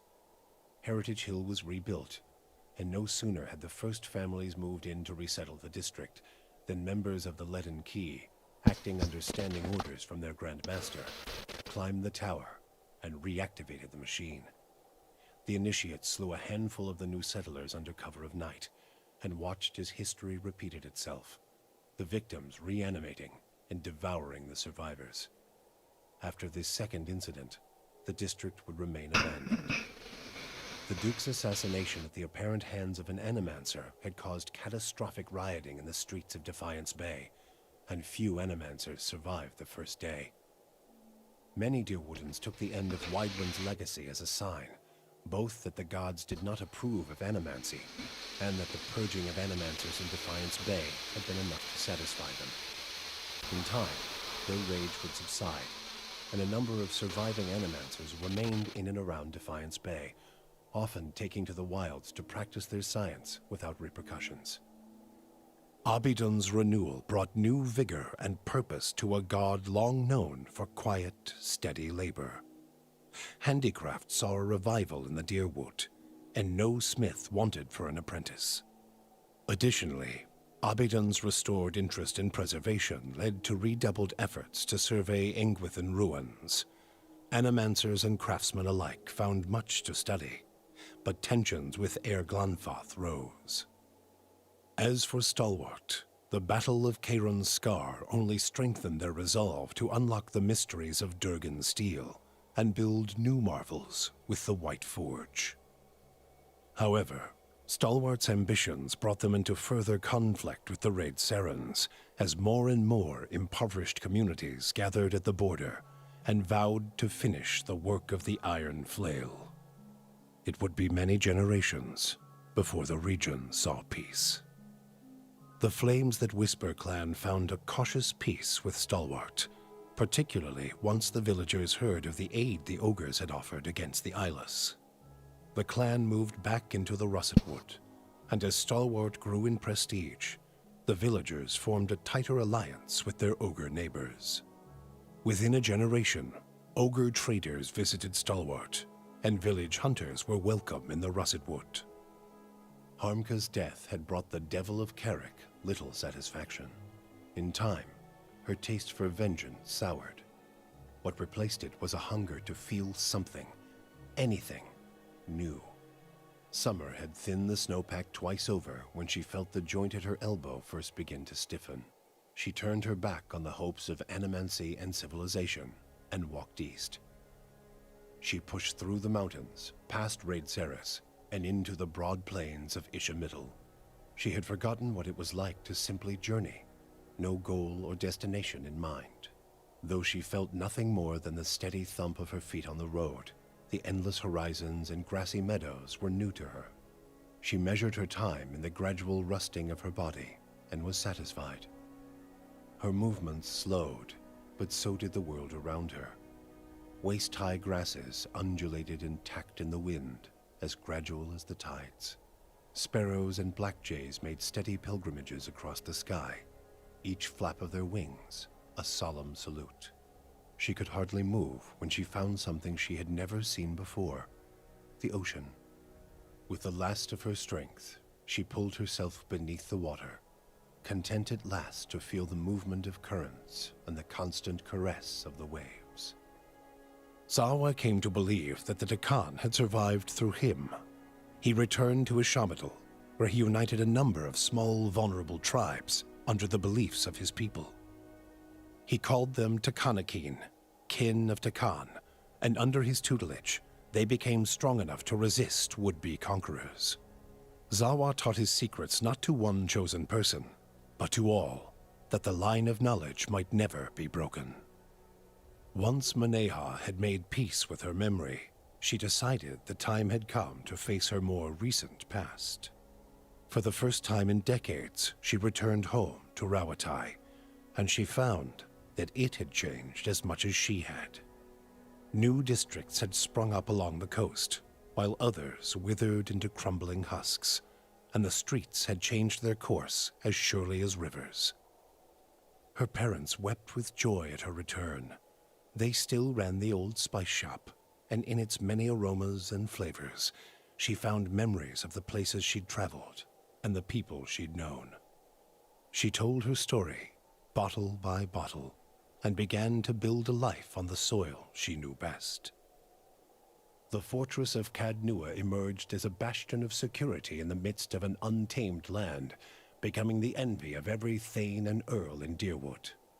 Legend grew over time of its impregnability, and stories of formidable invaders easily scattered by the keep's defenses became popular around the hearths of Deerwoodinians.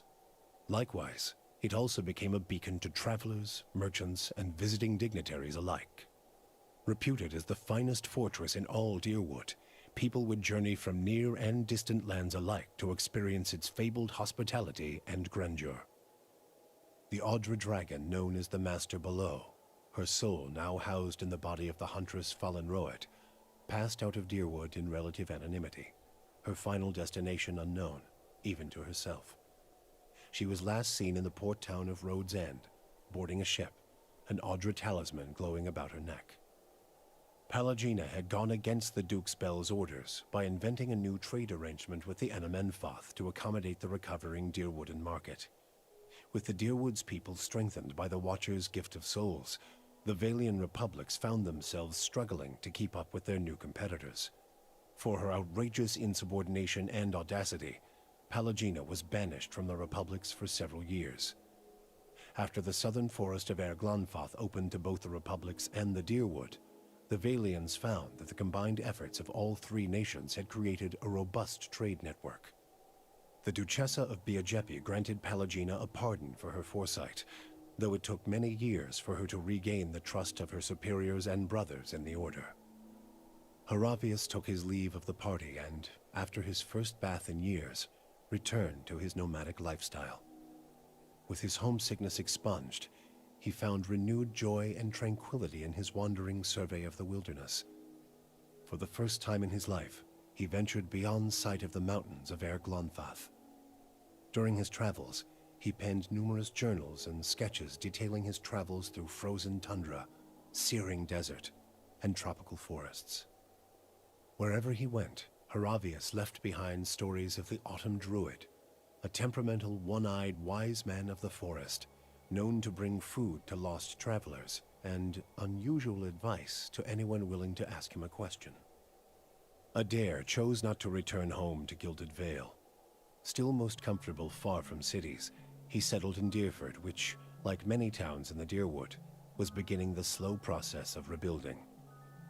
Believing now that it was the obligation of Kith to be the leaders their gods had not, Adair was soon named mayor of the town, and under his guidance, Deerford soon began to prosper. He expelled the last of the Scanites from the area and drew new settlers with the offer of land, a trick he had learned from someone he otherwise preferred to forget. With each passing day, Deerford would come to more closely resemble the gilded veil of Adair's childhood, the one worthy of its name. When the dust settled in sun and shadow, Aloth looked upon the remains of Thaos Ixarchanon, his former master. He saw where the Grand Master had gone wrong, and what would be required to undo the harm Thaos had wrought. With a flick of his wrist, he burned Thaos's robe, headdress, and every other symbol of the man's power. Never again, he vowed, should Kith live in fear and blind obedience to an authority they did not understand. Armed with the knowledge and courage he had gained on his journeys with the Watcher, he set out on the long and lonely task of dismantling the Leaden Key. With both their aims fulfilled, Kanarua bid the Watcher farewell and sailed back to his beloved Rawatai. There, he reported on his findings to the Lore College. Kana spoke of the Engwithan people, describing both their vile experiments and their inspiring accomplishments. He spoke too of the destruction of the tablet by the Leaden Key, and the group's efforts to erase the Engwithan legacy from the world. Both inspiration and cautionary tales, he said, could be found in the world beyond Rawatai's borders. Kana urged his people to continue to pursue knowledge abroad, so that the lessons found there might benefit Tekoa. Kana's inability to prove his theory of Engwithan influence diminished his academic standing, but his passion drew much interest from those less concerned with degrees. Kana swiftly became an influential figure in the move toward a more collaborative approach to expansion on the northern continent. In his personal life, he came to enjoy the reputation of an affable eccentric, willing to share grand and impossible secrets, along with a drink and a song. With Thaos defeated and the souls released from sun and shadow, healthy children were born once again in the Deerwood. The grieving mother sought a place where she might do penance for the birthing bell. She returned to Deerford, where, to the astonishment of the villagers, she delivered the first healthy child in over a decade. She remained there, and with each new birth, she saw a measure of hope restored to the Deerwood, and a measure of grace for her own troubled past. Durrance used Magrin's strength only until Thaos had been cast from the world, and then swore off her influence entirely. Regret came to weigh heavily on his mind, and a man who had never previously lacked for words or opinions came to embrace silence and contemplation.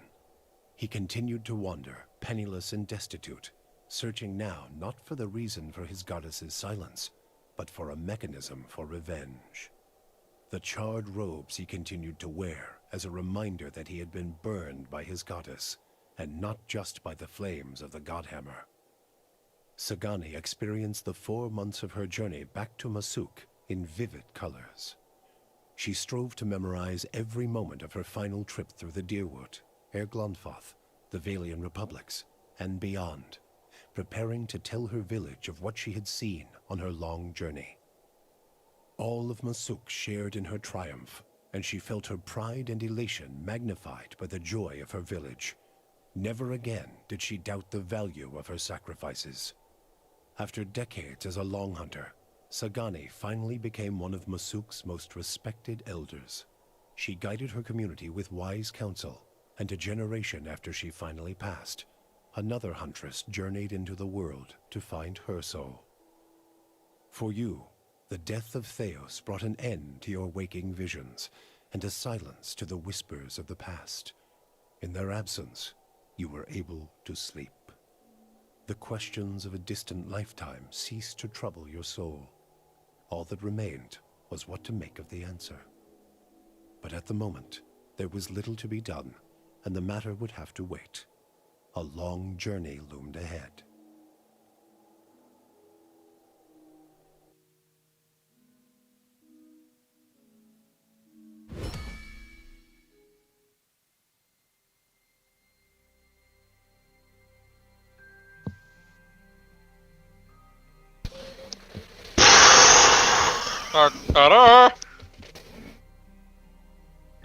It's finally done. Fuck. Finally over. Jesus. All right, thoughts on that epilogue? Oh, on the epilogue. Okay. While it's Oops. still fresh in your mind. Oops. Oh yeah. I mean, which ones?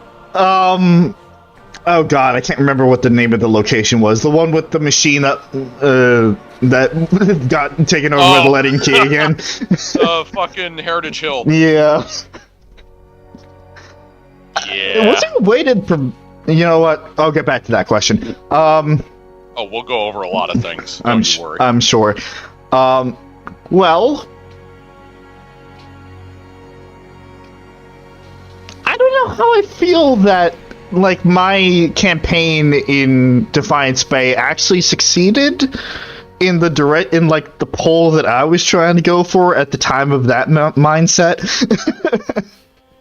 Wait, you did or you didn't? I don't know how to feel about it. Oh, I see.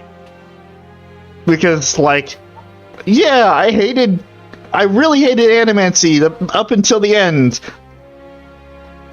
But man, was that a response. Well, actually, just to throw this out there, you got the neutral stance on Animancy ending, actually. Really? Well, in one specific aspect. One part, is... I mean, there was one part of the slide that was the general, like, ideology of Animancy in Defiance Bay, depending on if you, like, how you convinced the Duke of Animancy. Right. That entirely changes that, which, at the time, you may not remember, but at the time, you were like, well, yeah, I personally hate it, but I can see how, like, it's kind of on the line. Like, it could have its uses if done successfully, and even though you / Parshi hated it personally, you were like, well, it's kind of a middle ground. Right, okay. So, at the time, that's kind of what you did. Gotcha. So you got that. Which I feel like that's actually how you kind of feel about it. Like, you hate it for the most part, but you can see its uses. Which, that we'll get into in a bit as well. Yeah. Because there's an amusing thing with that cool. Might change some perspectives, maybe not, who knows. Right. What else? What else is the noobs? Or wait, no, go on with whatever you're going to say, sorry. As for the epilogues for our party members, used and unused, they didn't turn out as bad as I thought for most of them. Right. Obviously I was muted the entire time, but it gave me a chuckle when they just made a dare mayor of Yeah. Which, that's one of essentially two paths that you could have gone. And also the fact that, like, Adair and Grieving Mother, out of all people, wound up in the same location at the end of their journeys. Because I think she also settled, if I remember correctly, she also settled in Deerford. So, hey, why not? No, he had 3 endings, never mind. Yeah. I mean, that's where she started. Right.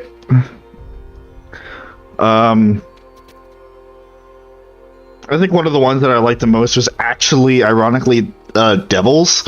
Because it's like, she's just like, well, I'm kind of done with killing. I need to do something else with my life. But Animancy is... Yeah. So I'm just gonna pick a direction and walk and live. And she did. And she did.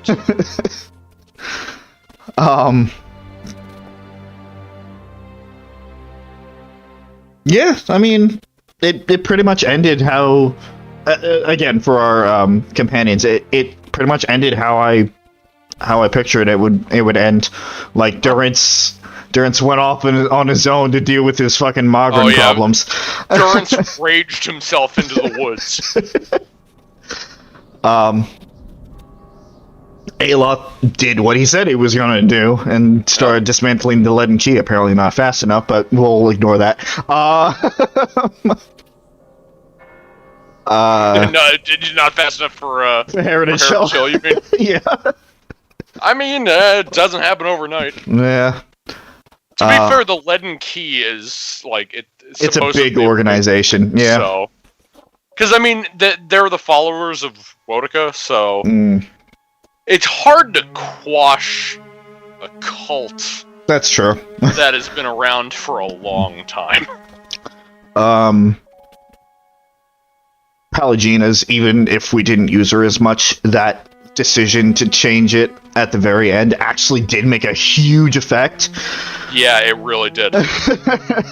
And again, we'll get into that in a bit, but right. that it very much did. Shit. The Audra Dragon. I was watching him like, well, at least she didn't go on a rampage. Like, she did what she was. She did what she wanted to do. She kept her word. And she was just like, yeah, I'm just gonna wander. It's like, all right. Sometimes it works out. I mean, maybe. Maybe she'll rampage somewhere else, but we didn't hear about it, so it's fine. Wasn't our fault. Except it totally was. But Shut who up. cares? She's on a boat. Also, going back to Aloth, because, skipping thoughts. The fact that he burned Thaos' stuff, and he's like, fuck you, every trace of what you were is going to be gone. And like, okay, yeah, it is so cool to see the character development, not only of your character but of your companions as well. Because when we first saw Aloth, he was fighting with two drunk citizens, and Isha, whatever the fuck her name was, his other self.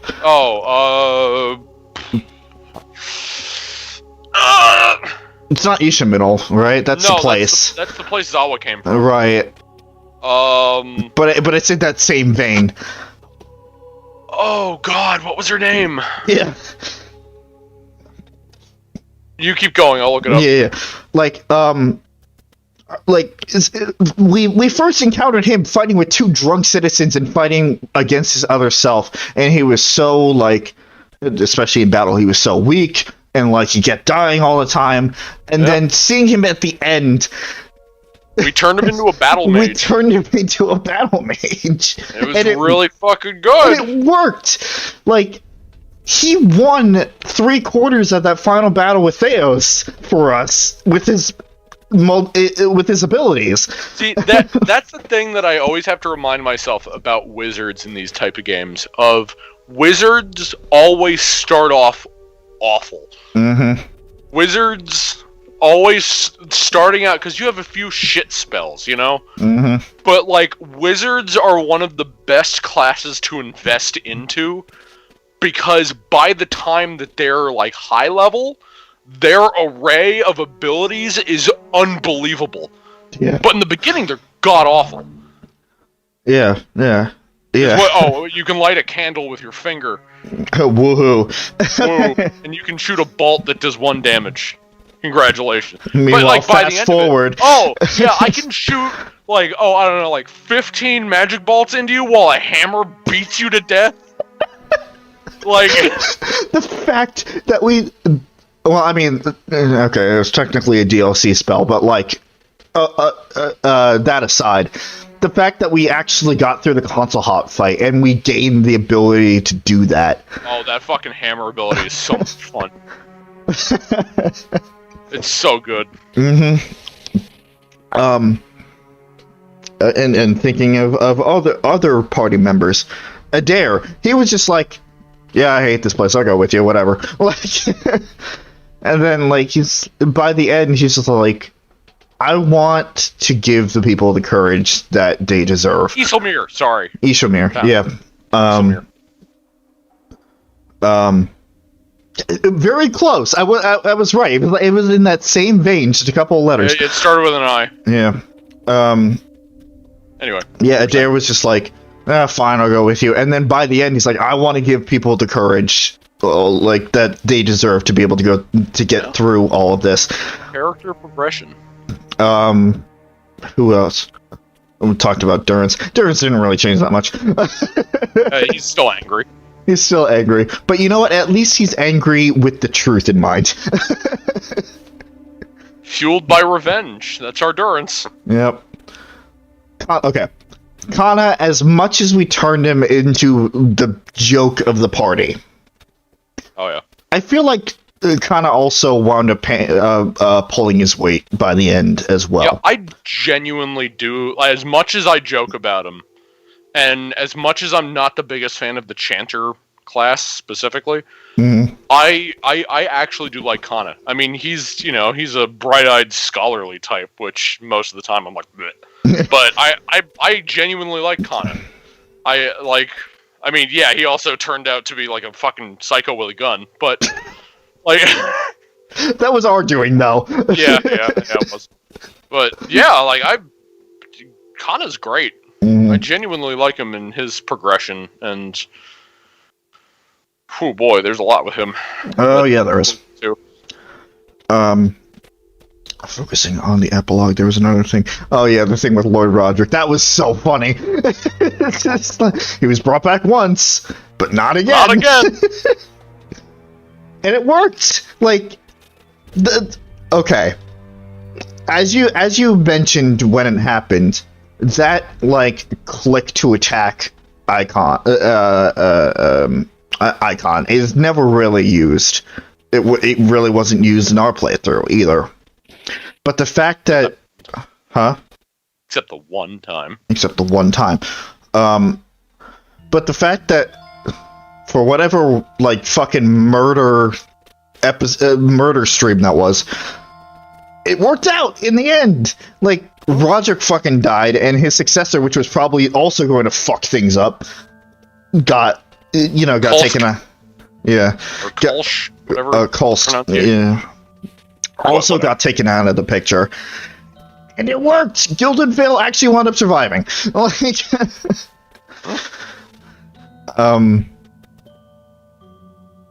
so, in terms of scales, I'm 80% happy with the ending, and then the other 20% is literally just those oops, like, moments. I mean, there's always going to be those moments. Mm-hmm. Stuff that I didn't even think about. Nothing ever comes out perfectly. Stuff that I didn't even think about.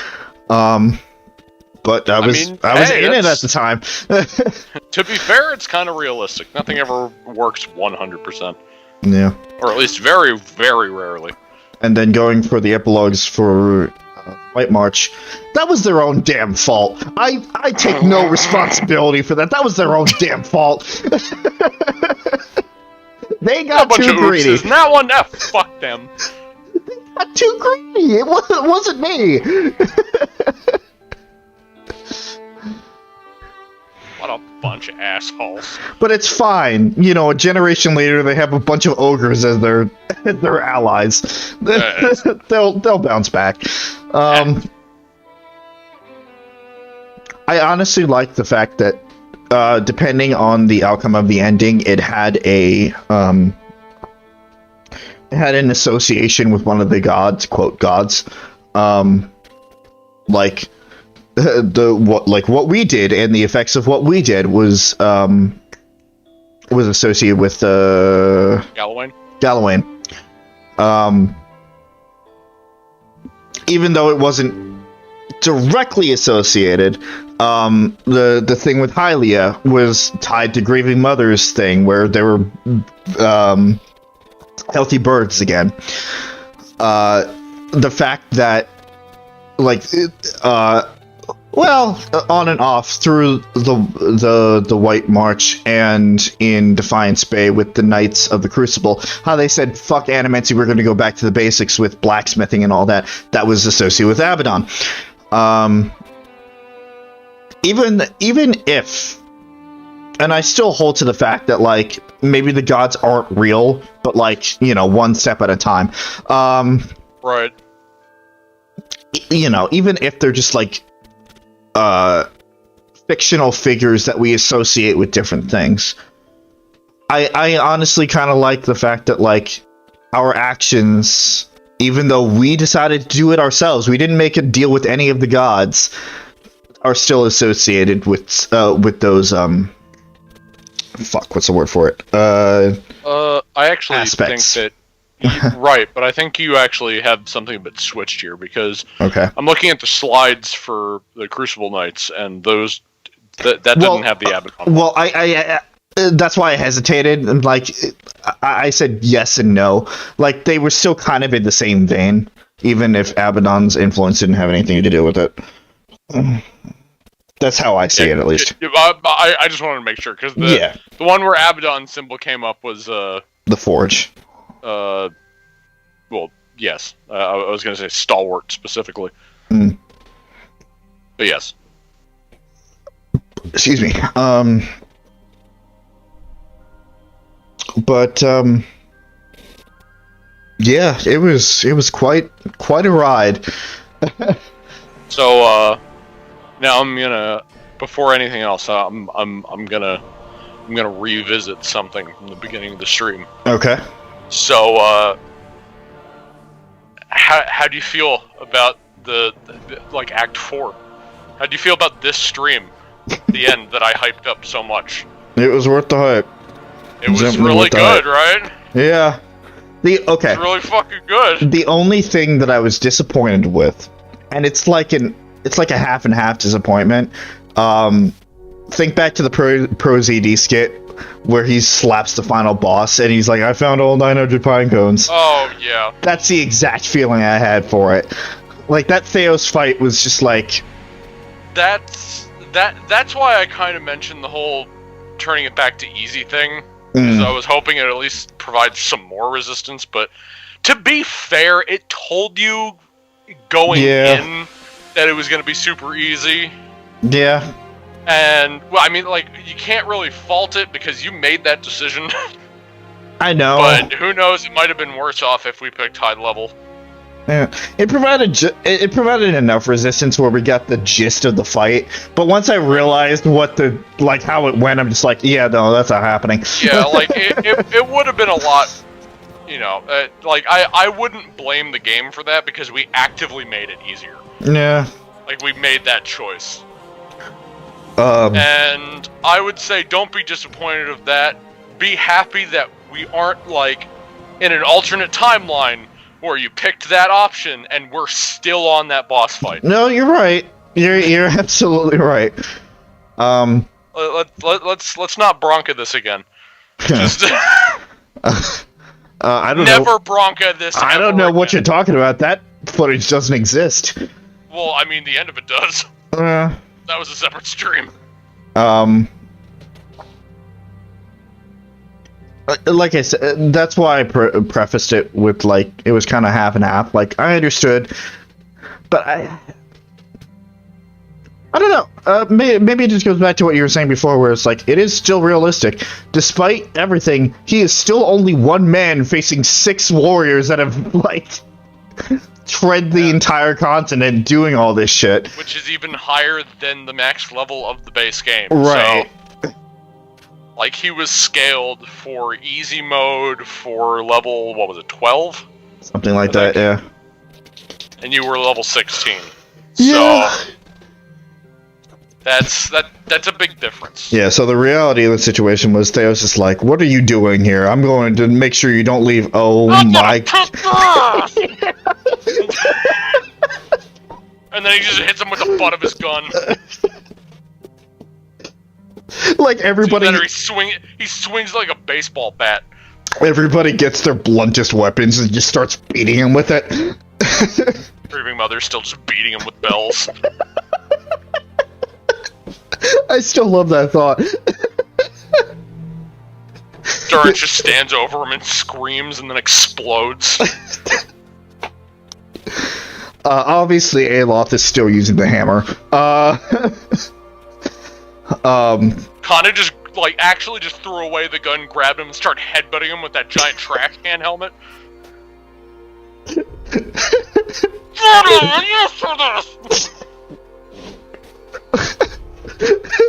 And Punchy just stepped back watching all this. It's like, this is supposed to be my fight. Yeah, Adair's back too. It's like, well, fuck it. And he grabs one of Parshi's clubs and just starts beating him.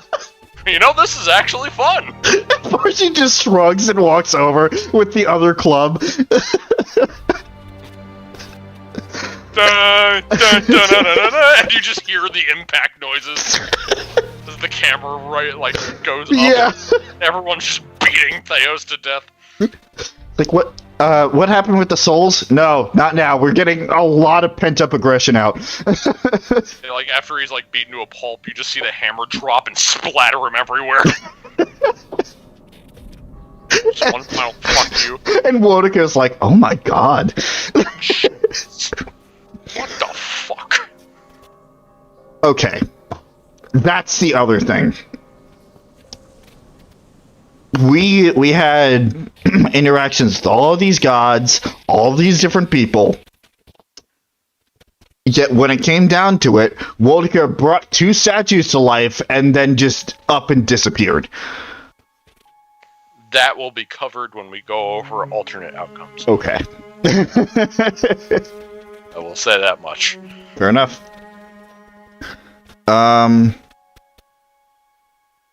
Yeah, that's really the long and short of it of how I... No, it's not. Anything else? Yeah. By all means, get it out of your system now. The fucking past life shit. Ow. Is like the encompassing feeling of that whole thing is just ow. Oh, the whole talk with Elf Woman, whose name like Ivora or whatever. Mm-hmm. Yeah, like I had a smug face. Of course you did. Just the whole time. Mm.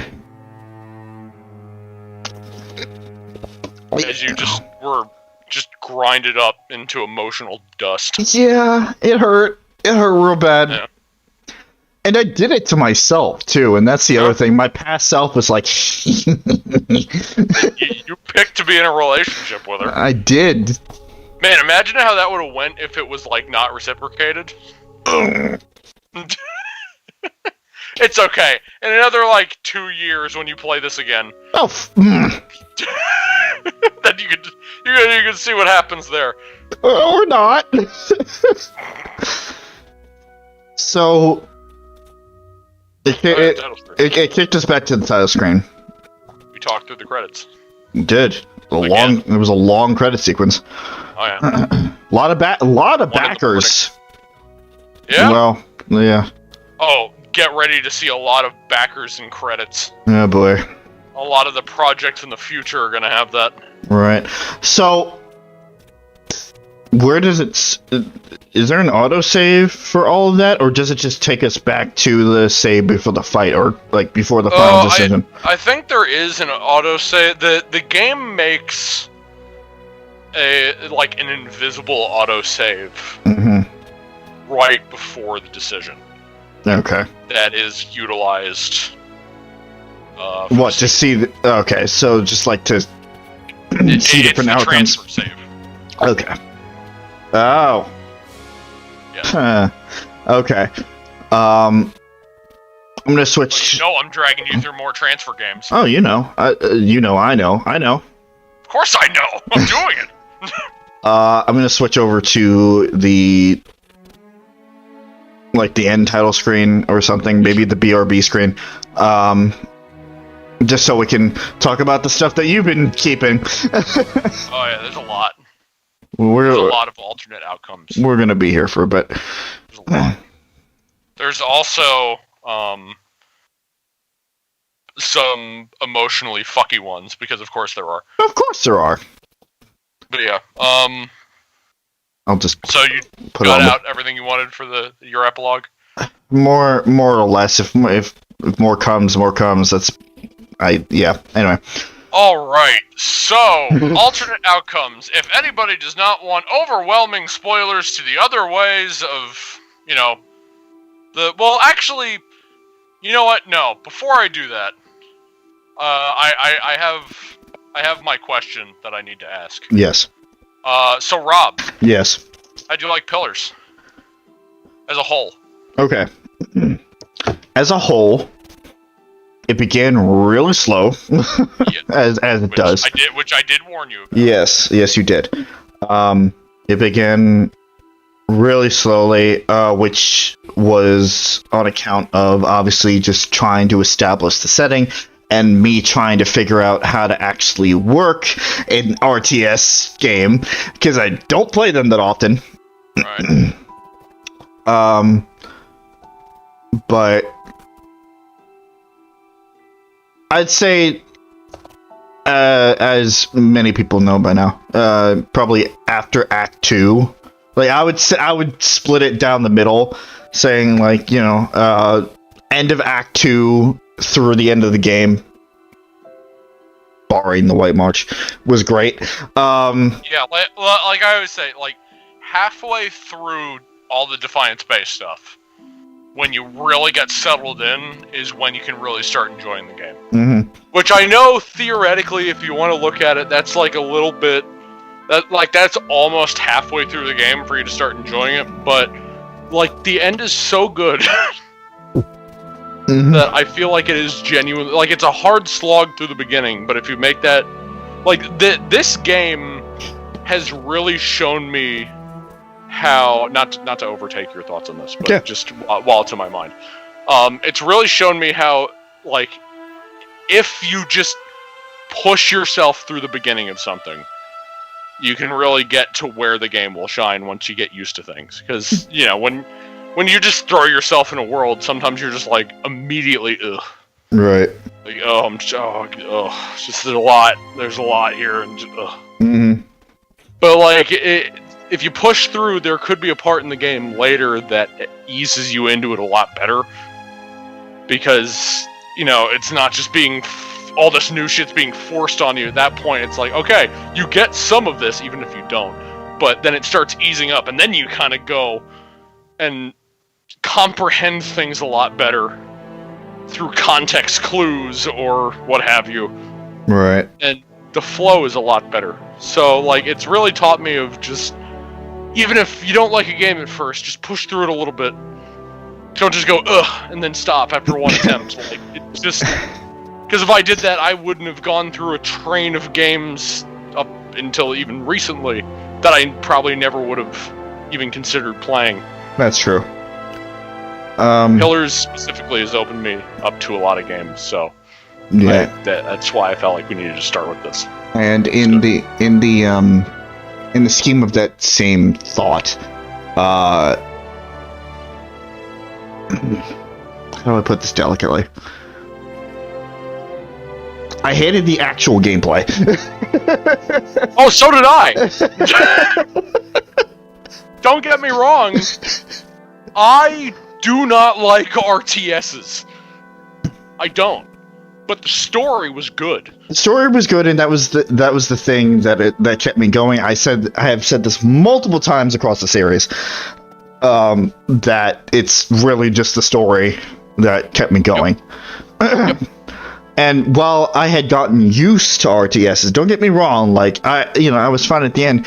We were also just super overpowered by that point. I didn't really need to focus on it. You're right.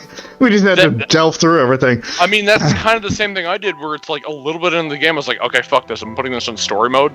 And I just won't care the rest of the way. So, also, on that note, all the stuff that I said about my thing for the game, like the getting used to it stuff, I didn't mean the gameplay, I meant the lore. Right. I meant the lore and what the fuck was going on. The gameplay, I couldn't give two shits about. I've said throughout the series, I don't like RTSs. Yeah. I don't. I do not. I prefer turn-based. Turn-based is a lot more fun to me because I like being able to plan my stuff out instead of like, bam, you're in it. And it's like, okay, well, there's a lot all over the place, and this isn't fun to me. Yeah. Especially when it gets difficult, because then it's like, okay, well, I need to keep pausing it, and everything's all over the fucking place, and everything's happening simultaneously. Yeah. Ugh. It's actually funny. I was just remembering now the first stream that we had at this game back on my old computer, so that was probably part of the problem. But yeah. regardless, I'm sure that fucking contributed. Is the fact that, like, I went in with just a random elf female. Had no idea what I was doing with her because it was based off of another character that wound up being made in a completely separate game. It was essentially a concept. Mm-hmm. This is a prototype. Mm-hmm. And I'm just like, I don't know all right, you want me to find some water? Sure. Give me the, give me the water skin, whatever the case is. How do I control this? Like, I remember how awkward it was. Yeah. And no, then, you're right. And then, like, immediately they're asking me questions about my life, and I'm like, I didn't plan for this. And then to be fair, even though those questions, I love those questions in the beginning personally. Especially, oh yeah, we never looked at the biography and stuff. Oh, whoops. Vision. Oh well, whatever. It's too late now. But yeah, like I love that shit.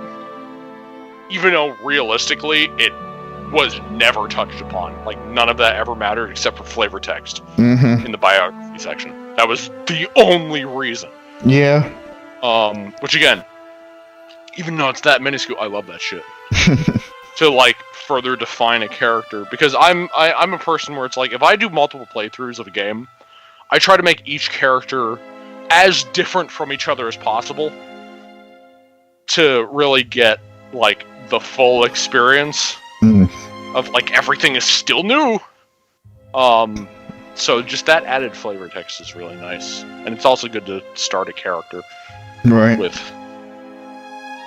But you were saying, I keep hijacking what you're saying. It's all right. You were bouncing off my point. Even though, like, in the first stream, I was just like, I have absolutely no idea what I was doing.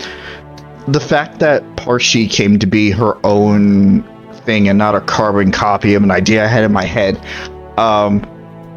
was just really cool to see. And I said this before when talking about the epilogues, how it's really cool to see the character develop. Like, specifically focusing on Parshi, because obviously she's been with us the entire time. She went from this, like, meek merchant who, like, had an unfortunate accident and had to move out, whatever the case was, to this, like, fucking barbarian that wasn't taking any shit. Like...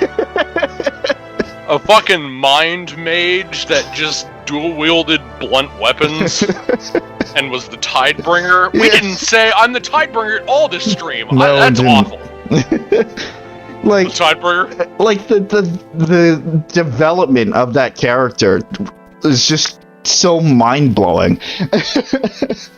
Yeah. It's just... it's so cool. But... like... games with character creators that are heavily story-based are great for making characters. I should know. Most of mine are based off of it. Yeah. Like, after a few streams, I actually started to get into it and was really excited for the next week's stream because I just wanted to continue. Yes! Yes! Which part of that is just my story... my story of Boner just going up. Oh yeah.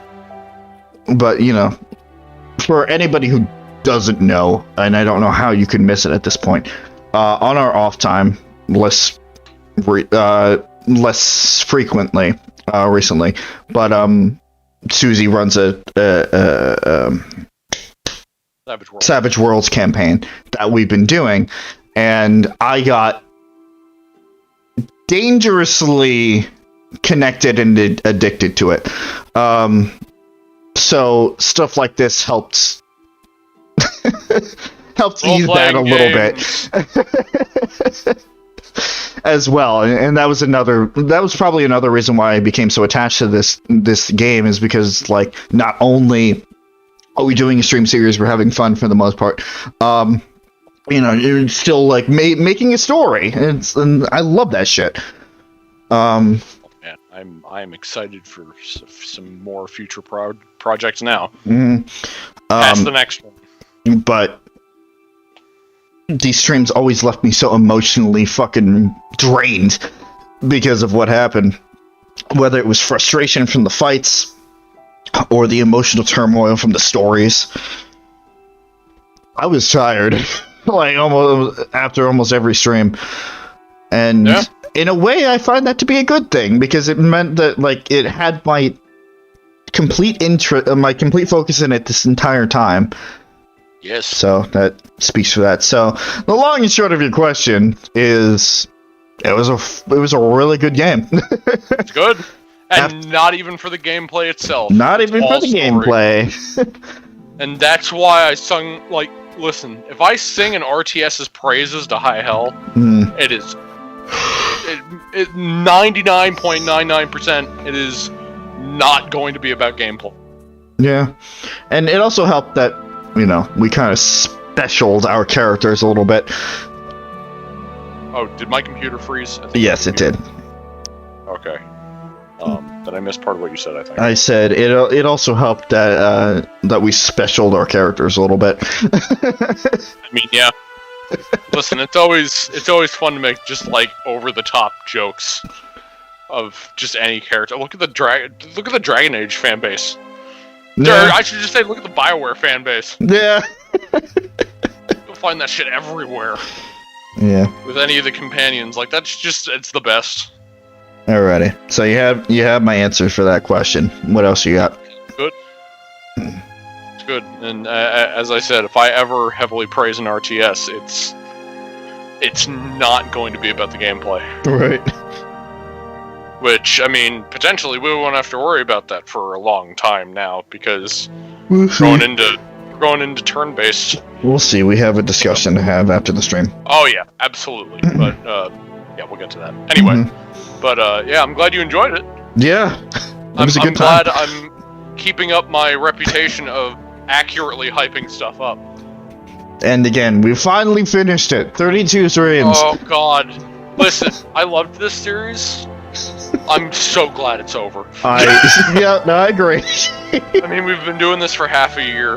Yeah. Like, fuck. I'm just glad, like, I was ready for it to be done. Yeah. And I'm ready for us to move on from it. Mm-hmm. It's like, fuck. Again, I enjoyed it. I enjoyed the story bit. I especially enjoyed the end here, but, like, fuck, I'm glad it's over. This is such a long series. Well, the game's over, but we still have a little bit more discussion about it before we end things off. So, what else you got? Oh, yeah. Alright, so... Hold on, let me bring it back up. There's a lot.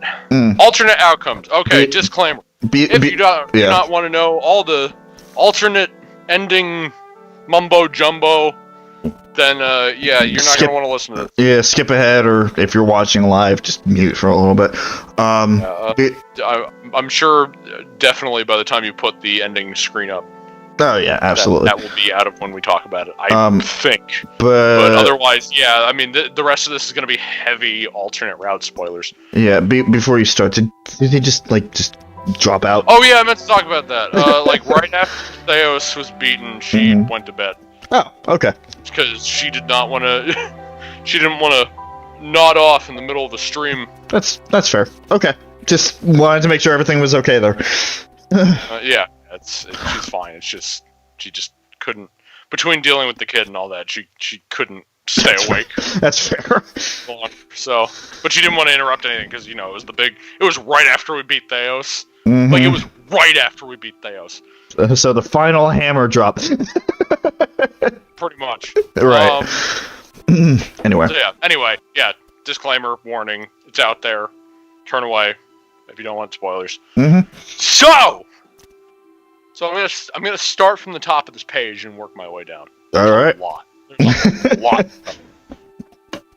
Okay, so the first thing, which is just amusing, it's called the main end slate or state, which is either whether you win or lose the game, which mainly is just about various places where you could have got like an actual game over state outside of dying.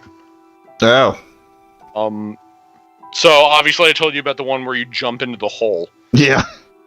Without the help, which it shows a little picture, like those we'll call them book segments, where it's like you do like when you were falling down the hole, you did the athletic check to do like those quote book segments, I'll call them. Right. The picture is just you impaled on a spike. Oh, lovely. There's one with when you're the end of White March with the eyeless.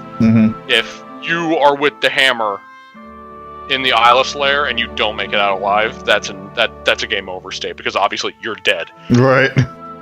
Which you can absolutely just die in there. Right.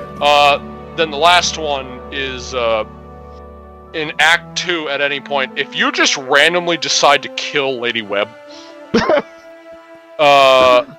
like, it's just like, yeah, she died, so you have, like, no other trace for Thaos or whatever, and eventually you just fucking lose your mind. Oh, lovely. Like, the awakening gets to you, and you just completely lose it. Oh. So, Sometimes. yeah. Okay, moving from that. Souls of the Hollowborn. So, the various decisions. You obviously made the Gallowayne choice. Mm-hmm. So there were 6 potential outcomes. Obviously, Remergan's was off limits to you, which was destroying the souls. What do you mean it was off limits to me? It was on the list. Well, no, okay, you're right. You could pick that. I meant more for the favor thing. Right. But it's also fairly straightforward. You destroy them, life goes on. Similar to the dispersing to the unknown. Nobody knows what the fuck happened. So, you know, everybody's fucking confused if you send them to the unknown. Like, everybody's just like, what? What the fuck's going on? Yeah, Hylia, let's see. Because in my test file, which I will know the most out of my test file stuff, because obviously that's what I got, and right. That's the only I've done so far. Hylia, so forgive me, I'm gonna have to actually read through this. Mm-hmm. A lot of the kids essentially return. The ones, a lot of the parents whose kids didn't make it because of various reasons, you know, they're like, oh, all these other parents around me are getting their kids, but mine was turned into like a wick, or they were just straight up killed. And right. That was awesome. But yeah, then any births that happened afterwards were full of life and sometimes bountiful with multiple children and right. life on. So it actually would have worked out. Mm. Again, you didn't know. It was I was very overthinking fair. It. Well, again, you don't know. Like, that could have easily, especially in this kind of game, that could have easily happened. Mm. And you'll see that in some of the other things I'll go through. Right. Bareth. I mean, that's what I got in my my test file. Oh, you returned them? Yeah, I returned them for story purposes. And this is not my actual choice, because I would have chose Remergand, but I won't get into that because I haven't actually gone through my playthrough of it. Right. But I'm going based off of test file. So yeah, if you just send them back to the wheel. Obviously, like in any of these, the Hollowborn crisis ends. Mm-hmm. So a lot of it's very straightforward. And I'm not really seeing too much out of the ordinary for that. Okay. There is one, though, the 6th one, which was not actually presented to you, which I don't know right at this moment why it didn't proc. I can only assume. Oh, goody. I can only assume it was either perhaps because specifically Remergand's was failed, or because you didn't make a promise, or something or other. Mm-hmm. But the last one would have been Skane's choice, which we saw with Remergand, which is why I assume maybe it was involved. But Skane shows up literally, like, as you're walking to the button to choose, halfway across that bridge, you're hit with another vision, fucking Skane shows up, which, as we know, Skane is an asshole. Skane is essentially the god of treachery. So even though he was on Remergon's side, he shows up and he's like, "Hey, I know you already talked with all these gods and everything, but and I know you killed Thaos and yada yada. That's great and all, but what if you just did what Thaos wanted to do? What if you just so my master would really like those souls, over there, Wodika," and then he points, and Wodika is there. Oh. And he's like, "Yeah, no, you should do what he wanted to do, and you should just give her the power, because she'll reward you. Just do what he wanted, and you will be richly rewarded with." I don't want to say anything, but you get right. I got the gist. Yeah. Yeah. So he's just like, he grosses his way through, which then you're given the option to make a promise with him at that point. Slash Wodika. It's technically Skane's choice, but it's essentially the Wodika option. Right. Which again, I'm not entirely sure why you didn't get it, but I'm sure you wouldn't have picked it anyway. No, I wouldn't have, but that would have been amusing. Yeah. It would have been the same result as when Whale just decided to show up. Yeah. It's like, okay. No, you're right. Alright, yeah, okay, bye. Which again, I genuinely like that, because again, he shows up after the biggest reveal is, and he's like, "Okay, now just say fuck everything." So then there's a whole section which you did not get at all, which is the Angered Gods section. Yeah. So you can probably guess how you would be led to this. Yeah. Which is, if you take a promise, if you would have taken any of the promises, you would have gotten a buff, essentially, a permanent passive that would buff your stats. And you can get any and all the favors that you want by making these promises. Obviously, if you take any more than one promise, somebody's not going to be happy. Yeah. And there's absolutely a state you can go through, which is you just get all the buffs by saying yes to everyone. And that's a thing. And also, side note on that, apparently the thing for Whale was they found in the code that there was a favor for Whale, so perhaps Whale was supposed to have this big thing at the altar. But I kind of like how they did it anyway, because I feel like that was a lot more in character with Whale. But anyway, no, just you go to his pedestal and all you hear is just screaming. Yeah, it's fine. Yeah. So I'll start top down. Gallowayne. You go against Gallowayne, and all of a sudden, the animals of the Deerwood become unbelievably hostile to everyone. Oh. Yeah, so all the animals would be, as this would say here, suddenly organized and unafraid to approach Kith on their own land. So yeah, there would be a lot of damage. Yeah. Then there would be a dry spell, and lots and lots of forest fires would start, because Magrin was a part of that. So all of a sudden, a lot of forest fires would start all over the place. Also, a lot of animats or golems or any sort of living constructions would suddenly just revolt. Because Abaddon was a part of that. So you would have pissed off 3 gods at once. So, time out.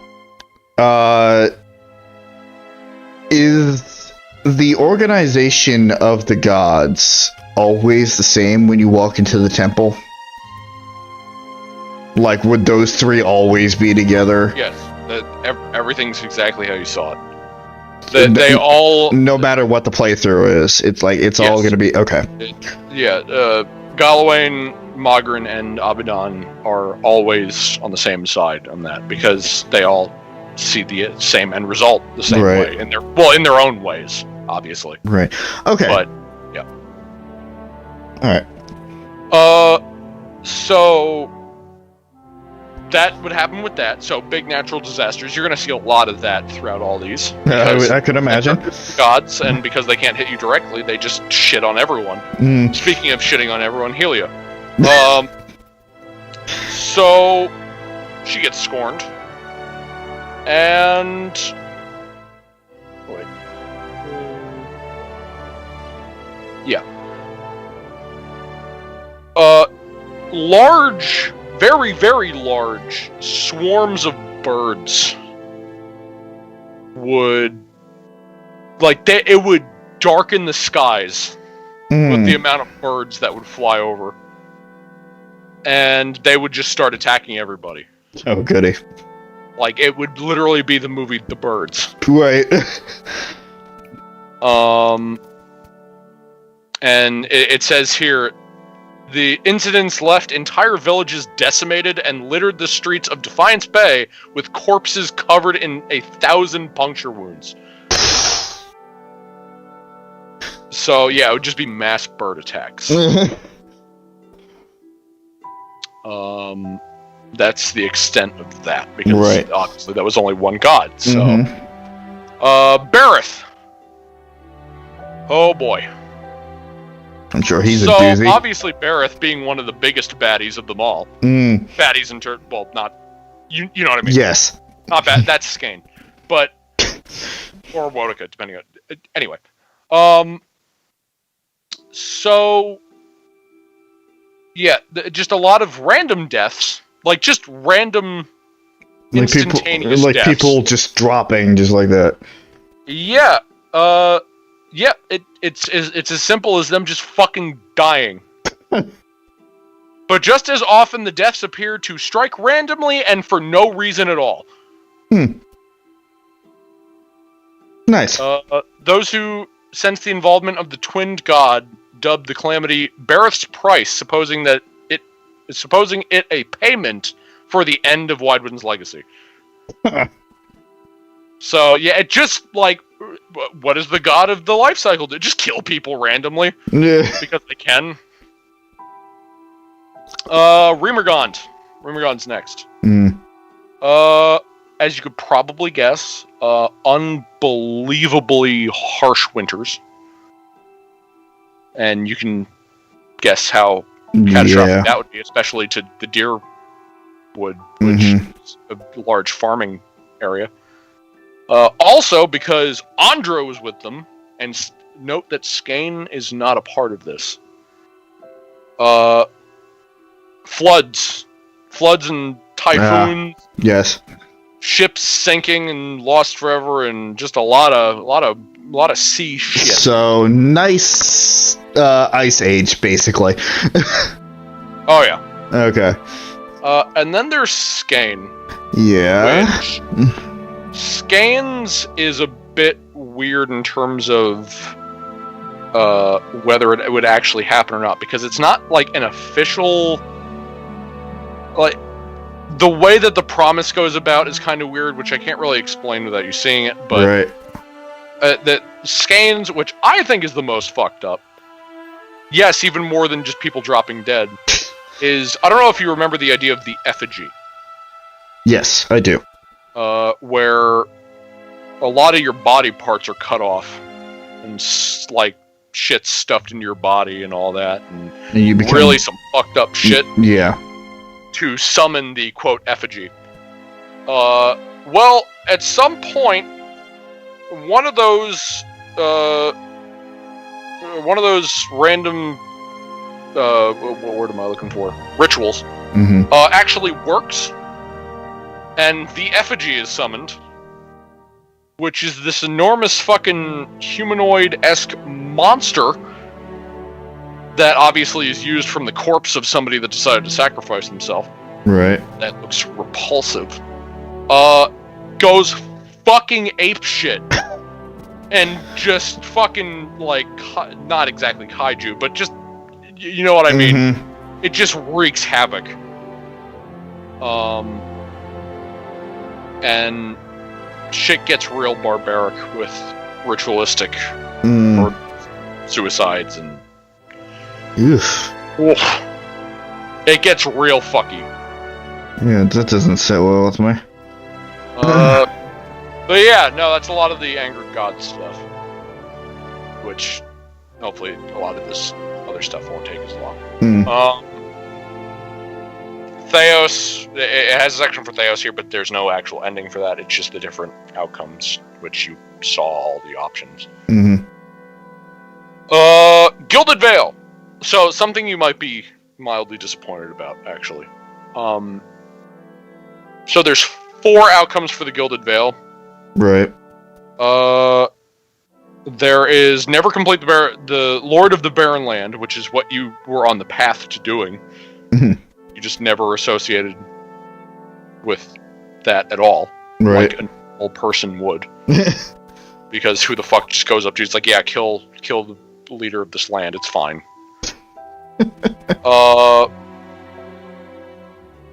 But yeah, Raedric, whatever the fuck, obviously just goes nuts. Just kills people. Right. It just keeps going. There was the option to kill Kulsk, just him alone. Right. If you took his option, and that just strengthens Raedric, obviously. And if you kill Kulsk, then Roderick thinks that after the legacy is done, that it was his doing. Oh yeah, all the people I killed, well, that was me. So, in a weird way, because he feels like he did that, he evens out. And he becomes more of a normal ruler like he had in the past, before he went fucking nuts. So, obviously he's still against, like, Thasians and all that, but he seems to regain some sort of sanity to an extent. Because he feels like it was justified. That's twisted logic, but okay. There's the option if you only killed Raedric once. Obviously he comes back and wreaks absolute havoc as an undead nightmare. Which is pretty... Like, he shows back up in the castle, he stakes his own. By the way, if you kill Raedric, Kulsk's fate is sealed.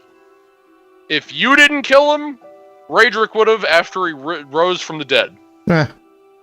So that's the part of potential mild disappointment, because yes, you made that big leap, which I respect, that you did that. And there was unique dialogue for killing him from Raedric.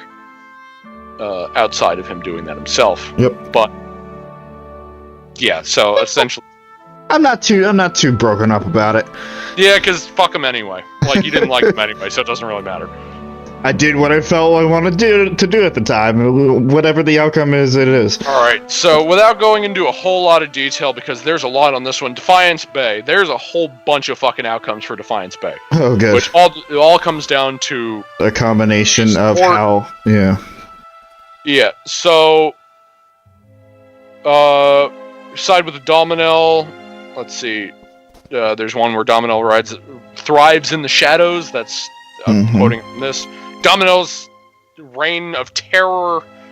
Let's see. The Dozens will become the dominant force in the city, either with or without the Crucible Knight's help.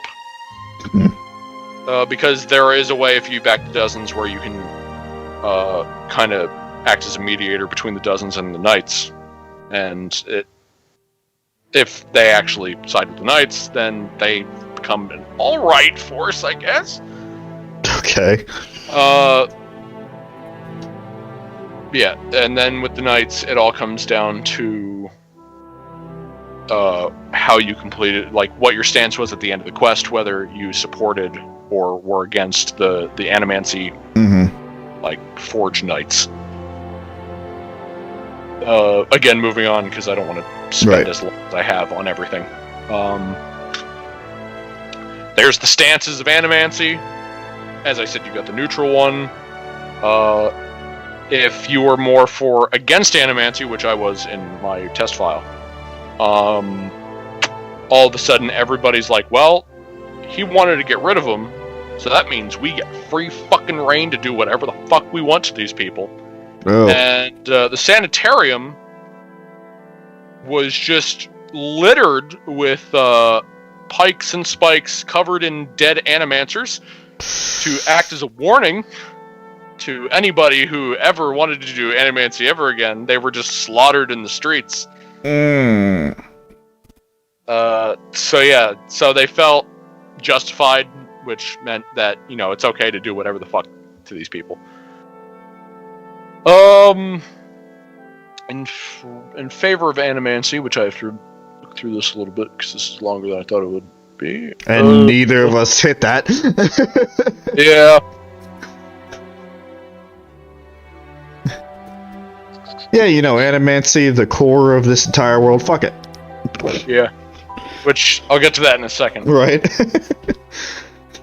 But apparently I'll read the last line because I feel like that probably sums it up. The rage against animancers was quickly forgotten, and those who had survived were permitted to return to Brackenbury Sanitarium and rebuild it so that they may resume their studies. So essentially, they get a lot more leniency. So instead of practicing in the forest, they can still practice in the open. Yeah. Okay. Also, the thing that I've wanted to bring up about animancy this whole time, but I kept silent because the game is portrayed. So, from what I heard, it sounded like the creators of Pillars did a bit of an oopsie. Uh-oh.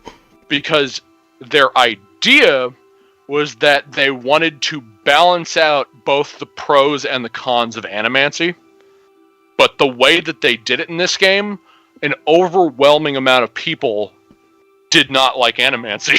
Really? Because the downsides, as you saw and were affected by, the downsides were portrayed as so bad. So severe, yeah. That, like, they tried to have a balance. Because obviously you heard here and there that animancy is, like, good for some things, right? But they only had those as, like, dialogue, whereas the rest were just the outcomes and actions. Actions, what you read in the books. Yeah, so, like, all that added up, it's like, it was a major, like, anti-animancy thing going on. Yeah. Because, like, it was supposed to seem like everybody was, in some ways, like, perhaps bigoted against animancy or whatever, because, there are some moral gray areas with animancy, obviously. It's not, like, that's what it was supposed to go for, because that's technically what it is. But it was, like, it just looked justified because of all the shit that went down. Yeah. So, it was a bit, again, that's what I heard. And I'd believe it, because... Yeah. And I believe it because, well, I experienced it firsthand. So yeah, Deerford, moving on, Deerford, it comes down to either whether you cleared out the cult or not, which you did. And even if you didn't, if a dare becomes mayor, it's wiped out anyway. Right. Because that's what you do. But obviously, if you let the cult continue for some reason, then it's a Skay Knight cult. They're fucking fucked up. Yeah. Yeah, so that's not much for that. Cadnua, there are 6 different slides for Cadnua. Well, I'll say 4 for the main part, which all depends on your prestige and security ratings, actually. Which is high both, high one or the other, and then low both. Which purely just talks about the different qualities of, Gadnua. Yeah. And then, obviously, the Master Below, whether or not the Master Below is alive. Mm. And that wraps up that stuff. So, companion time! Oh boy. First off, Pallegina. So, obviously, there's two choices, which is either tell her to go against her orders or, Never follow them. Right. So, in every single outcome except for one, if Pallegina disobeys her orders, like you did, she disobeys her orders, her higher-ups catch wind of it, immediately send somebody else to do the job instead, and then fire her. Her entire, she would be disgraced and just thrown out. And they would have had to deal with them anyway. It would not have stopped them at all, and Pallegina would be in ruins. Which is realistic when you think about it, because, oh no, somebody tried to set up a wrong deal. Okay, fire them, send somebody else to straighten it out. Okay, everything's done. Right. So, even though she had this whole moral problem, she would have got fired. Mm. But the only way that she can disobey the orders and stay within grace is if you spread out the souls to the Deerwood. Because then that gives them more of a will, and they actually are able to compete with, as you saw, they're able to compete with the other... The Republics. Yeah. So, because they actually turned out... Because normally they wouldn't be shit. They wouldn't be worth the time. But because you strengthened them, they were actually able to combat the Republics. So Pallegina was pardoned, as you saw. Well, what do you know? So that is the only way. So funny enough, you managed to completely absolve Pallegina's thing. Pallegina. Look at that. Obviously, if she went through with her... if she went through with her orders, she would be celebrated because she'd be very loyal. She'd stay that way. She'd be a celebrated paladin in the order. So, funny enough, her moral conundrum, if she would have went against it, that would have been her best option. Except in this specific scenario, which she was still disgraced for a few years, which, I mean, I guess that's a deviation, but... that's the funny thing with Pallegina. That wasn't planned either. That just kind of worked out. Yeah, speaking of which, I genuinely thought that you were going to actually go all the way with Hylia.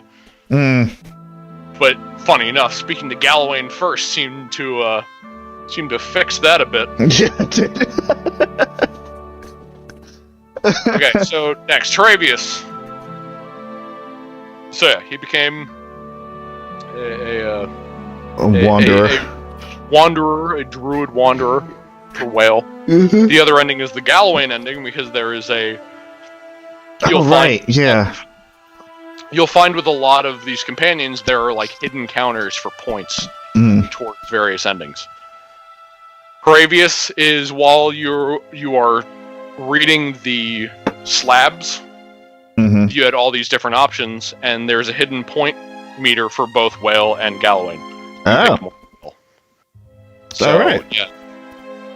Which, for the Gallowayne ending, Taravius goes back to his village, challenges the council to get accepted as a hunter of the tribe, then leaves to wander. So he winds up wandering anyway.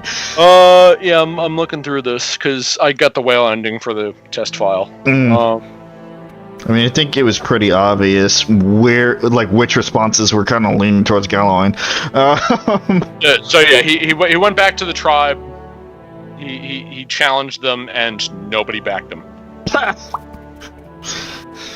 Taravius challenged each member of the council to single combat, humiliating the Rao in a series of savage duels. With half the council bloodied and shamed, the elders at least acknowledged Taravius' strength, announcing him a hunter of the Fisher Crane tribe. So apparently it did come to fruition. Okay. Upon being granted this title, Taravius calmly left the village and embarked again on his life of wandering.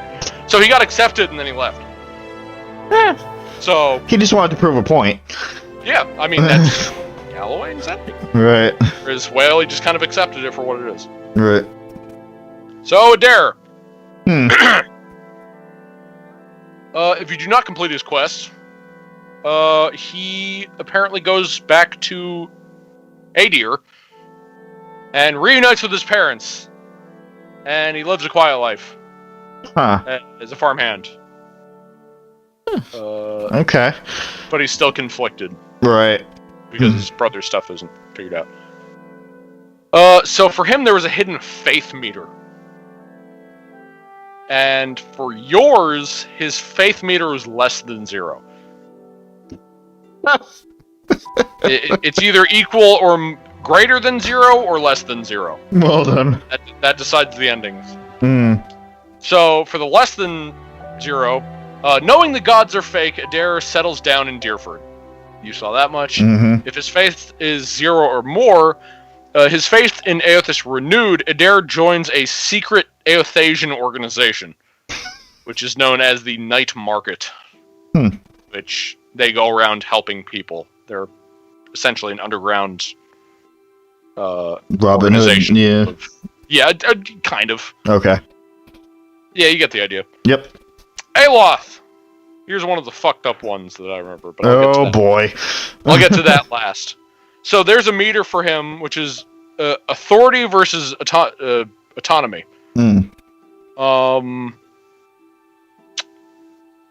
You had more authority than autonomy, it seems, from what I'm reading here. Okay. No, opposite. Okay. Equal or less than. So you had more autonomy. Okay. Autonomy, yes. Than authority. So Aloth dedicates himself to dismantling the Leaden Key. On the opposite side of things, if you convince him that some secrets are better kept out of Kith's hands and that animancy is dangerous, versus convince him that spreading knowledge is better than keeping secrets, Aloth becomes the Grand Master of the Leaden Key. So he becomes the leader in an attempt to reform them. They keep the secret, but he tries to lead them in a better direction. And that brings up the point of they made mention of destroying his robes, right? Mm-hmm. Whereas in the opposite side of things, he dons the robes. Mm-hmm. He becomes the next leader. He gets the stupid hat. I don't know how I feel about that. But that's not the fucked up part. Oh. The fucked up part is the final version of his ending, which is after you find out that he's a part of the Leaden Key, if you banish him. So if you banish him, then he realizes that the only other lead in his life, like the only other person that would give him purpose in life, is now. So he wanders on his own for a long time, and nobody would accept him. So eventually he finds one of the old Angwithan machines. Like the one you first found, the one that was also in Heritage Hill, the one that was underground, the soul-stealing machines. And I will read you the final passage after he found one of those machines. He found one of the ancient machines easily enough. When he did, he remembered the rituals he had learned from the Watcher. With a final sigh, he activated the device, surrendering his soul to the powers beyond. He removed his own soul. He fucking killed himself. He turns on the machine and tears his soul out of his own body. It's pretty fucked up. Yeah.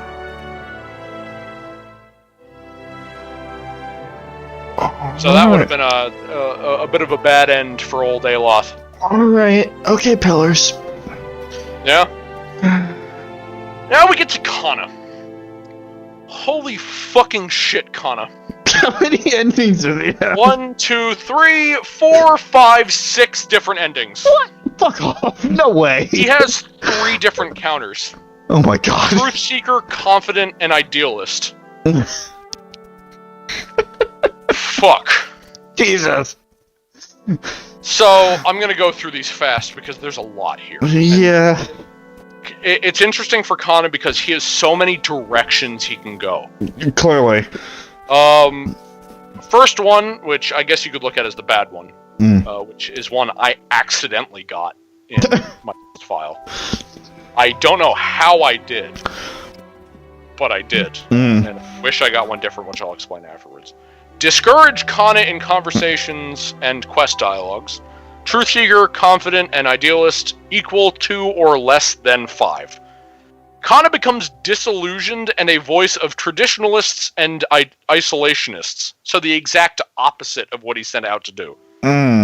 So he essentially becomes completely, dead inside, I guess. Right. And completely reverses his views on everything. And he becomes one of the biggest voices of isolation for Rauatai. And keeping themselves, because he saw the Engwithans and how they fucking destroyed themselves because they were so far spread. Right. That he's like, okay, I like this place, and I don't want that to happen, so we need to keep to ourselves. Because close the borders. So, again, it's kind of sad because, again, he becomes the opposite of what he set out, and also what he hates. Okay, support Kana's truth-seeking and confident traits in conversation and quest dialogue, so equal or greater than 6 for both of those, and less for Idealist. Kana becomes an eccentric, influential voice for welcoming foreign influence. I believe that is the one you got. It sounds right. Yeah. So, I don't have to go into that. Support Kana's confident and idealist traits in conversation and quest dialogue. Kana inspires a new age of growth in Rauatai culture. Which he speaks about the accomplishments of Engwith. And all that. And it seems like essentially what he wants. Or what he originally set out to do. Of expanding Rauatai's culture and all that good stuff. Support Kana's truth-seeking trait in conversations and quest dialogue. Kana sails to search for knowledge. So he just fucking leaves to go look for knowledge. Alright. He becomes an explorer, essentially. Right. Support Kana's truth-seeking and confident traits, but don't finish his quest. Oh boy. Kana descends into Odd Nua and disappears. Oh my god. So he's just like, well, you didn't do my quest. I'm gonna do it myself. So I'm gonna do it instead. So he just fucking vanishes. And probably dies. If he vanished, he probably just died down there. The very last line on here says, what became of him remains a mystery. We got eaten by the Alger Dragon. I Dragon. said the bad end at the very beginning, scratch that. Okay. Discourage Kana and don't finish his quest. Oh boy. Kana abandons his mission and goes home crushed. So, what I said at the very beginning is of kind of the opposite. That's second two. That's the second worst. That's like the opposite, but he still has drive. Right. Here, he goes home and he's just...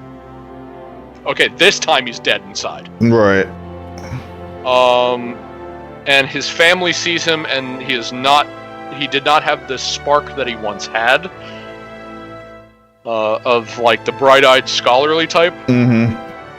And his fiery excitement replaced with weary solemnity. Gotcha. Determined to change his wandering ways, Kana took up a quiet life as a lore keeper at the college, teaching young students the traditions of their people. So he turns into the exact thing that he hated. Oh boy.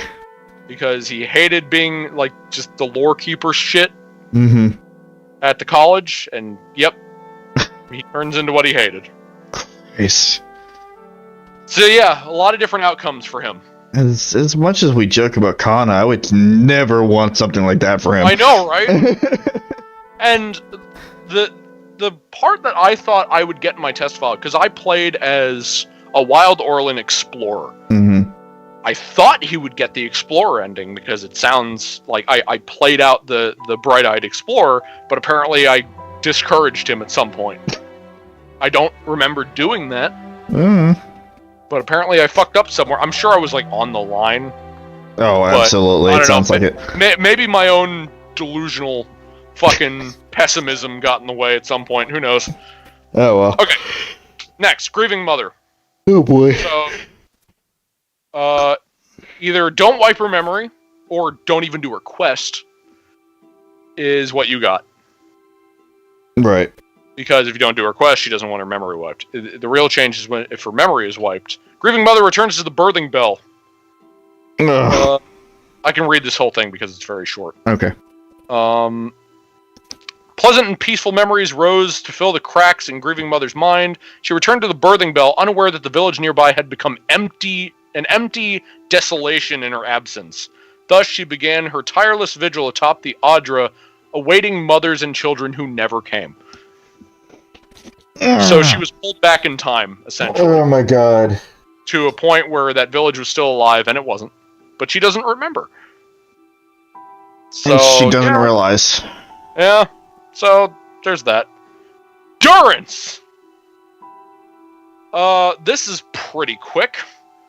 Obviously, you saw what happens if you convince him. There is an alternate outcome where you do not convince him that Mogren was in a conspiracy or whatever. Mm-hmm. Which Durance remains faithful to Mogren and commits suicide. What the fuck? So, what kind of leap was that? What the hell happened?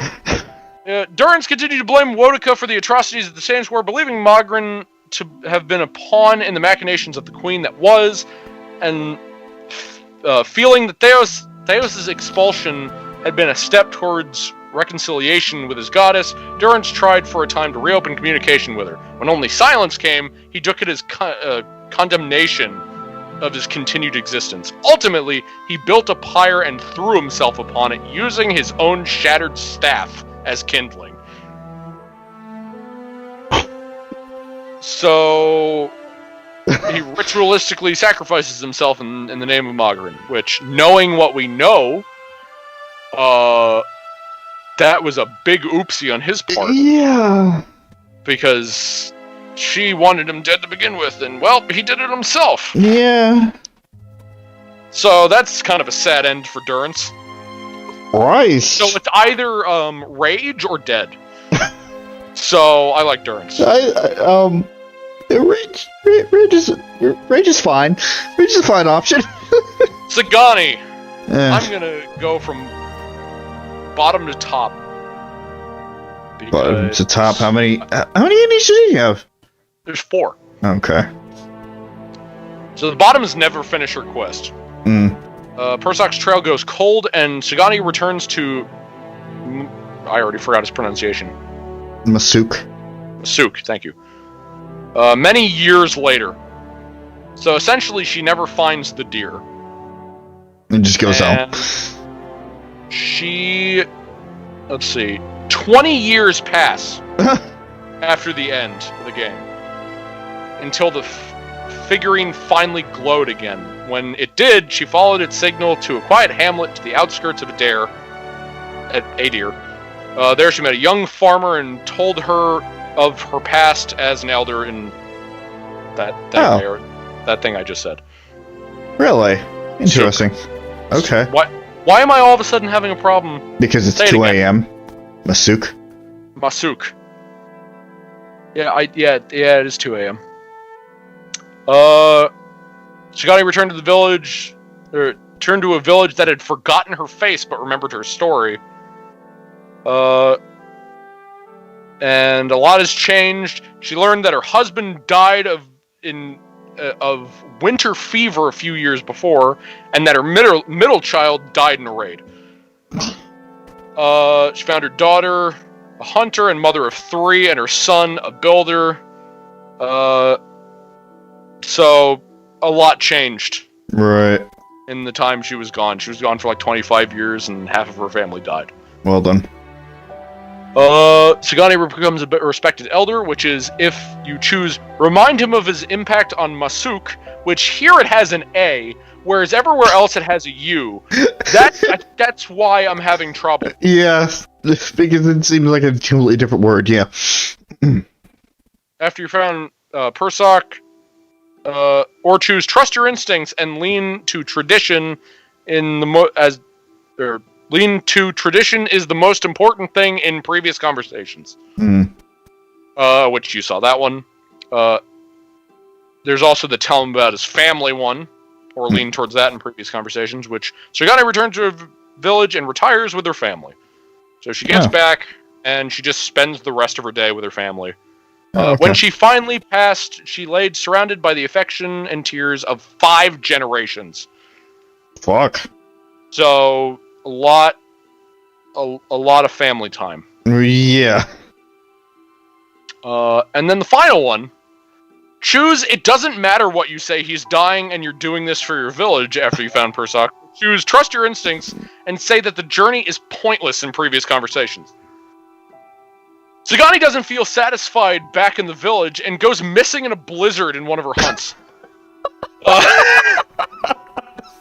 So she gets back after the 5 years of searching, obviously, and she feels like that was a bunch of fucking wasted time. Yeah. So she got back, everybody congratulated her on everything, but she felt nothing. Oh my god. And she just slowly became delusioned and emotionless to everything. And then one time she goes out in, a big blizzard hunt. And on one such expedition, her party was beset by a blizzard, and she pressed on where her companions turned back. She did not return. Well then. So, yeah, a lot of the bad outcomes are usually suicide, it seems. Yeah. So that shows how fucked up this game can get. Yeah. Zawa! Holy fucking shit. Oh god. 1, 2, 3, 4, 5, 6, 7. Even more than Kana. God. So, there are 2 sliders for him. Legacy and Persistence. If he didn't complete his quest and have greater or equal to both Legacy and Persistence, at peace with no resolution, Zawu returns home and reestablishes the Nalpazka Order. So he gives up on his main goal, and he restarts the Nalpazka Order, which is essentially monks that do drugs. That is bastardizing it, but I'm... Yeah, I got it. At the same time, I've already talked a lot. Yeah. Didn't complete his quest, and has greater than or equal to 0 with Legacy, but less Persistence. At peace with no resolution, Zawa returns home and establishes a new order. Okay. So, yeah, it's essentially the same thing, but it's a new order of philosophy instead of Nalpazka.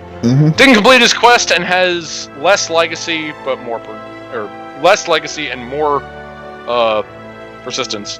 Zawa takes on an apprentice, which he focuses all his teachings on this one person, and that's what happens. Didn't complete his quest, and both are in the negatives. Zawa blames himself and seeks suffering. Another suicide ending, pretty much. No, he saw that his master's teachings were lost on the world and that he was to blame for it. He began to journey aimlessly, seeking punishment and suffering, craving the moments of clarity they brought him, but they would remain only moments as true enlightenment continued to elude him. Oh, okay. So he didn't die, but he just kept hurting himself. Right. Thought that would help. Completed his quest. There's more Legacy, less Persistence. Zawa records the knowledge of Takan and their way of life. So he just essentially makes a history book. Complete his quest and have high both, which is the one you saw, which I think is probably the best one, which is he creates a new tribe, shares his teachings, and essentially remakes his tribe from the ground up. Mm-hmm. I take back what I said. The best ending is probably this one, which is he has less legacy. More persistence. It just says discourage his legacy trait. Okay.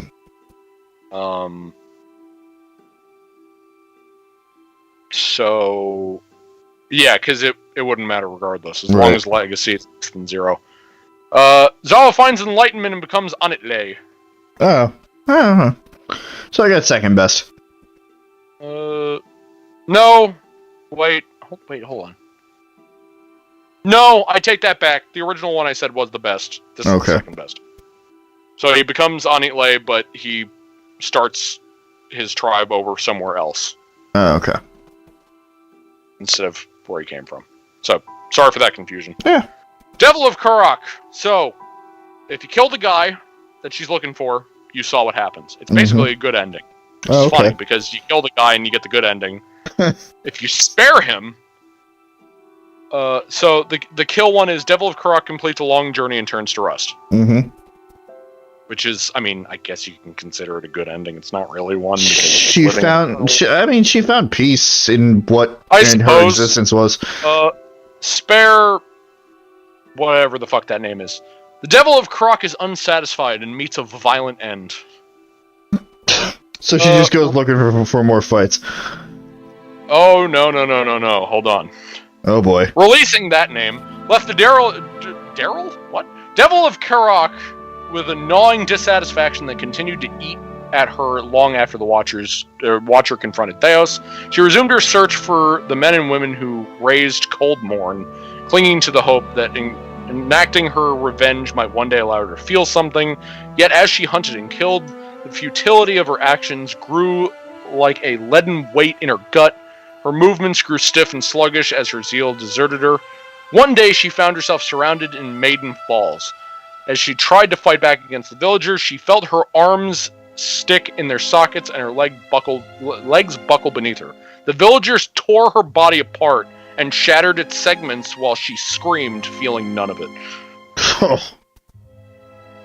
And there is a side thing to that I will bring up, which is in Pillars 2, at a specific shop, if you get that ending... No. There is a breastplate called Devil of Karak that was made out of her remains. Dark. It's actually not bad armor, but anyway. I mean, I appreciate the attention to detail, but fuck. Yep. Jesus. Alright. So yeah, funny enough, if you kill the guy, she's alright. And I'm assuming sparing the guy is the same thing as not completing her quest. I can only assume it doesn't have that. Okay. Anyway. Yeah. Maneha! I'm getting to the end of it. We're near the end. It's been a long time. I'm sorry. Took even longer than I thought. I knew there'd be a lot, but this is... Maneha! So, help her to forget. She begins a new life of adventure.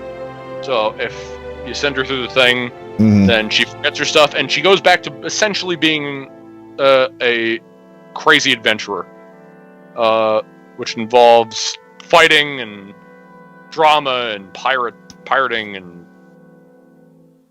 whatnot. So yeah, she just goes back to being nuts. Comes determined with her past, which you saw, all that. So she just wandered, telling her story. Right. Never resolve her conflict. Maneha continues her duty as a gift bearer. Yeah, she essentially just settles into being a gift bearer. And she actually enjoys it because, it's a faith. Right. Something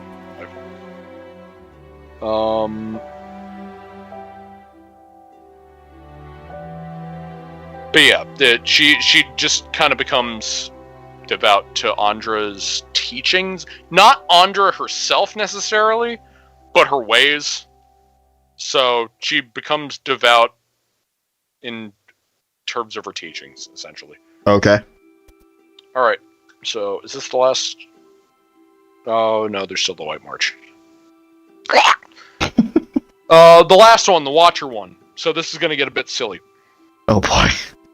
So, always applies is the one you saw. You saw the basic ending. Mm-hmm. There are two variations. One is if you got the quest, the Forgotten Army, in the White March, but you never complete it. So you find out that the Eyeless Army is coming, right? Mm-hmm. The Eyeless Army will just hunt you.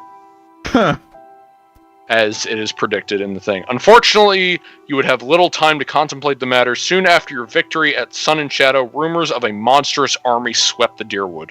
What first sounded like superstition and Drunkard's Tale turned out to be much more. Enormous creatures of flesh and iron found you and brought the walls of your keep down upon you. So, that vision you got in the dream played out. it happened, and they fucking destroyed Deerwood. And then the other thing, which is the silly part, remember the quest that you said no to? With the guy that was like, listen, we go by the strength of the soul, there's this kid, I want you to sacrifice them. Yes. So really? Okay. Yeah, what about it? If you go over to the kid, you take the kid, and then you do not give the kid to anyone, and it stays in your inventory. But at the moment, there was little to be done, and the matter would have to wait. A long journey loomed ahead, which is everything you saw at the end, made no easier by your decision to bring an infant into Sun and Shadow. What the fuck? It actually mentions if you have a fucking baby in your inventory. Which is just really funny. Alright, didn't think that detail out of all of them would apply. And to make stuff even sillier, if that happens, the child shows up as an NPC in the second game. Really? Yep. If you just take the child and keep the child continues on and actually shows up. Oh my god. So it's surprisingly like nothing, but hey, you took a kid. That kid is that kid is your characters now. The kid grows up. Alright. Alright. So yeah, funny. If you just take the kid, well, fuck it. You adopted the kid. Alright. So, White March. Yeah. Allowed the Eyeless to return. You saw all of that stuff. Mm-hmm. Eyeless allowed to return to Abaddon, but with tempered memories. Abaddon tempered, Stalwart welcomes others to the Forge. They become a lot more accepting of outside influence, and essentially peace happens. Uh-huh. They're not nearly as proud from the look of it. I'm just skimming through this. Right. Yeah, they open it for everybody to use, and with this newfound prosperity came a generation of peace. That was the last line for that one. Right. Eyeless fully destroyed. Andra emboldened. Stalwart becomes a trapping town. So, yeah, she essentially gets a big head and flexes her newfound pride and power. To just do what she wants for the most part. Alright. Well, I did this. I don't have to worry about anything anymore. And Stalwart just becomes a basic trapping town. They abandon their pursuit of Durgan's steel, and Durgan's battery becomes a trading post. I guess that's not the worst ending. It's a basic ending for Stalwart. Andra kind of goes nuts, but a god and the going final nuts? thing doesn't No. really matter much, which is the flame that whispers clan. Ogre clan. Right. So deal with the flame that whisper clan peacefully and accept the help. You saw that one. Deal with them peacefully and do not accept their help. they have to leave because they are driven out. About half, a good portion, less than half of the tribe survived the journey. So a lot of, and that's the end. That's it. That's it. You sure? Yeah, that's it. I got to the end of the page. That was a lot. It took like an hour and 20 minutes. Yeah, that took way longer than I thought it would. Okay. And then... So I apologize for that. Alright, yeah, that's... I didn't mean for that to go on nearly as long as it did. It just goes to show how in-depth this game could be. With all the choices and whatever else. I did not mean for that to go on as long as it did. Alright. And then... and then as I'm switching... I switched over the screens, so no more ending talk. Fucking Christ. Well, one more ending talk, and that was in the epilogue. And then we go back to the statement of, I'm paraphrasing because my brain is melting. Again, I apologize for that. Yeah. I should not have gotten into as detailed stuff as I did, but whatever, it's too late. It happened. It happened. But there was not much time to contemplate everything, because there is a long journey ahead. Oh, yeah. And that is where we are going to end this game off. Well, where the game ends itself off, but you know what I mean. We will find out exactly what happens with that sometime in the future. PJ and I have quite a discussion to have about that. And we will let you guys know what the conclusion has been, hopefully within the next week or so. Doing the short version because it is almost 2:30 in the morning. I did not mean for that to go on as long as it did. Fuck. Tomorrow should be a scheduled stream. I'm not planning on going to my dad's until Thursday, so that shouldn't affect everything. The other thing is that Saturday is going to be a coin toss that is completely dependent on Susie's schedule and what we decide what to do. Sunday and then Sunday should be normal. Monday should be normal, and then next Tuesday we will figure that out as it goes along. You get Blaze Blue the rest of the week, and PJ's channel isn't dead. Chris is working on shit. Susie's channels are not dead. This seems like a rushed ending, and I do apologize. It is. This was a great game. For those of you who stuck with us for all of this, thank you, because it was quite a lot. I do admit that it was quite a lot. It's a good game. But yeah, it was enticing.